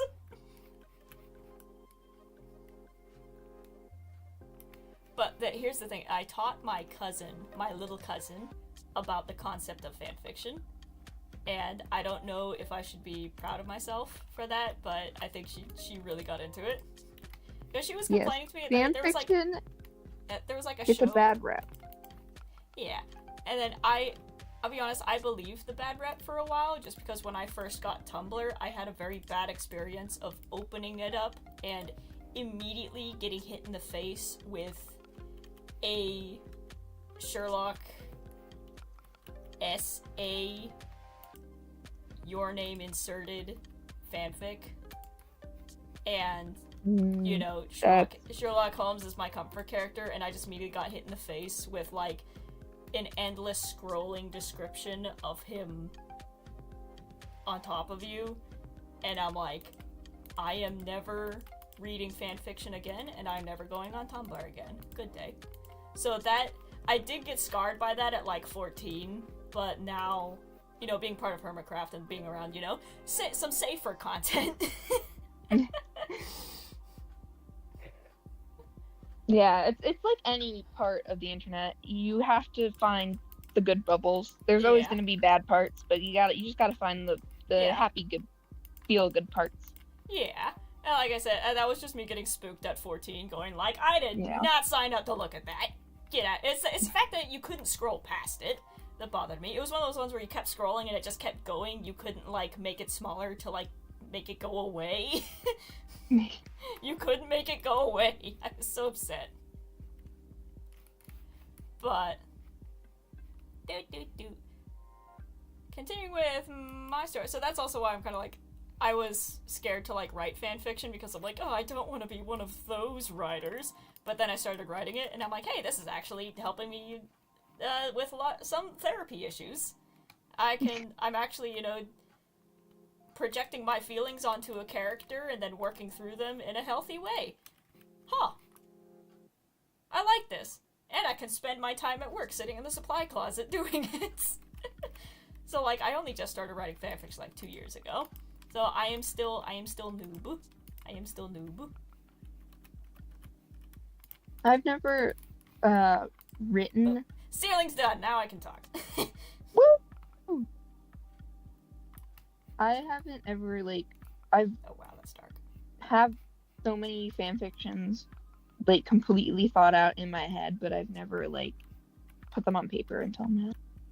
Yeah. That's one of those things, because, like, I've been working on, like I said before, I've had this, like, comics series that I've been working on for ages, and that was, like, where all my creative energy was going into. And then, finally, last year, after college ended, was when I finally put it down, and now I'm, like, venturing into other creative mediums, like I said, like writing, and I think I'm definitely becoming a better writer. I want to come back to that comic, that sci-fi alien superhero story, because it was really fun. I just need to walk away from it for a bit and then come back when I have the talent to do what I want with it. Because I want to make sure I treat it right, because it's a very special story to me. Yeah, I have a similar one that there's a slice of life comic, that's slice of life but in a fantasy sense. And I started it, but the person I was working on with, we went through a rough friend falling out. Yeah. And I just, even though I haven't been able to, like, pick it up and continue working on it because we were collaborating on it, and I feel it just brings back icky memories. Yeah, that's kind of how I am with the alien comic, is that people have, like, helped me work on it throughout the years, but the thing is, I'm starting to think, like, maybe this comic is cursed, because, like, every person who's worked on it with me before, I have ended up having a falling out with, that was like Mhm. unrelated to the comic, just off to the side, and now I'm like, maybe I should stop inviting my friends to work on this. But yeah, it's also kind of a healing thing for me to like regain the story and be like, this was mine from the beginning, and they just hopped on to like help color and stuff, but then they just kept taking over it more and more, and I'm like, no, this is my story, these are my characters, they're my babies, and no one's gonna ruin that for me. This is mine. Yeah. Yeah. But like I said, giving them a break for now, taking a break from sci-fi to come down to steampunk. So, to continue with the story, I got through like the first page, I got the introduction, and so here we have the glistening, it's not glistening, it's dirty, the dirty city of Oxforge. But first, let me catch up with the chat. You'll never hear the story. Let's see. K-pop said maybe people online are nicer. Yeah, but definitely in terms of fandom spaces. You made a comment, a word is worth 1,000 pictures. Absolutely. Hey, Ari says, do it, you'll feel so proud of yourself when you're done. In terms of like finishing a fanfic. Like, people online are much nicer, especially on AO3. Yeah, like I said, in terms of like fandom spaces, once you find the good space, then you find some really good and kindred spirits. It's Quirky Turtle, I'ma head off, had fun. Okay, bye Quirky Turtle. I know you said that like 5 minutes ago, you're probably already gone, but goodbye. K-pop says, oof, that's gotta be uncomfortable to read. Yeah, about my Sherlock fanfic slapping me in the face. That was oh god, like I said, I was 14. And so that turned me off of fanfiction for a long time. Hi Olive's back in the chat. Hello. K-pop says, how are you feeling? Oh. K-pop says, oh Bean, I just saw your thumbnail for the Valentine's video. If any of you haven't seen it yet, I have Valentine's Day commissions open for $20. I will draw 2 characters kissing. I will eventually have my commissions open. I just haven't had a chance. Because apparently my bank account was the wrong bank account. Oh no. And so I have to set up a new bank account for the commissions. Oh. Yeah. No, don't worry. Hang on. Mine are open until the 14th. You can do like an after Valentine's Day commission special. So, did your partner dump you on Valentine's Day? Well, I got the deal for you. Exactly.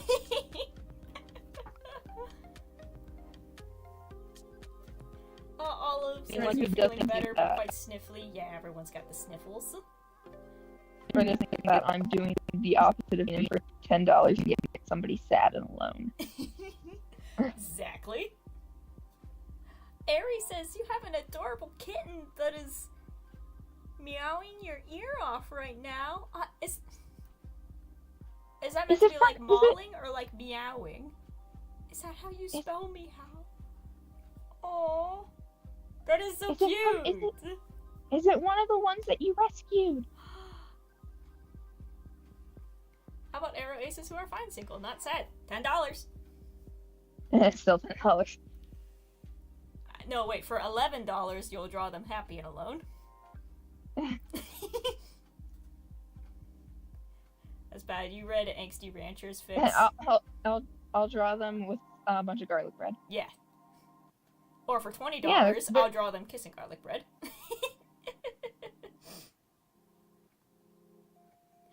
See, that made me wee so hard, I'm glad I was alone. I'm glad. You know, so even if I don't get commissions out of it, it's a funny video. I was laughing while I made it. Yeah, it's a rescue kitten. Ah! Kittens are adorable. I like cats, but some don't like me that much. They know I'm a dog person. Yeah, but I'm looking forward to getting a cat myself. I'm looking forward to it. But we gotta wait for the adoption application paperwork to be finished and finalized. Because it's kind of like a Tinder match where you send in the application to the shelter and then they match you personality-wise with the one that you want.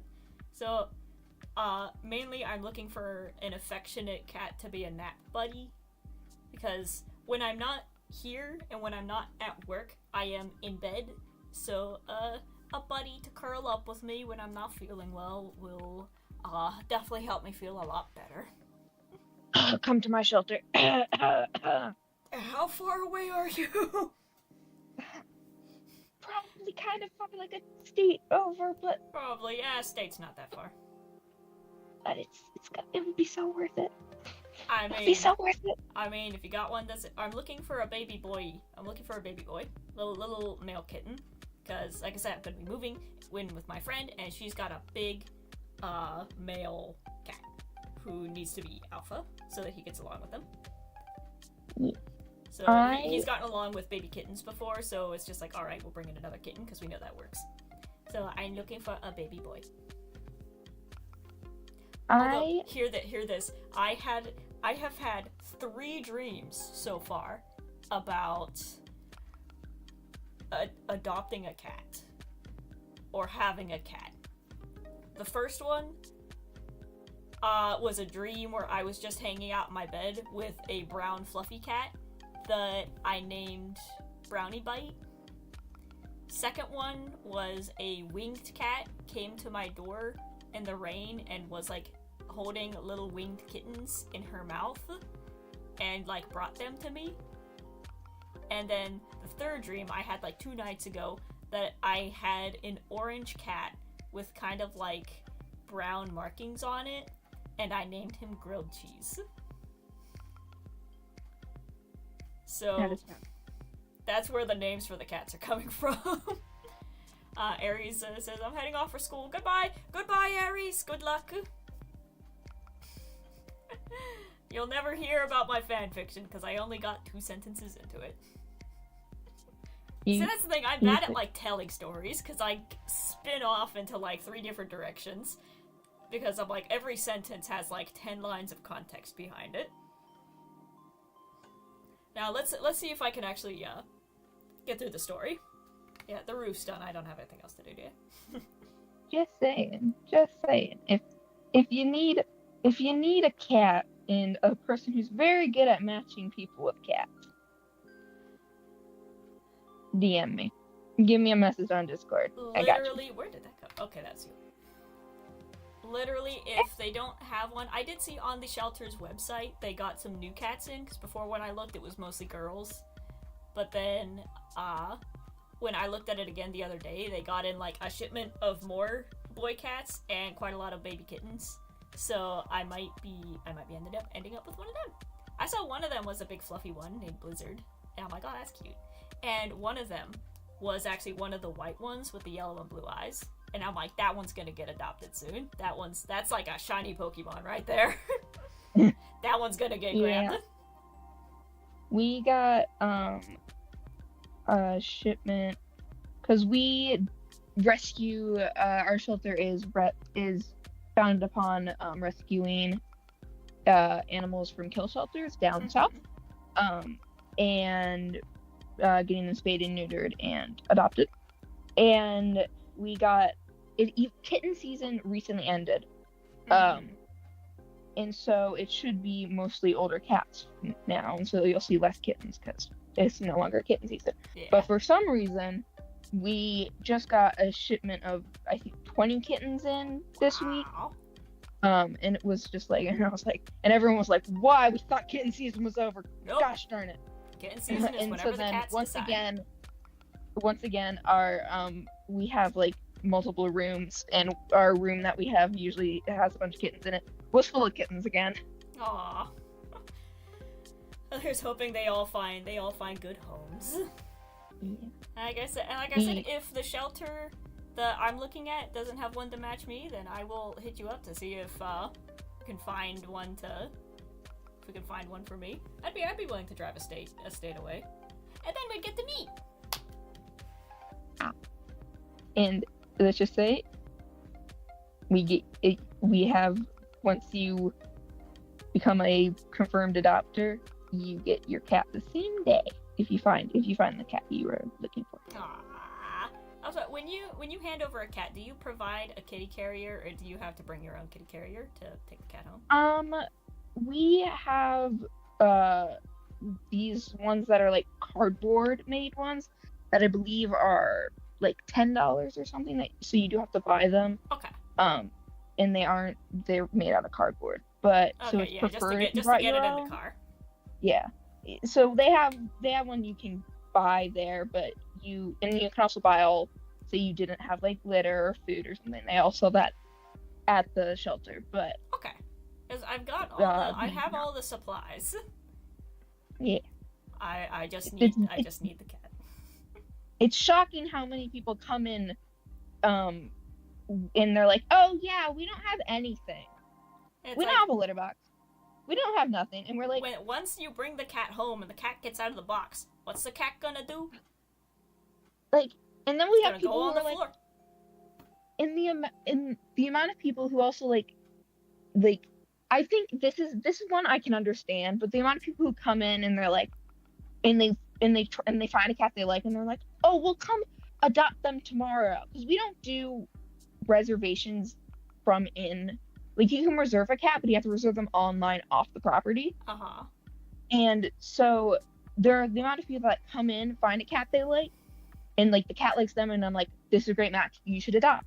They're like, "Yeah, but we're not set up yet, so we have to wait." And I'm like, by the time you get set up and you come back, I guarantee this cat is not going to be here. It's gonna be gone. Especially when they're kittens. They go like hotcakes. When I went to the cat cafe, so they only had 2 boys pick from, all the other cats in there were girls.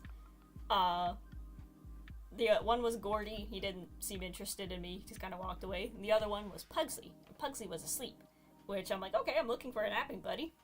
But I was just hanging out with Pugsley, and he was chill. I was able to pet him, and he was licking himself, and then licking me, and then he kept licking me, and he was like pawing at my hand. And I'm like, oh, I think I'm in love with Pugsley. And the person came over and said, he's already been adopted. His owners are gonna come to get him tomorrow. And I'm like, dang it! The one that I picked out is the one that's going home tomorrow. Yeah, when we were trying to find our cat, we were living in Montreal at the time, and it was during the pandemic, so it was the SPCA was like, the cats were going so fast. There was this one cat who was this cute white kitten named Barfy. Barfy? What would you name him, Barfy? We weren't looking for a kitten, but it was really funny. Aww.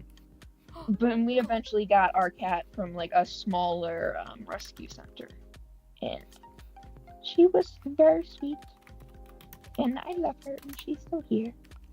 Aww. She's sitting in my chair Barfy. across the room. Barf. Not Barfy. We didn't get Barfy, but I hope someone got Barfy. I can't wait to name the cat. I'm thinking of names, so like, but it depends on the color. It'll have to depend on the color. There was a cat. So if it's orange, it's getting named Grilled Cheese. If it's brown, it's getting named Brownie Bite. But most of the cats in this area are gray stripies. So there was a cat who had a mustache, and he was all black, and he was a tuxedo cat with a mustache, and his name was Socks. But for the entire 2 weeks that he was there, I called him Mumbo. I called him Mumbo. How many cats do you think are out there that have been named Mumbo because they have a little mustache on them?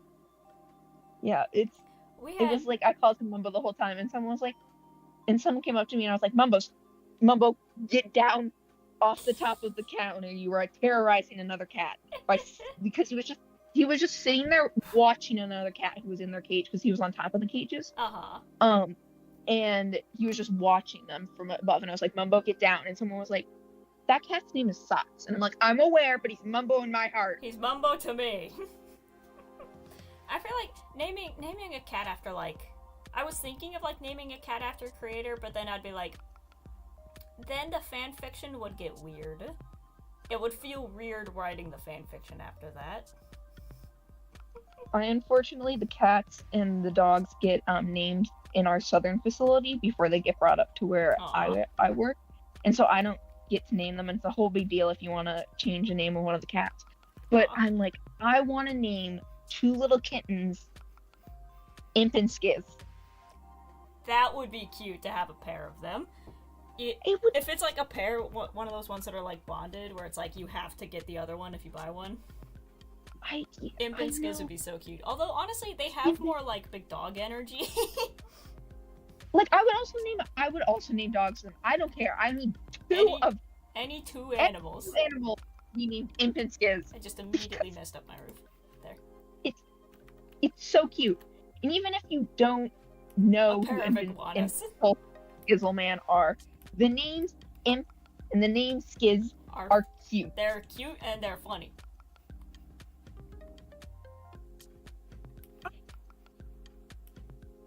There was a cat who had one cloudy eye and was named Snappers. Aww. And I was thinking about, I have pictures and I was thinking about making a post on the Hermitcraft subreddit about how much this cat acted like Etho. That is such an Etho cat to have like the eye.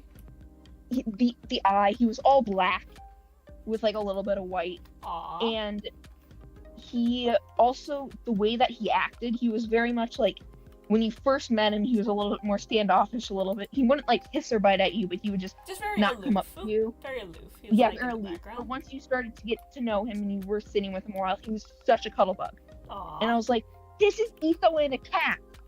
If Etho was reincarnated, it would be this cat. And I was like, oh my goodness.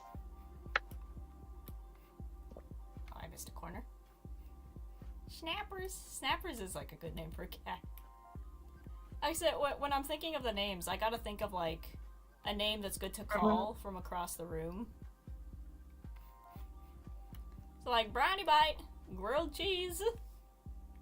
Like I like those names so far. So maybe I'll have a dream that'll give me another name. And I'm going to turn this quartz into chisel. I'm gonna put a picture of Snappers in Discord. Awesome. Oh my gosh. The cat got adopted a couple weeks ago, but Oh, that's good. they are such a sweetie pie.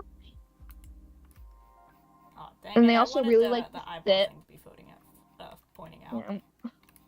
Whenever we let them out to roam the room and get exercise, they would climb up and they would sit on the top of the cages and look out the door. Aw, And I was like, you were such a precious darling. he wants to see the outside world. Chat says, Bean, I'm mounting these cat stories are adorable. I'd 100% actually get a colorful rainbow bird and with no hesitation name it Grian. Absolutely. How many parrots out there have been named Grian because of these guys? I've put the pictures. Pesky would also be a good name for a bird. I put the pictures. I don't know if you have a way to show chat the pictures of Snappers, but I don't know. I can try. Let me put these in. Boop. Boop. There we go. Patterned roof. I also have a very funny picture of the cat I called Mumbo. Aw. He has this funny thing, which isn't very Mumbo-like, but he would stare at you across the room like you owed him money.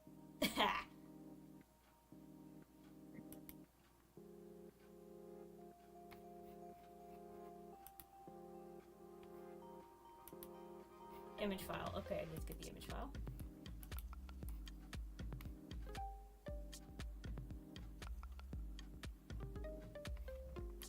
Pets. Aww. Oh, that does look like an Etho cat. Snappers. And that's the picture of Mumbo Copy giving me link. the death stare. Let me see if I can do this. I just copied the link. Why won't you let me paste it?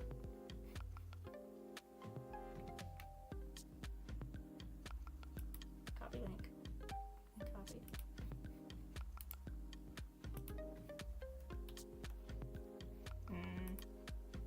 Browse. There we go. I can pull it out. Save image.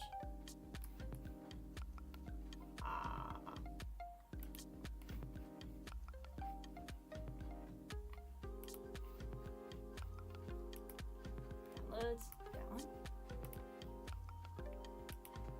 There he is. It's really big for some reason.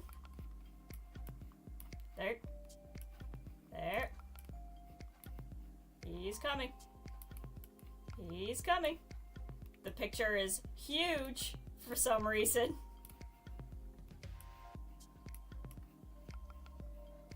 Ta-da!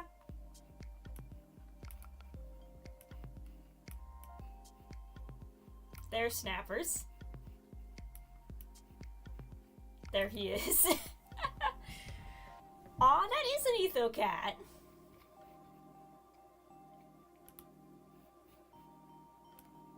That is so cute. Look at it. Look at that little eye. Look at that. Aww. Let me see. Can I pull up, Evo? Yes. Can I pull up, let's see. Image? Okay. And then...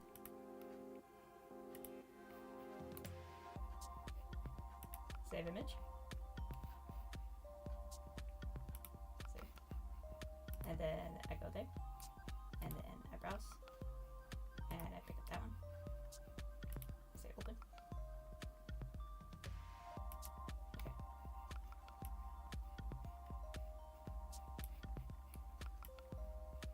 And there's the cat that you named Mumbo. Aww. Yeah, that's him doing his little death glare. Like he owes you money. That looks like an evil Mumbo. it's The milk it's mustache. he's really nice. I swear that cat is really nice. He But he just has that look. He just looks at you funny. Aww. And it's really funny because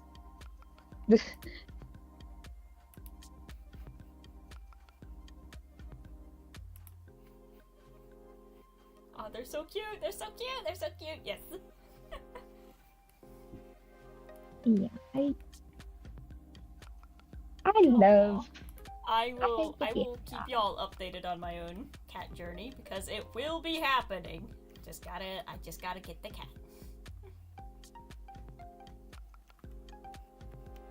If you do get a cat, still come visit me. Yeah. I'd love to see you. I'd love to show you the cats at the shelter. It's a Absolutely. fun time. We'll make a day out of it. We'll make a vlog.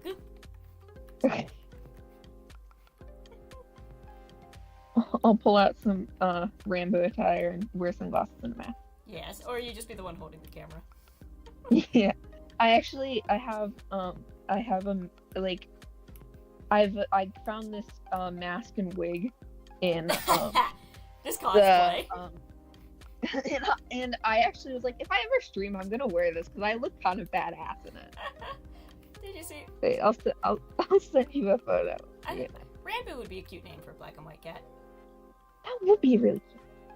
There is one I have seen a saw cat on... that has their face like is half white and like has like a white patch on part of their face. Aw, And I was like, I did think that like if I ever find like a black cat with like a white patch on the face, that cat's name is gonna be Phantom. Phantom of the Opera.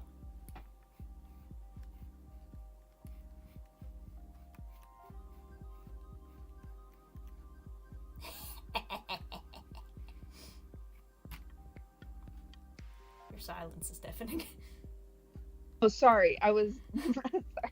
I was looking. I got the pun, and it's funny. I was thought you were looking just at- I was responding trying to- with cricket noises. That would be funny too. But yes, sorry. I forgot to react. I reacted in my head, and then I forgot to like verbally react. I sent you the photos of the mask and the wig. The wig is a little messy because it was right out of the box, but Wait, let me see.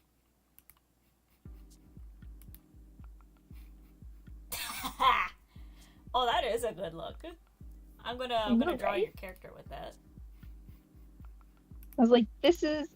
I was like, They This go is good my- together. I'm gonna go murder some people on the during the purge, but also look really sexy doing it. Yeah. Doot. Doot doot. Doot doot. Doot doot. And now I must put in pop. Why'd I throw that? There. Yeah, I gotta do this.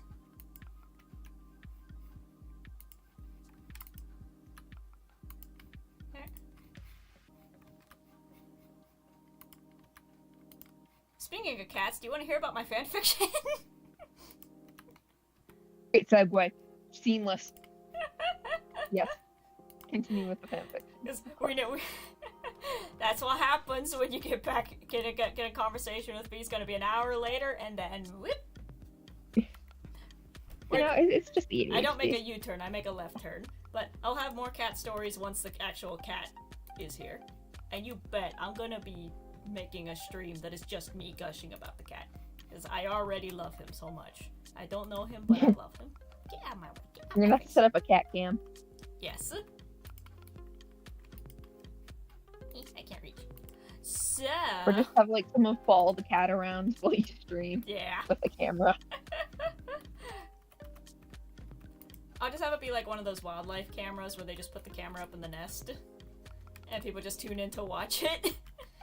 Yeah. Do you realize how much money I make? When we lived in Montreal, we no, you do not need to dig to get to the secret base. When Ceiling's done.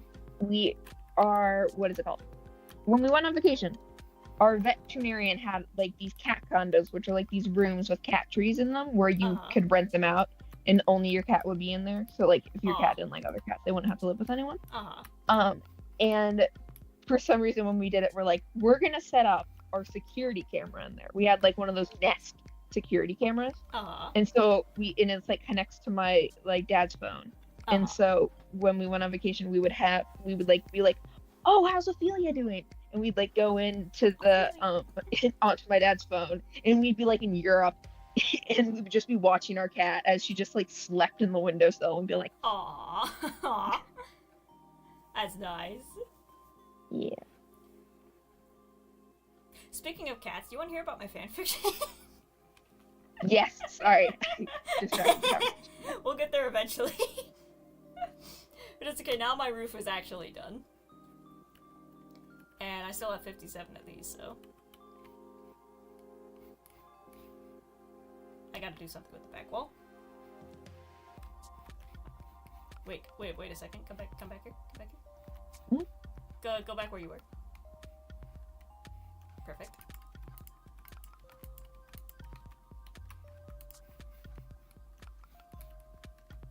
This is my new home. Yep. Hello, everyone. Welcome to You gotta stream 100 from days in a 1x1 box. You gotta stream from inside of there now. My next video's like, this is my 100 days hardcore in a 1x1 chunk. Legenda style. See, K-Pup says, I keep sending my cousin life series Hermitcraft stuff from Pinterest. But the thing is, I actually got one of my friends into Hermitcraft, and I think you guys and her would get along very well. She wants to do streaming as well, but is obviously a student right now and doesn't have the equipment, but I think that once she is free, and once she's got, a microphone and everything, you guys and her will get along like wildfire. She fits in with this group so well. I'm so excited to meet. Oh, but I got her into Hermitcraft stuff, and it was like I saw her once, and I was like, oh, by the way, this is what I've been watching lately. 'Cause she watched my YouTube channel, and she was like, who are these characters you're animating? I'm like, oh, they're from Hermitcraft. And then the next time I saw her, she was like, you asshole, what have you done to me? She's like, I've been watching Korean Season 6 for the past several weeks. I haven't stopped, I haven't slept. And I'm just like, that ain't my fault. The curse of the Hermitcraft. But now she's like the only friend that I can talk about the Hermitcraft stuff with. I have a friend, but he's more into the life series stuff. And I like the life series stuff, obviously, but I'm like, but Hermitcraft too. He's just like, but there's so much Hermitcraft. Yeah, there's definitely a lot of it, so it could be overwhelming to get into it at first. Yeah. Yeah, You I just only gotta started find, watching when a couple, my one or two people. Yeah, I only started watching my senior year of college when I was finishing my film, and Grian's, of course, I started with, like, Grian Season 6, because he was, like, the only one I knew was, like, in Hermitcraft, and I'm like, that's the one guy I know, so I'm gonna start with his series. And I watched the entirety, from start to finish, of his Season 6, in the background, while I was coloring that animated film, frame by frame. And so that was, like, about a week. About like like a week and 2 weeks that I spent coloring every single part of every single frame by hand. Okay. And Grian Season 6 was just what I watched through the entire thing of that. So that his series right there, those videos have a special place in my heart, because it was just, there was everybody who was in the lab next door. I was on my laptop in a different lab somewhere else where it was a bit quieter, and it was just me, Grian, and thousands of frames over the span of 2 weeks. So that one has a special place in my heart. I have a strange Minecraft content journey. I know, like, I started with Dream SMP because my friend showed me, and now obviously screw him now, but it was Wilbur and Tommy doing the mule bits. Yeah. So now just even instinctively, anytime I look at one of these mules, I just go mule, mule. But it was specifically the mule bits video, and I was cackling so hard, and I was like, I gotta watch this. And then from there, it was Dream SMP, and I watched Tommy's perspective. And then, yeah, so I mostly stayed around the Sleepy Boys. Of, like, you know, the Tommy, Techno, Philza, Wilbur. And then... I know nothing about Dream SMP other than, the storyline... Rambo is cool. Yeah, the storyline in parts was, like, actually really good. It's kind of what happens when you set a bunch of theater kids loose with just a box of props and costumes and say, go. Oh my god, us! Yeah, so that's where I say, like, Minecraft is kind of like playing with dolls. You just have, like, a box of props and wooden swords and a box of costumes and a stage and go. But the cool thing is, like, with Dream SMP is that did come at, like, the perfect time during COVID, when, like, everybody was shut in their houses. I was, like, one of 500 people on campus, and, like, I had nobody there to talk to. And it was just every day there was, like, 5 new videos up, and I was like, cool, I have something to do now. And from there, like, watching Tommy just being, you know, because I was the weird kid for the longest time, and then watching Tommy be the weird kid and get paid for it made a switch go off in my brain. I'm like, I could do that. I could do that. That looks like it'd be fun to do, actually. Let me download Minecraft and see if it's as much fun to play as these guys make it out to be. And then, it just kind of spirals from there. See, should I watch Dream SMP? K-pop asks.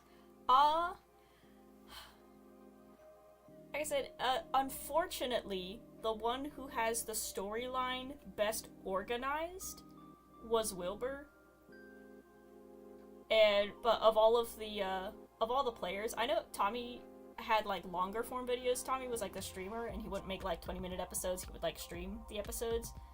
But Wilbur would make just, like, the 20-minute episodes. And like I said, unfortunately it's him, but he is the one who I found has, like, the story best organized, if you just want to know the lore of what happened. Philza still cool, but Philza came in at the end. I guess from Tommy's perspective is the best one to watch, because that's kind of where the main storyline is, and you gotta keep in mind Tommy was like 16 when it happened, so it's just full-on British 16-year-old who's sitting in front of a microphone for the first time going but underneath it there was an actual, like, good storyline that had a lot of people invested in it, you know? It was popular for a reason, because it was good, it was funny, and it was a good laugh when we needed a good laugh. And then afterwards. It's Never kind of the watched same thing as them. Hermitcraft, of just like pick a perspective and watch, and then from there you can ping around to whichever one you wanna go with. Again, Techno came in halfway through. His videos were good. Yeah, he said Tommy and it kind of scared me with swearing, and Dream and George's videos were not kid appropriate. They weren't. So yeah, like I said, unfortunately Wilbur had like the best perspective.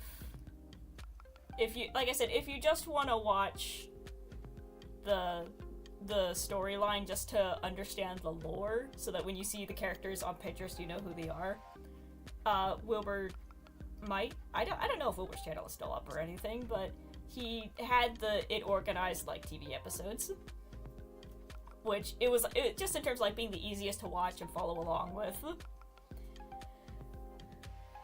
Sorry guys, it's like 11 p.m. for me. You gotta go to bed? You gotta go to bed? What'd you say? I should probably have dinner, lol. Goodbye! Goodbye, Olive! Yeah, but...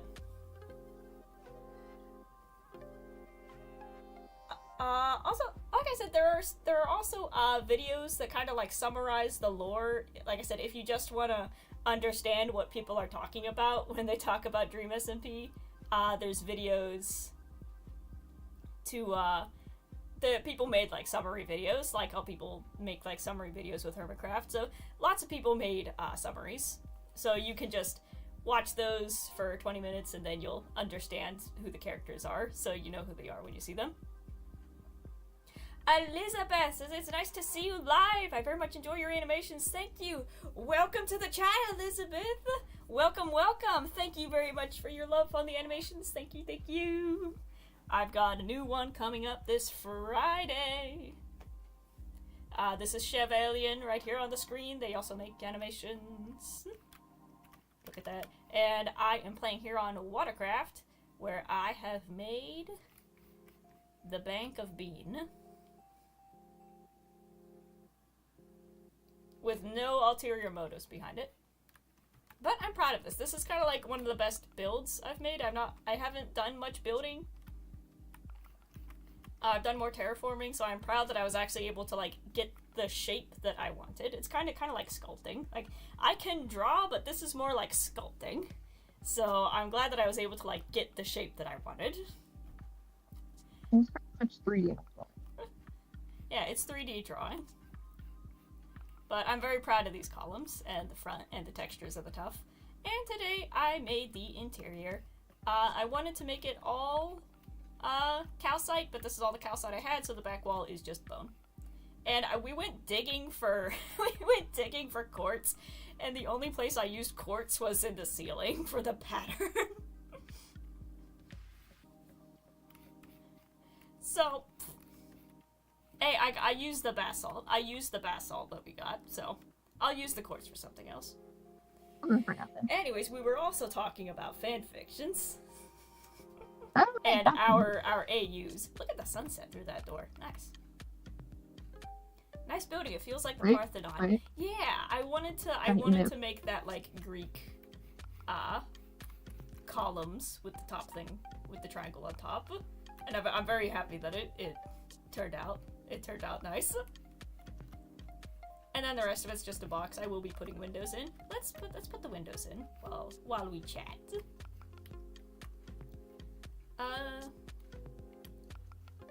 Boop, boop, boop.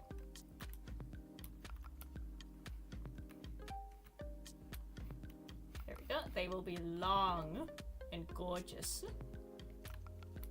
Floor to ceilings. How tall did I make that one? One away from the top. That'd be too long. Oh well. I just maybe bring it one block up this side. Like that. Yeah. Isn't that? Can I reach? Can I reach? Perfect. There we go.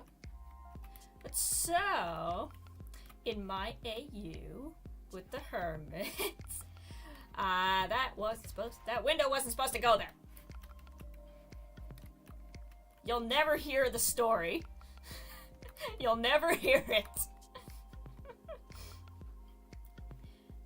So, It's an AU that takes place in a steampunk, Dungeons and Dragons-esque style magical world, where industry is kind of taking over magic.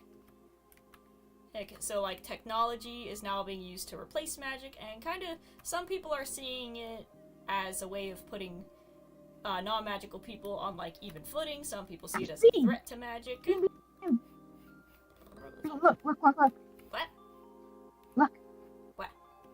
Come here. What you got? I just want to distract you from your story. Okay, we're done. You'll never hear the ending! Never! I was debating whether I should do that or say, look, a squirrel! Okay, because I'm burning my Minecraft house down, but so have a very lovely one already built. Oh. Ah, there goes my pickaxe. Anyways. So it's a steampunk D&D world. And I don't have a pickaxe. Another one. I have one that's at half durable. Do you want to just knock out the last of these to put the window in? Thank you. So, steampunk D&D world, technology is kind of merging into magic. Like, imagine the world of Lord of the Rings, but now it's like 500 years later and the Industrial Revolution is happening. But there's also a war on the horizon. We'll get to that. So, in the beginning, you have the SS Hermit parked in the dock. And the Hermits get their names from the ship that they travel on. And the Hermits' jobs, they're a volunteer organization who go to abandoned cities around the world and rebuild them to make them livable again. And so they'll go to like abandoned fishing villages. Maybe there's like a forgotten city that got wiped out by a plague ages ago. And they just go into these places and rebuild them so that people can come in and live in them again. Maybe make them refugee camps. Maybe just set them up for sale for like a country to bid on them, whatever. But either way, their job is to just go in and make these areas habitable. And it's run by Exuma. Second in command is Doc, so that's captain and co-captain. And the story starts off where the ship is parked in the dock, and it's got a help wanted sign on it. So they're actively recruiting new members. So the story's going to start off with like several new members like joining at once. And as the ship is parked and waiting to head off to the next island, the recruits that they gain are Scar, who is an elf with plant growing magic. He's basically a druid who can like conjure plants and like control them. Corrales, who is a quarterling, which is someone who's half halfling. And he's basically just a quarterling construction worker who wants to actually build grand things and not just have to make parking garages. There's Cleo, who's a seamstress who is sick and tired of dealing with people, and she just wants to go to an island far away from everybody. She's like, how far away is the ship going? And they're like, oh, we're going to the middle of the ocean. She's like, perfect, I'm coming. They're like, wait, what are your talents? What can you do? She's like, I can sew clothes. And they're like, you're hired, coming in. And so Scar, Corrales, Cleo, Cub, who is a college student who has been kicked out of several colleges for trying to combine magic with technology to make sort of an early version of a robot. So like imagine like steampunk robot. So getting to Cub just like skipped the genre and is going right to cyberpunk, but because it's still a very unstable thing to combine magic and electricity and make them work, a lot of his robots turned out evil, so he kept getting kicked out of colleges for doing that. So people blew something up. So Cub is now intent on just having a place where he can build his own workshop and just have wide open fields where he can build robots and have them explode. And so if something goes wrong, there's no collateral damage. And he's like, I can use whatever redstone I dig up to build what I want. They're like, yeah, as long as you do your job in the daytime, you can do whatever you want afterwards. He's like, sweet, I'm on board. And Doc is just like, we're gonna have to keep an eye on that kid. Oh no. I imagine, so Exuma is kind of like, Exuma and Doc as the leaders are like a good cop, bad cop. Or Exuma tries to be nice to everybody, he's very friendly, he's like, alright, let's look for a solution. Doc is more like the foreman, who it's his job to make sure everybody else is doing their job. That's sort of what he always struck me as, like, in watching his not his early videos, but like when I first started watching him, I'm like, this guy seems like he'd be the boss to come around with a clipboard and say, hey, stop goofing off. Get back to your get back to work. But then once you get everybody's coffee break short. Yeah, once you get him involved in the shenanigans, then he gets involved in the shenanigans. He's like, okay, clipboard's down, I'm joining the fight. Let's go. I'll kick your ass. Okay, come here, you little punk. So, that he always struck me as like the foreman, who just has to make sure that everybody's doing their job, everybody's buildings are up to code, everybody's machinery is running at levels so that they won't catch on fire.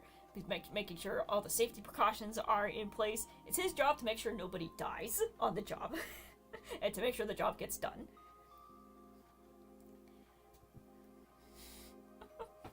See, these descriptions sound very appropriate for their characters. Alright, why is Cleo so relatable? Yeah, Cleo just wants to get the hell out of the city. She's like, I don't want neighbors. She's like, oh, can we build our own houses? They're like, yeah, you can build your own house. She's like, can I build it as far away from everybody else as possible? They're like, yeah, absolutely. And she's like, I'm in. Let's go. I'm sick of the city. I'm sick of my neighbors. I'm sick of these kids who are always playing their music too loud outside my shop. I'm sick of these customers coming in a day before prom, asking for me to sew them an entire dress. I'm sick of paying rent. And they're just like, calm down. Yeah, you're hired. We said you're hired. Just come on in. You know how to sew up scuffs and clothing? Good. We need someone to help make us look good because we're just a bunch of dirty men. Alright, come on in. But Cleo has her own backstory that I made, and you'll see that in an animatic. I have an idea for an animatic to show the backstory that I've planned for her. And that ties in with the Dream SMP somehow. But we'll get back to that. So, the new recruits are Scar, who, like I said, he's young druid, but of course very sickly. But he wants to have a life of adventure, and of course I imagine Scar comes from like a big family of druids. He's like so he's the youngest of 9. So imagine that there are 8 more Scars running around in the world, but he definitely has like the youngest child mentality. But all the rest of them have like gone off and they've like been able to start businesses. They've been able to like go into like woodworking and, you know, tree growing. And his family it's such a weird thing to imagine that Scar comes from a big, wealthy family. These guys probably own like one of the biggest lumber companies in the city because they're just a family of it's just a whole bunch of druids who are really good at growing trees. And then they sell the lumber. So he comes from like a rich family with a mansion big enough to house like a family of 12. And then there's just Scar, the runt of the group, who still obviously, you know, he's not like beat up or put down or anything. His family loves him, but they're just like, everybody else is going off to do successful things and you're the only one who's still at home. And he really wants to like just get out and like have a life of adventure, but they're like, Scar, honey, you'll die. you won't even make it on halfway across the ocean. Like, how? Oh dear, this is it gonna work? But then they get reassured by like Exuma that like, no, don't worry, we're a team of very strong people. You know, we can protect him from any monsters that appear. We'll make sure to keep him safe. We'll make sure to keep him, you know, out of trouble. And originally Scar gets put on as an architect because they see that he's got very good drawing skills. So even though his magic is weaker, he's an incredible artist and he's able to draw all these designs for the buildings. So like, okay, Scar, you're coming on as an architect. So you don't have to do any, you know, field work. You don't have to do any like hardcore building. You could just we'll build you a nice little one-story building where you can be safe and secure from all the monsters, and you'll just stay there and you can just draw and be safe, okay? And Scar's like, okay, and he has no intention of being safe the second he gets there. Everyone's assuring like, we'll keep him inside of a bubble to make sure that he doesn't hurt himself. And then they turn around and Scar is just bolting straight for the ocean where a shark has just been sighted. So now Exuma realizes he has the responsibility of keeping the son of one of the wealthiest guys in the country alive. And he's like, oh lord, what have I just agreed to? Caleb says, I feel like Scar's my favorite, but Green matches my chaos as well, and Mumbo is really funny. So I feel like it's a tie between those three. He would literally break the bubble and run off. Exactly! Like, he'll be like, okay, I'll behave, I'll just sit here and draw my designs. What's that? Starts going towards it, and Doc is just bolting towards him, going, that's a creeper! Don't touch it!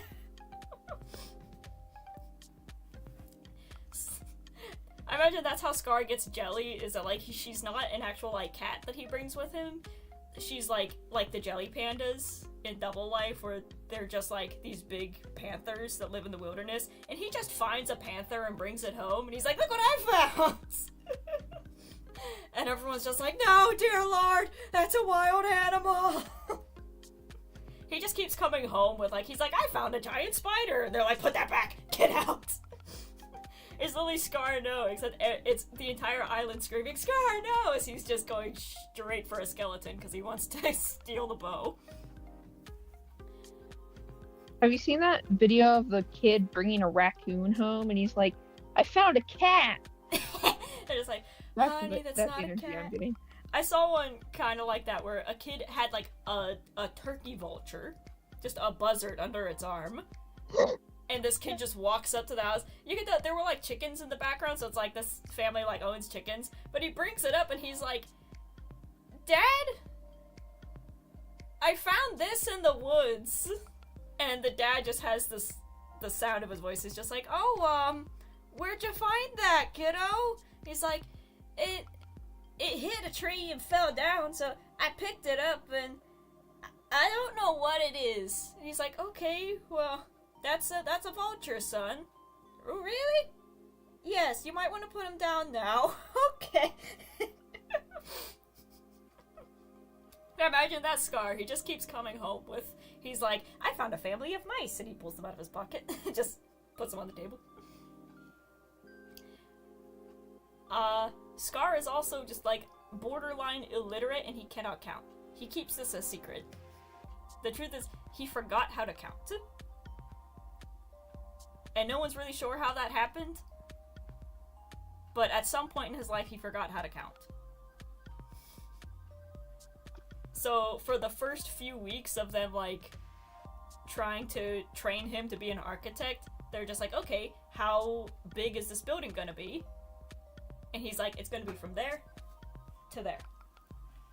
And they're like, how many feet? And he's like, buildings don't have feet. What are you talking about? And they're like, oh no. So true. Oh no, he's stupid. Oh no.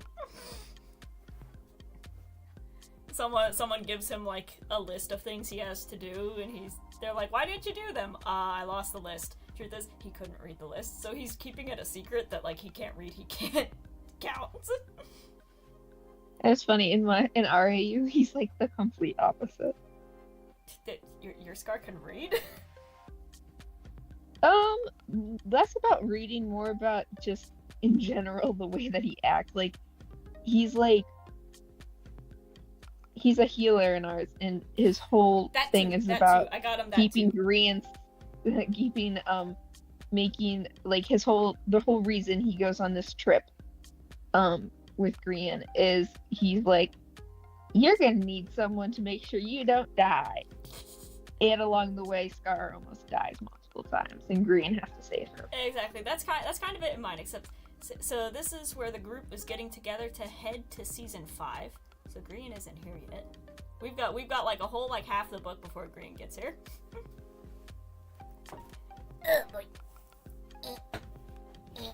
You should publish this. I would like to. I realize that like this is so far away from canon that like if I just change the names, I could make it in. I could make it like an actual like chapter book. But like I said, I do have like a story planned to take place in this world. Just not with, the Hermitcraft characters, but with my own characters. Although one of them is based off of Scar. His name is Spider, and I love him. But I'll tell you about him later. You do publish it. Can I draw your cover? Yes, go for it. Yeah. Like I said, I'd love to see what the SS Hermit looks like from you, because I cannot draw boats. I love boats. I love cannot boats draw and I boats. love buildings. Perspective is my favorite when it comes to inanimate objects. Nice. And I am saving that image you took of me, because that's a really good one. I know, right? You got a really good picture of me in front of it. Not intimidating at all. But so, I'm trying to remember who else I have being introduced. I think... Oh yeah, False. False joins in. And she's also an elf. I imagine, like, the elves are kind of like the old family, old money. They're all, like, sort of like the wealthier ones. Again, this is kind of like 1900s style, so imagine that style of costume. A lot of my stories start with just the costume designs, and I really like designing Victorian costumes. So, Victorian costumes. And False kind of comes from a family similar to Scar's, where it's a big family, wealthy family. And False has been brought up to be a lady. She's been brought up to, learn how to handle the roles of an estate. She must learn how to host galas. She's in charge of learning how to find a husband to marry into the family. Oh, so like the opposite of False. And she has no interest in doing any of that. She wants to sword fight, and she wants to beat people up. She's the tomboy who's like taking off the corset and just running outside to go play football with her brothers. So in my story, False is like an absolute jock. She's a jock. She's got the sword on her hip. She's ready to get in the mud and like fight people. Oh, but she's also just like, I imagine she's somewhere around like 19 years old, 20 years old, and she's like, I'm escaping my family to go live a life of adventure. And that's right, Wells, I had Wells joining too. And I had a thought, given that like when I drew them, I drew False and Wells with almost the same like hairstyle on top. And since I drew them with the same hairstyle and they're both blonde, so for a moment I was like, could the story work if they were siblings? Like, they're both blonde sword fighters with long, gorgeous hair. Maybe make False and Wells siblings? Or maybe cousins? I don't know. Or maybe they just look like that. Maybe I should just make their hair look different. But Wells shows up, and he's a fellow jock. He's also a jock. Like, so, like, False and Wells are like the two that walk around wearing like Under Armour and Nike all the time. And Wells is looking to get out of his current job position. Wells is a security guard for the palace, so he's still in like the knight armor. And the thing is, he's done his job very well for many years, but there's been like a disruption of power recently, and the new leaders are a little bit head choppy. And Wells does not agree with the position the rulers are looking at. He's like, I'm being forced to turn away people who I didn't have to turn away before. I'm supposed to be on the lookout for shapeshifters, and with like there's gangs of like rogue shapeshifters going around and impersonating people. I have no intention of fighting a shapeshifter because they scare the daylights out of me, and I would like to leave. And Exuma's like, hi, I'm a shapeshifter inside of this suit. And Wales is like, ah, I see. Well, Bean, I have to head out. Aw, no. Goodbye. Goodbye. This story sounds awesome. Yes, I shall keep talking to audience. Yes, you do that. Bye. Bye-bye. Bye, chat. Hey, but... So Wells comes in,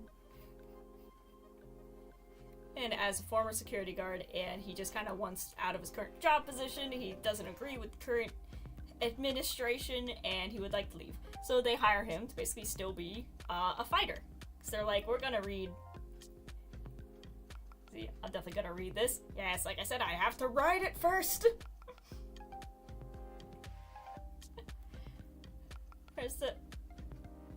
So that's sort of the squad that sets out, and you have all of the original, you have all the rest of the members, but those 5 are like the new ones. So you have Scar, Cleo, Corrales, Wells, and False are joining the team. And so the ship heads out, and not a moment too soon, because there is talk of a war brewing between countries.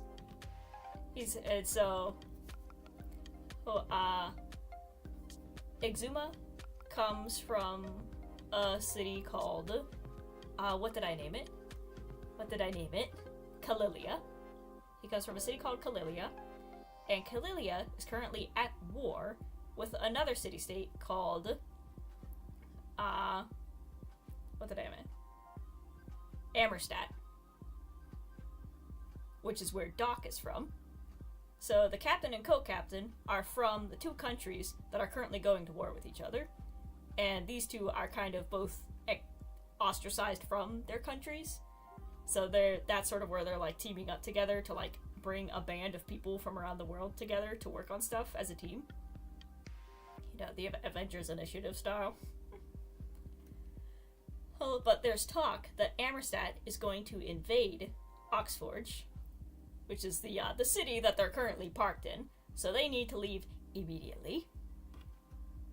And so once they gather up their 5 new recruits, they get everybody together and they ship off. So some of you are wondering where Mumbo comes into the story. He's coming in next. So as the ship takes off across the ocean, all the new recruits are getting like the ins and outs of how this works, of like the monsters they're gonna face, how to defend themselves, how to pitch a tent, because they're gonna be living in the wilderness for the first few months before they can actually get their houses built. And somewhere along the way, they pass a navy ship, a Kalilian navy ship, that's heading for Oxforge. So they know that something's gonna happen, but it doesn't involve them anymore, so they're just gonna leave it be. And then they discover, as Doc is doing his rounds of the ship, he sees that in the cargo bay there are wet footprints coming in from the door.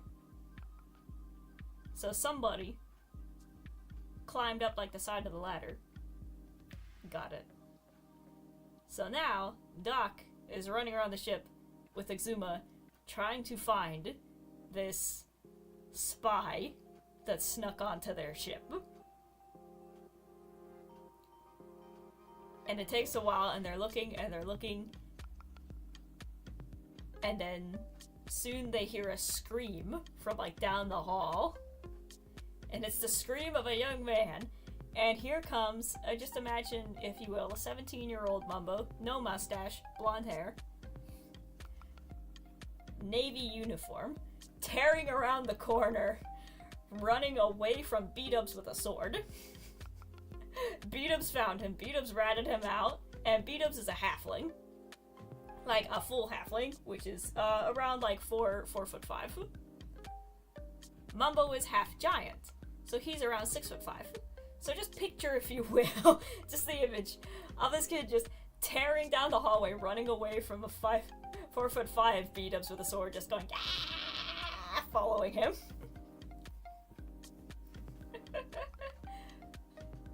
Mumbo gets tackled, everybody sort of pins him down, and they're just like, he's like, I caught the spy, I got him!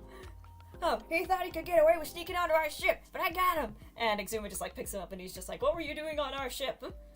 And Mumbo just starts crying. He's just, don't kill me! Don't kill me! Please! And they're like, alright, they take Exuma and Doc take him in for interrogation. And they're just like, what were you doing on our ship? He's still crying. They're just like, stop crying, please. We need to interrogate you. And once he's able to talk again, he's just like, please don't send me back. They're like, send you back where? He's like, back to the ship. And they're like, wait, what's going on? And they find out that this 17-year-old kid, whose original name is Milo, got drafted a few weeks ago, got shoved into the Navy, and, well, he was still in high school. He was still in high school, got drafted, pulled out of school, pushed into the Navy, and as they were sailing, he just saw the Hermit's ship passing by and thought, I'm doing it. And he just took a flying leap over the edge, dove off, and just swam to the Hermit ship, climbed up, and got on. So he got drafted, got put onto the ship, and then as soon as he saw the Hermit ship passing by, he was just like, I'm taking my opportunity and I'm getting off. So now the Hermits have a 17-year-old kid in their custody who is just crying because he just wants to go home and finish school, and they're like, well shit, we can't turn around. I guess we're keeping him. But there's still the danger of the Kalilian ship turning around to come back for him. And so they're keeping an eye out for the ship.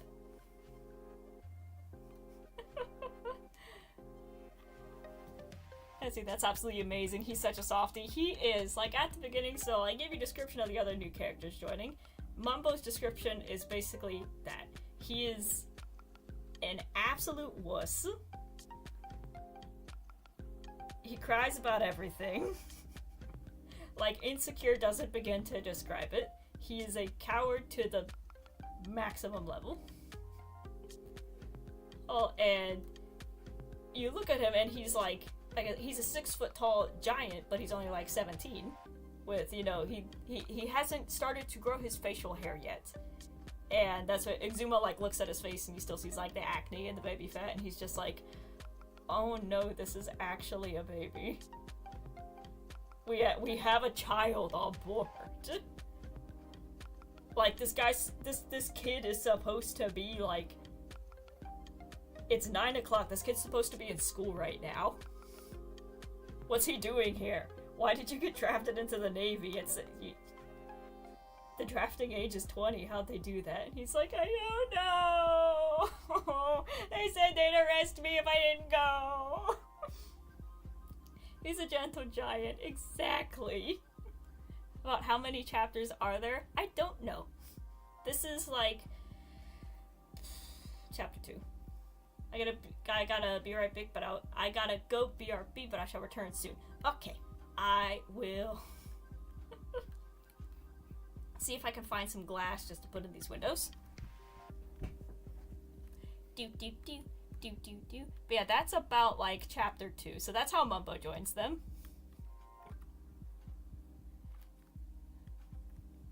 He just jumped like, bye suckers, I'ma join the hermits. Exactly. He didn't know what the hermits were anyways. He had no idea that's who they were. He just saw a different ship going in a different direction, and he's like, I'm going. I'm leaving.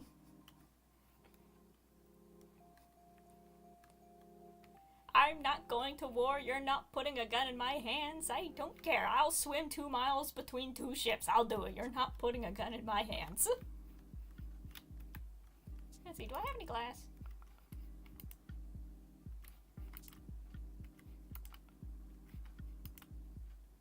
Let's do some chest opening ASMR. Boop, boop, boop.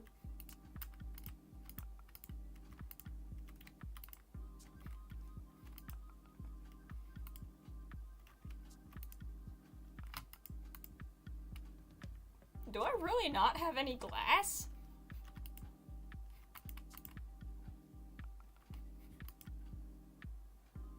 Wow, okay. I have sand. Let's go burn some sand, I guess. You've returned. Okay, so, where we left off. Also, I think I'm gonna get rid of this. I need some more sand. I love this AU so much. I did, thank you! I've been working on it for like the past year. Like I said, just all my breaks at work. And the whole being on a ship thing came from the fact that anytime I'm mopping floors, I listen to sea shanties to just like, you know, ease the boredom and set my imagination off. And I just started combining the sea shanties with the hermits, and I'm like, you know what? It's like half the story takes place on the ship as they're traveling between places.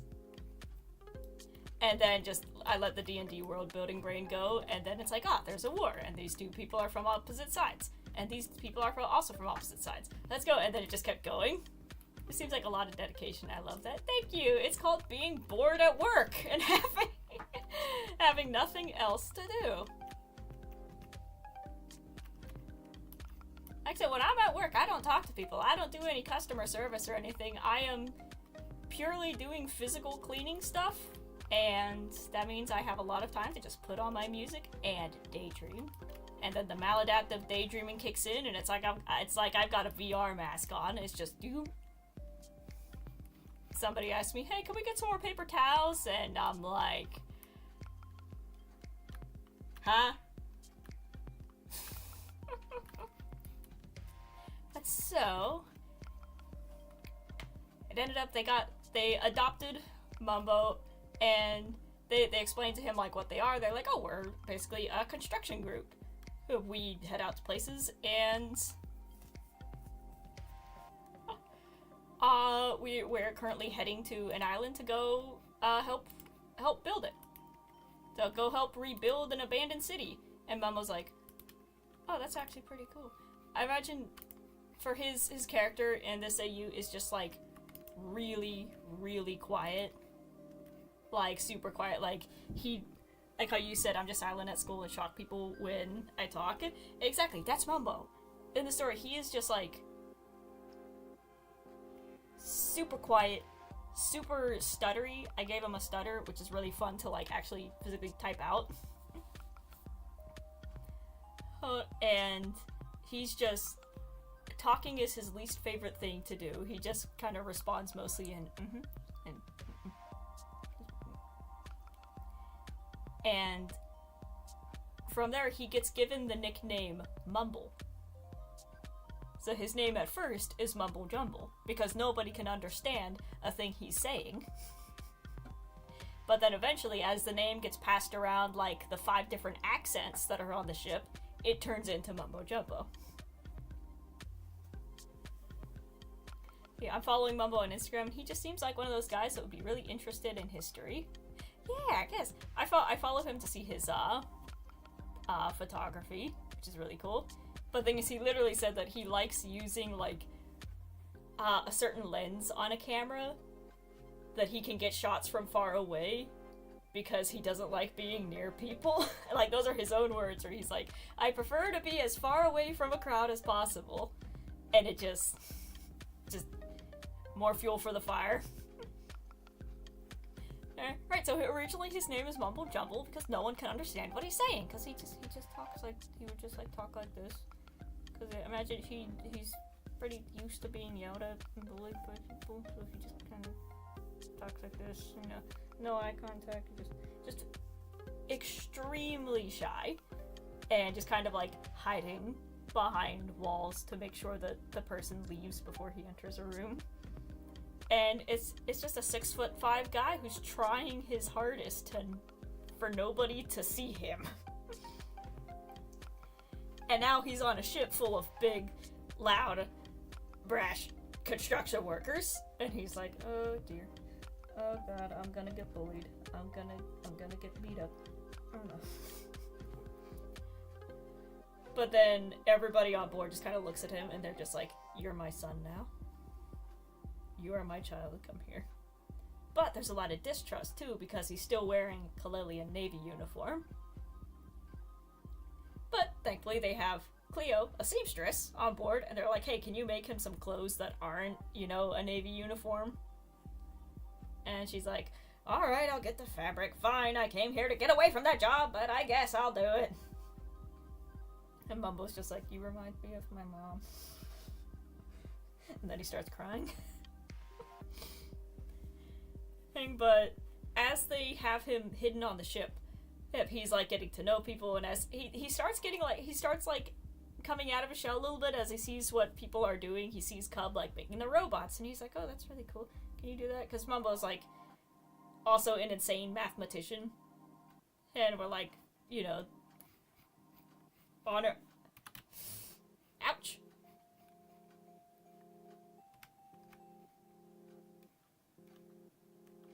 He just starts crying again. Oh gosh. Yeah, he does that a lot. I love writing characters.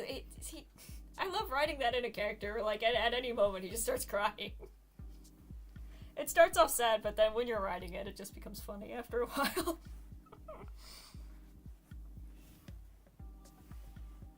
Well, but then...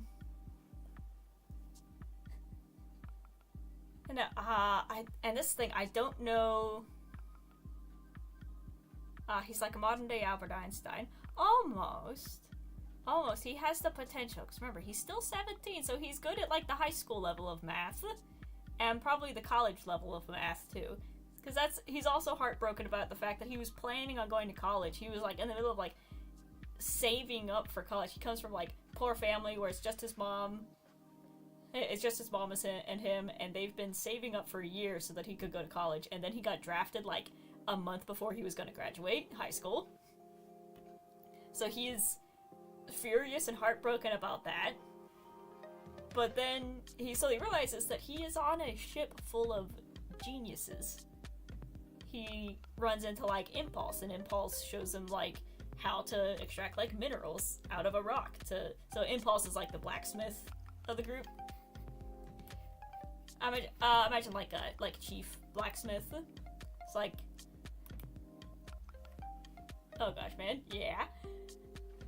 So I put a lot of sadness into him. Mumbo's the character that I kick the most. He's just so easy.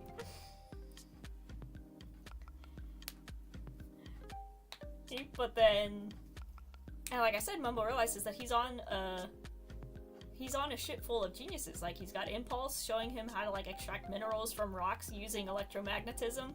He's got Tango showing him the basics of, like, you know, mathematical binary and how to use that in making redstone pulses. There's Doc.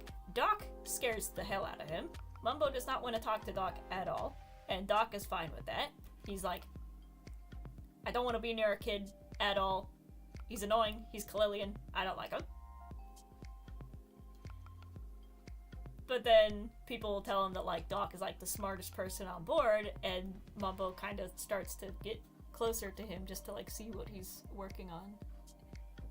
And Doc is like, you're freaking me out. Back up. So he starts to come out of his shell, and then he's like, can you show me how to do what you're doing? And then they just, like, take him in as their apprentice to, like, teach him how to do redstone. And then, So, like, he's never worked with redstone, but he's read about it, and he's always wanted to try it. And now he's finally in a workshop where they're just like, yeah, here's a barrel of the stuff. Go nuts. Here, we'll teach you how to turn on a light bulb with it.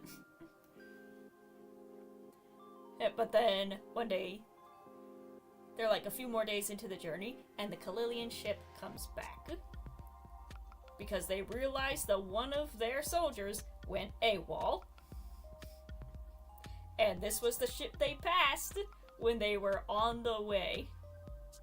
So they came back to, they find the hermit ship, they pull up alongside, and that's where everybody they've only known this kid for a few days. But everybody just kind of crowds around Mumbo, and they're like, we are putting a disguise on you right now. Do not speak. Don't say anything. As of right now, you are Beef's brother. Go. And also in the story, Beef and XB are twins. Because nobody can tell them apart at first. Yeah, they're like, alright, as of right now, you three are triplets. Go. And using magic abilities, and this is where like D&D items sort of come in, where it's just like small magic props, is a hair dye comb, where like you run it through your hair and it changes the color of your hair. Well, False has one of those. It was because, you know, she's still a little bit of an angsty teenager with like streaks in her hair sometimes, and she like sets it to black so that they dye his blonde hair black. And then Zedaf, being, you know, potion master, has, like, of course, a hair growing potion. They take that and just, like, smack it on his cheeks to give him a beard so he looks like Beef. And they're just like, should we give him glasses? Yeah, we're gonna give him glasses. And he puts on a pair of Zedaf's glasses. They have him throw on one of Doc's lab coats, and they just push him in the back of the crowd next to Beef and XB, and they're just like, don't say anything. And so, then like the Kalilian generals come on the ship, and they're just like, have you seen one of our men? Perhaps you picked them up. All of his back, he said, I need that comb to keep my hair green. Yes! It's such a simple little prop, but it's so cool. Just to imagine like the design of it. And like Cleo probably has some to like add some red into her hair. Or like to take out any grayness that would be in there. I said, this is the chapter that I've worked on the most, so maybe if I like actually finish it, I can publish it on AO3. You should be interested in reading it, maybe. I just gotta figure out the timing, because I want him to meet Scar as well, and I don't know where to put that in the story. We'll get there. Maybe I'll have that coming later. That could be something that happens later. It doesn't need to happen now. Oh, but the generals come on the ship, and the thing is, once Exuma saw, like, on the radar that the ship was coming towards them, Exuma was like, okay, Cleo, do you still have Mumble's old Navy uniform? And she was like, yeah, what do you want with it? And he took it, and he hands it off to Ren, who's just, of course, Ren is like a wolfkin, half wolf man. He just hands it off to Ren, and he's like, rip this to shreds. Ren's like, okay! Rips the Navy uniform up, and then he runs over to, Exuma takes the uniform to Beef, and he's like, you're a butcher. Do you have just some spare blood that we can use? And he's like, yeah, I got a bucket of it underneath the pig. He's like, okay, takes the ripped up Navy uniform, dunks it in the blood, puts it away in a bag, and he runs to Mumbo, and he's just like, do you have like the dog tags? And he's like, yeah. He's like, okay, give me those. So Mumbo's now like in disguise in the background. They put a beard and glasses on him, and they're just like, don't say anything.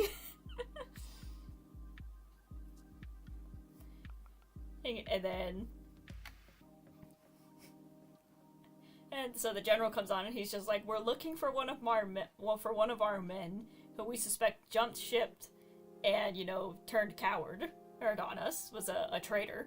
We're looking for him so we can, you know, take him back to meet the firing squad.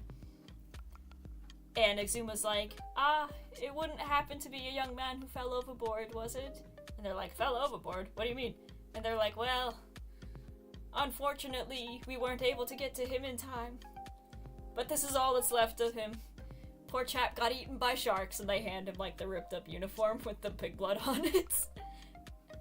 They hand him the dog tags, and they're just like, this is all that we were able to recover. We're so sorry. Private Milo is dead. And the general's like, well... shit. We'll tell his mom, I guess. Thanks for retrieving his uniform. Anyways, let's go. And they leave. And in the background, Mumbo just faints. And it's the first time, it's like a whole group of strangers who's only known him for like a few days just banded together to hide him from the army. And from that day forward, they're just like, we are never letting anybody get near this kid ever again. Private Milo is dead, you are Mumble from here on out.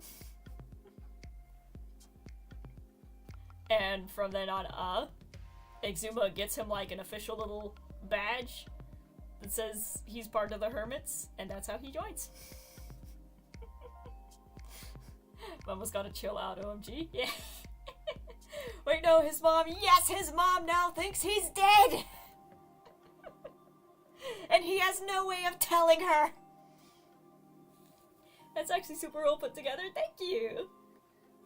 Like I said, I know my craft. I know my craft. I am a storyteller by nature. The gaming is secondary, but I have been writing stories and making comics since I could hold a pencil.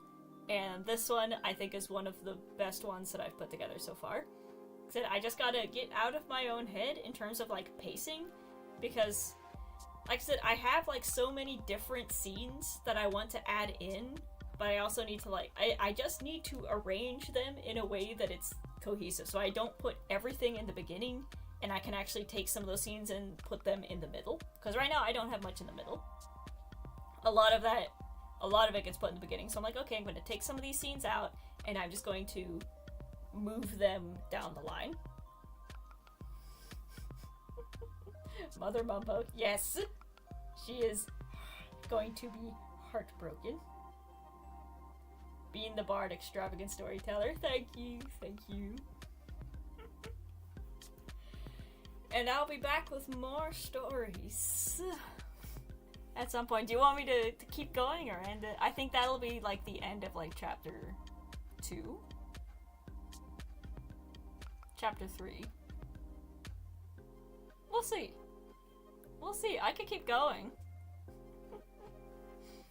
If you want, or we could pick it up next time. Oh, I just gotta stretch my back. There we go.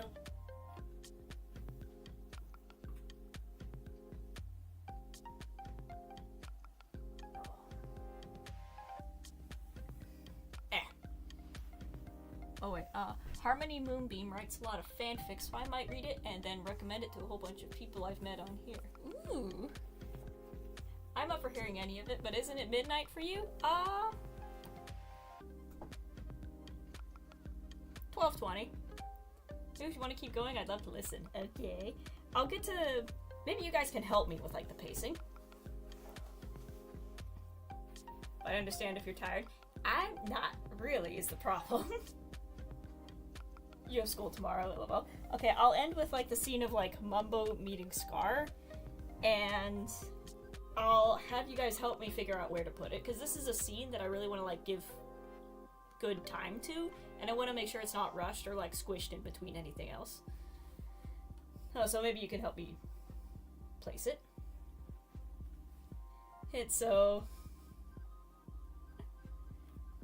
Oh, with Mumbo meeting Scar, I imagine at first, so when Mumbo's first on the ship, and nobody's, like, found him yet, he's in disguise, because he, like, grabs, basically one of those mechanic suits that's just, like, a big onesie from the closet, and it just so happened to be,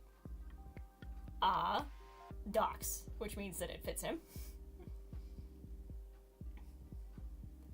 Well, that's quite a coincidence. It's definitely fun to listen to you being, thank you, Such confidence in your time zone. Yeah, it's such a confident time zone.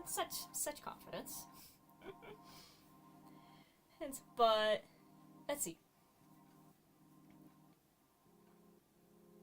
It would have to be at some point when they're going through like basic lessons for the new recruits. So they're teaching them about mobs, mob safety, how to put down torches safely, how to fight creepers, basically how to avoid dying in the wilderness. Because for the first few months, they're going to be in the wilderness. They're going to be in tents.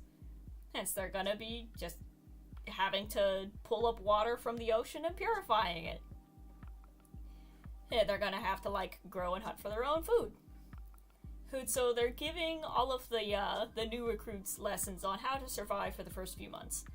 And a lot of them get assigned mentors to follow around. And so False gets assigned to Stress. Cleo gets assigned to Joe Hills, who I imagine is also, what should Joe be? I haven't given him a job yet. So what job do you think Joe Hills would have? I imagine he'd be a toy maker, but like that's something that he would do later, like once the town is actually set up. But he has a talent for making toys and like puppets and stuff.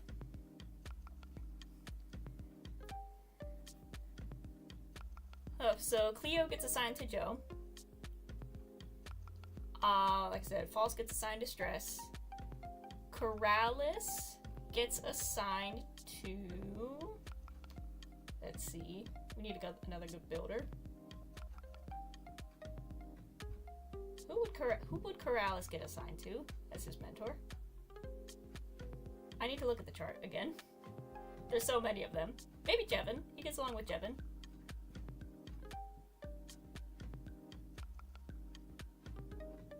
Okay, Corrales will get assigned to Jevin. Scar gets assigned to B-Dubs. B-Dubs is Scar's mentor. So they have this, like, professor-student dynamic between the two of them. See, I wouldn't know a job for Joe since I haven't actually watched any of his videos yet. I know, his videos are good. I've been wanting to watch more of them just so that when I write the fanfics and, like, make the animatics, I can, like, more accurately portray them and not have them just be, oh, background character number 2.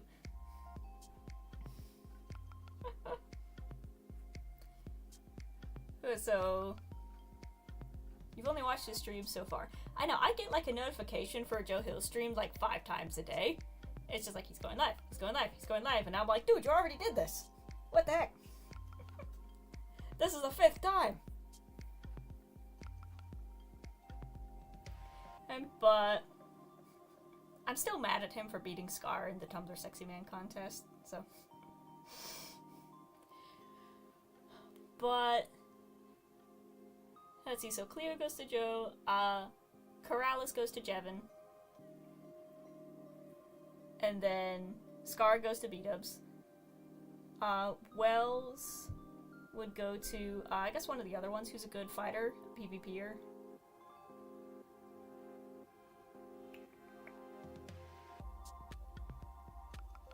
We'll get there.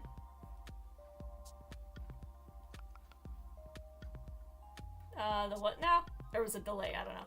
Oh, the Tumblr Sexy Man contest. Yeah, there was a hottest Minecraft YouTuber contest, and Scar came in a very close second to Joe Hills. And I'm still mad at him for that. I think Cleo beat Quackity. Like, they did, like, the tier list thing on the side until it got to the middle two, and I think Cleo beat up Quackity. But, so, when it comes to Mumbo, they're like, alright, we need to assign you a mentor. Your mentor is gonna be Doc. And to which Mumbo and Doc both go, what? Because, like I said, for the longest time, Mumbo has been scared of Doc. Like, doesn't want to talk to him, doesn't want to be near him, and Doc is fine with that.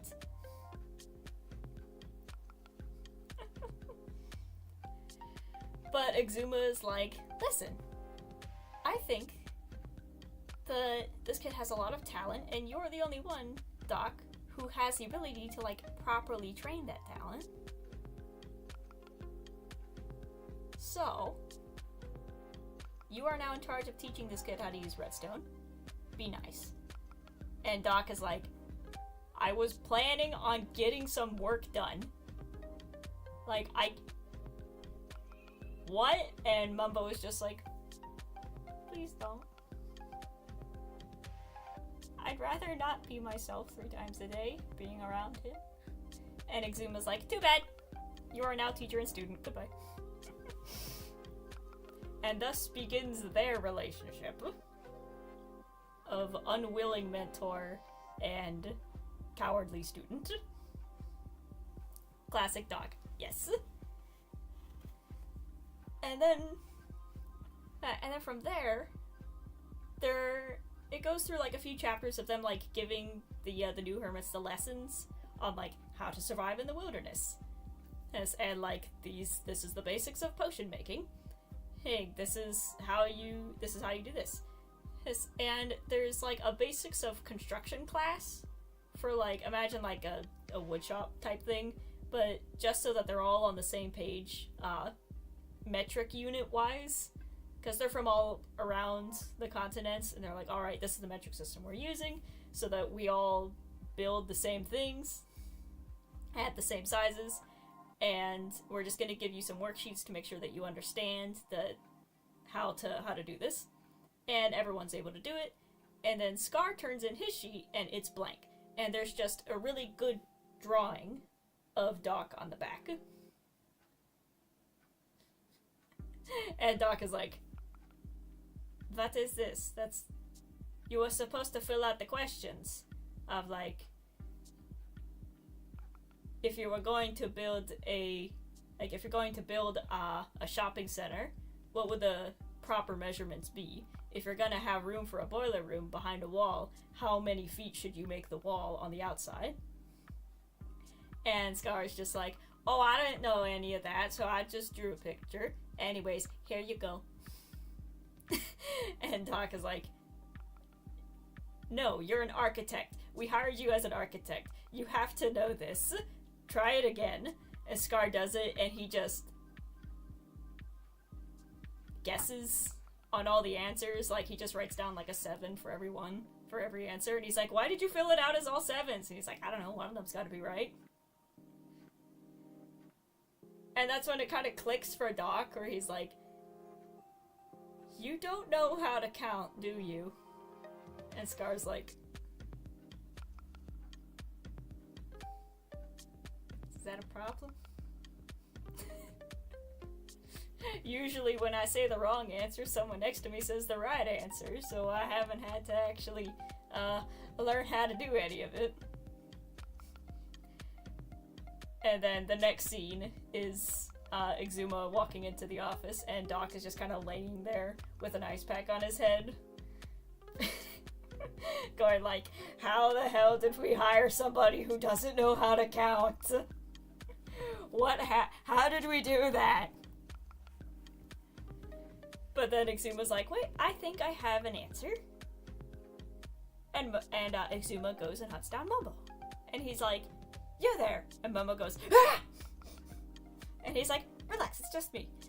Didn't you say that your absolute favorite subject in the world was mathematics? And Momo's like, yeah, why?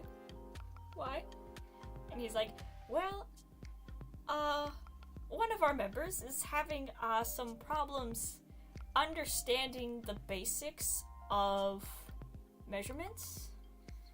Could you perhaps explain it to him? He's so easily spooked. Yeah, this is the guy who will, like, jump if a leaf moves too fast.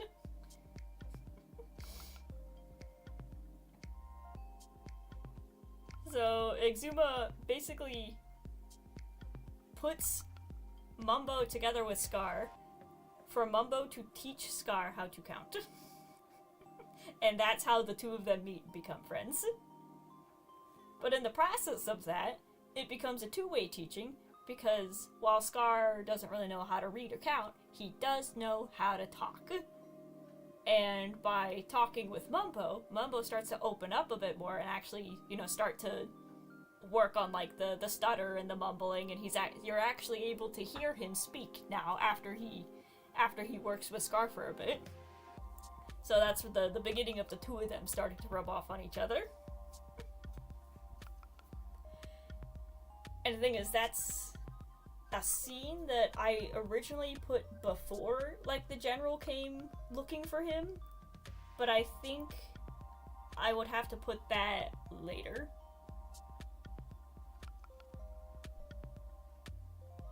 Probably talking about Star Wars. Yeah, that's how Cub and Scar bond.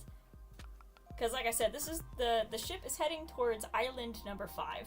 So it's not season 5, it's island number 5. And Cub and Scar have been put together as roommates, and that's how they meet.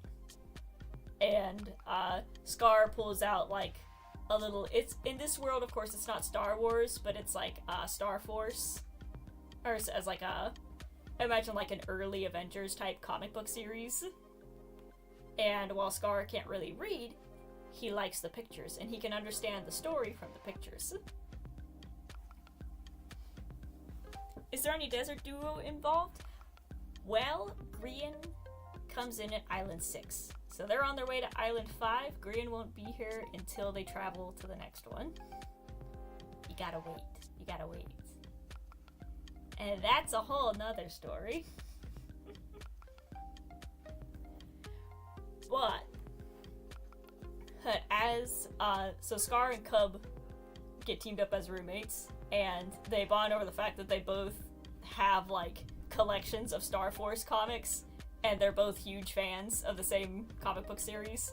So, and that's when Cub like pulls out his like briefcase full of machines, and he's like, that's actually what inspired me into making robots, is that I wanted to take all the things that I saw in fiction and make them reality. And Scar's like, yo, what if you did this with them? What if you could take, like, the little communicator devices and actually, like, make them in real life? Cub is like, I was thinking on how to do that. Here are the blueprints. I don't have the materials yet. And it's just the two of them nerding out with, like, Scar coming up with insane ideas based on the comics, and Cub being like, I can do that in real life. He nearly sinks the ship. Almost. You just hear an explosion coming from the room, and someone's like, what's going on? And they walk inside, and just Cub and Scar just laughing their heads off as Cub just made the first ever Roomba. And he's like, what is that? He's like, I tried to make a robot, and it's just a vacuum cleaner that spins in circles.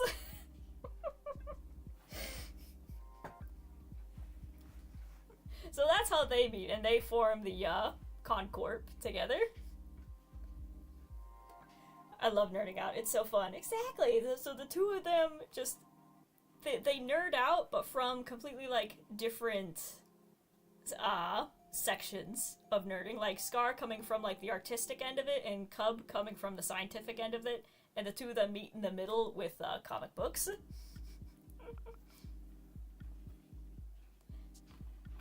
Live streams and comment sections like this is my chance to nerd out. Exactly, mine too. Mine too. So I believe that's how like everybody meets each other. False, like I said, I have her set up to kind of be like Astrid in How to Train Your Dragon, where she's a jock and she starts off as a bit of a bully, and she sees Mumbo and she's just like, oh, I can take this guy's lunch money very easily. Okay, so False just like regularly punches Mumbo when she passes him, and he's now scared of her. He's like, please don't hurt me, and they're just like, just an elf girl. It's just an elf girl. He's like, no, she's evil. And you have Stress trying to tell him to be nice. Trying to tell False to be nice, and she's like, I'd be nice to him. He's going through a lot. You need to be kind to him. And False is like, yeah, okay, I'll be kind to him. Smacks the books out of his arms. Like, she sees him, she's just mean to him immediately. She's like, I can pick on you.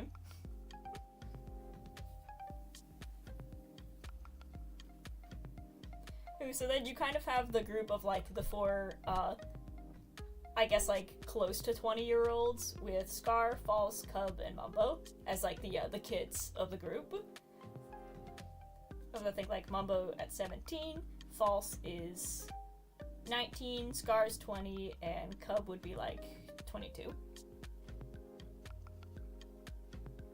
See, I kind of just smack my friend when he messes with me, such as screeching in my ears. And then he tried to boot my nose, and I smacked him again. Yep. Just give him a smack. Give him a smack, that'll do. I could keep talking about this forever. The story goes on for quite a long while, but I believe that's the beginning of, like, the introductions of how the story begins. Of the ship heading off to Island 5 and everybody, meeting each other for the first time. And my voice is starting to wear out, unfortunately. But next time, you'll get to hear the next chapter. And maybe, like I said, you'll get to read it eventually. So I just need to plan out, like, when the things in the story happen so that I can arrange them. Because I have it nearly written completely. I just need to, like, move the scenes around so that it's cohesive. And I need to ignore the part of me that's like, just start over and write the whole thing again. It's like, no. I already wrote it, I just need to take out the paragraphs and move them to where they need to be. I need to just, like, get into the editing stage instead of the writing stage. And that's when I'm just like, I could rewrite this whole scene. And I need to be like, no, just finish it, put the parts of the story where they need to be, and then that'll be it. Thank you, Bean the Bard. You're very welcome. You're very welcome. And thank you all for listening. Thank you very much. My voice is wearing out. While I've been working in the buildings on the night shift, I've been doing a lot of singing while no one's there, and a lot of just, like, vocal exercises to, you know, make my vocal cords stronger so I can do this easier. And the fact that I just went, like, 5.5 hours, it took 5.5 hours before my voice started to wear out, is a good sign. Because I think previous streams, I started to get a sore throat at around, like, the 1.5 hour mark. So singing on the night shift is working. If you have AO3, I literally save it in my internet tabs, lol. Literally, like I said, I just gotta finish it. I think maybe I'll just do, like, one chapter at a time. I gotta figure out how AO3 works, first of all, in terms of, like, how do you upload a chapter to a story and then, like, can you just add on the next chapter, or do you have to make a new file? Like, I need to take the plunge and actually open up AO3. The thing is, I've never read fan fiction before, because the thing is, like, I'll see fanfics that, like, contradict my own headcanons, and I'm like, absolutely not. No, I am only interested in my own. So, like, I haven't read a lot, but I write a lot. And by a lot, it's just been the same story. Like, all the fanfiction I've read, they started as, like, a bunch of different chapters and a bunch of different stories with the hermits, but then I realized that I'm like, wait, this is all part of the same book. These are all just chapters in the same book. And, like, I've got a beginning, a middle, and an end here that I can work with. And it's gonna end with a Dream SMP crossover. So maybe the original script had, like, a full-on Dream SMP crossover, because the lore that's assigned to Grian is very similar to the lore that's assigned to Dream. So like I said, I do plan on having some characters cross in and out. So, like I said, if you want to just get, like, a baseline understanding of the Dream SMP, you don't have to watch any of the, like, actual videos from the creators if you don't want to, but there are videos out there explaining it, just so you know what happened and who they are. So when they show up in a fanfiction, you know, like, oh, that's who that guy is. See, I have absolutely no idea, I just read the fics. Like I said, so I gotta figure out how to, like, actually upload it. If I could... But then there's a part of me that's like, I could turn this into, like, a comic book style, but that would be a lot of work, and I want to save my wrist for animation, because that's kind of all the energy I have for drawing is like the animations. I gotta reserve it for that. See, I saw a YouTube short that was like, your month, your Minecraft character, and November was mine, and I got Grian. Aw. Just random, but he matches my chaos so much. See, the thing is, I think, so even though, like, Scar's my favorite, because, he was, like, one of the first ones I watched, and, like, I have an emotional attachment to him, because he's the one who kind of, like, made me realize that it's okay to be disabled, and that all the problems I'm having with my body aren't normal, and that I should seek medical attention so that I can get, you know, help for them. And me and him just have like similar stories of like heading to Disney, got knocked out by a disability, now we're on YouTube. So Scar and I have like a similar path storyline, but in terms of personality, I'm Beef. From the videos I watched, Beef is one that I started watching this year. Not this year, it's only been a few weeks. But, you know, recently. And he is just so done with everything. And not that I'm like that, but like, most of the time when I hop on here, I realize I just want to work on my house. I'll log into my Being the Brave world and not record anything. I'll just farm and be happy with it. Like, I just want to farm and have my animals and, you know, tend to my crops and be at peace. But if the event arises for me to get involved in shenanigans, I absolutely will. Also, Beef has become one of my favorites to draw. Just big giant Minotaur man holding a little tiny baby in his arms is just really fun to draw. I did a drawing of him the other night that turned out really good. Like, it was like a drawing that I made before I fell asleep, and then I woke up, looked at it, and I'm like, oh my god. I drew him really hot. Wow. Oh, I never knew that actually, but I think your animation skills are quite lovely. Thank you. Thank you. Yeah. It's just the timing of it in my back, and like I can't do a 9-to-5 job sitting down for like day after day after day, because otherwise my back would kill me, and I'd probably need surgery in like a few months.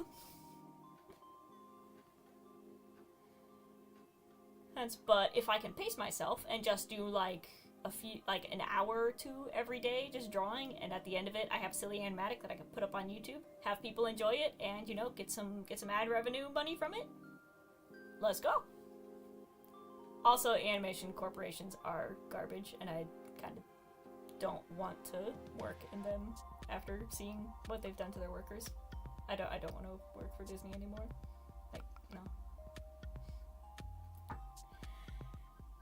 Anyways, as Olive says, yeah, we'll learn which Watercraft member is which Hermitcraft member soon, right? Yes, I have an idea for a video. It's just a matter of actually doing it. You're in the mindset of I need less people time. Exactly, with Beef. Just like Beef.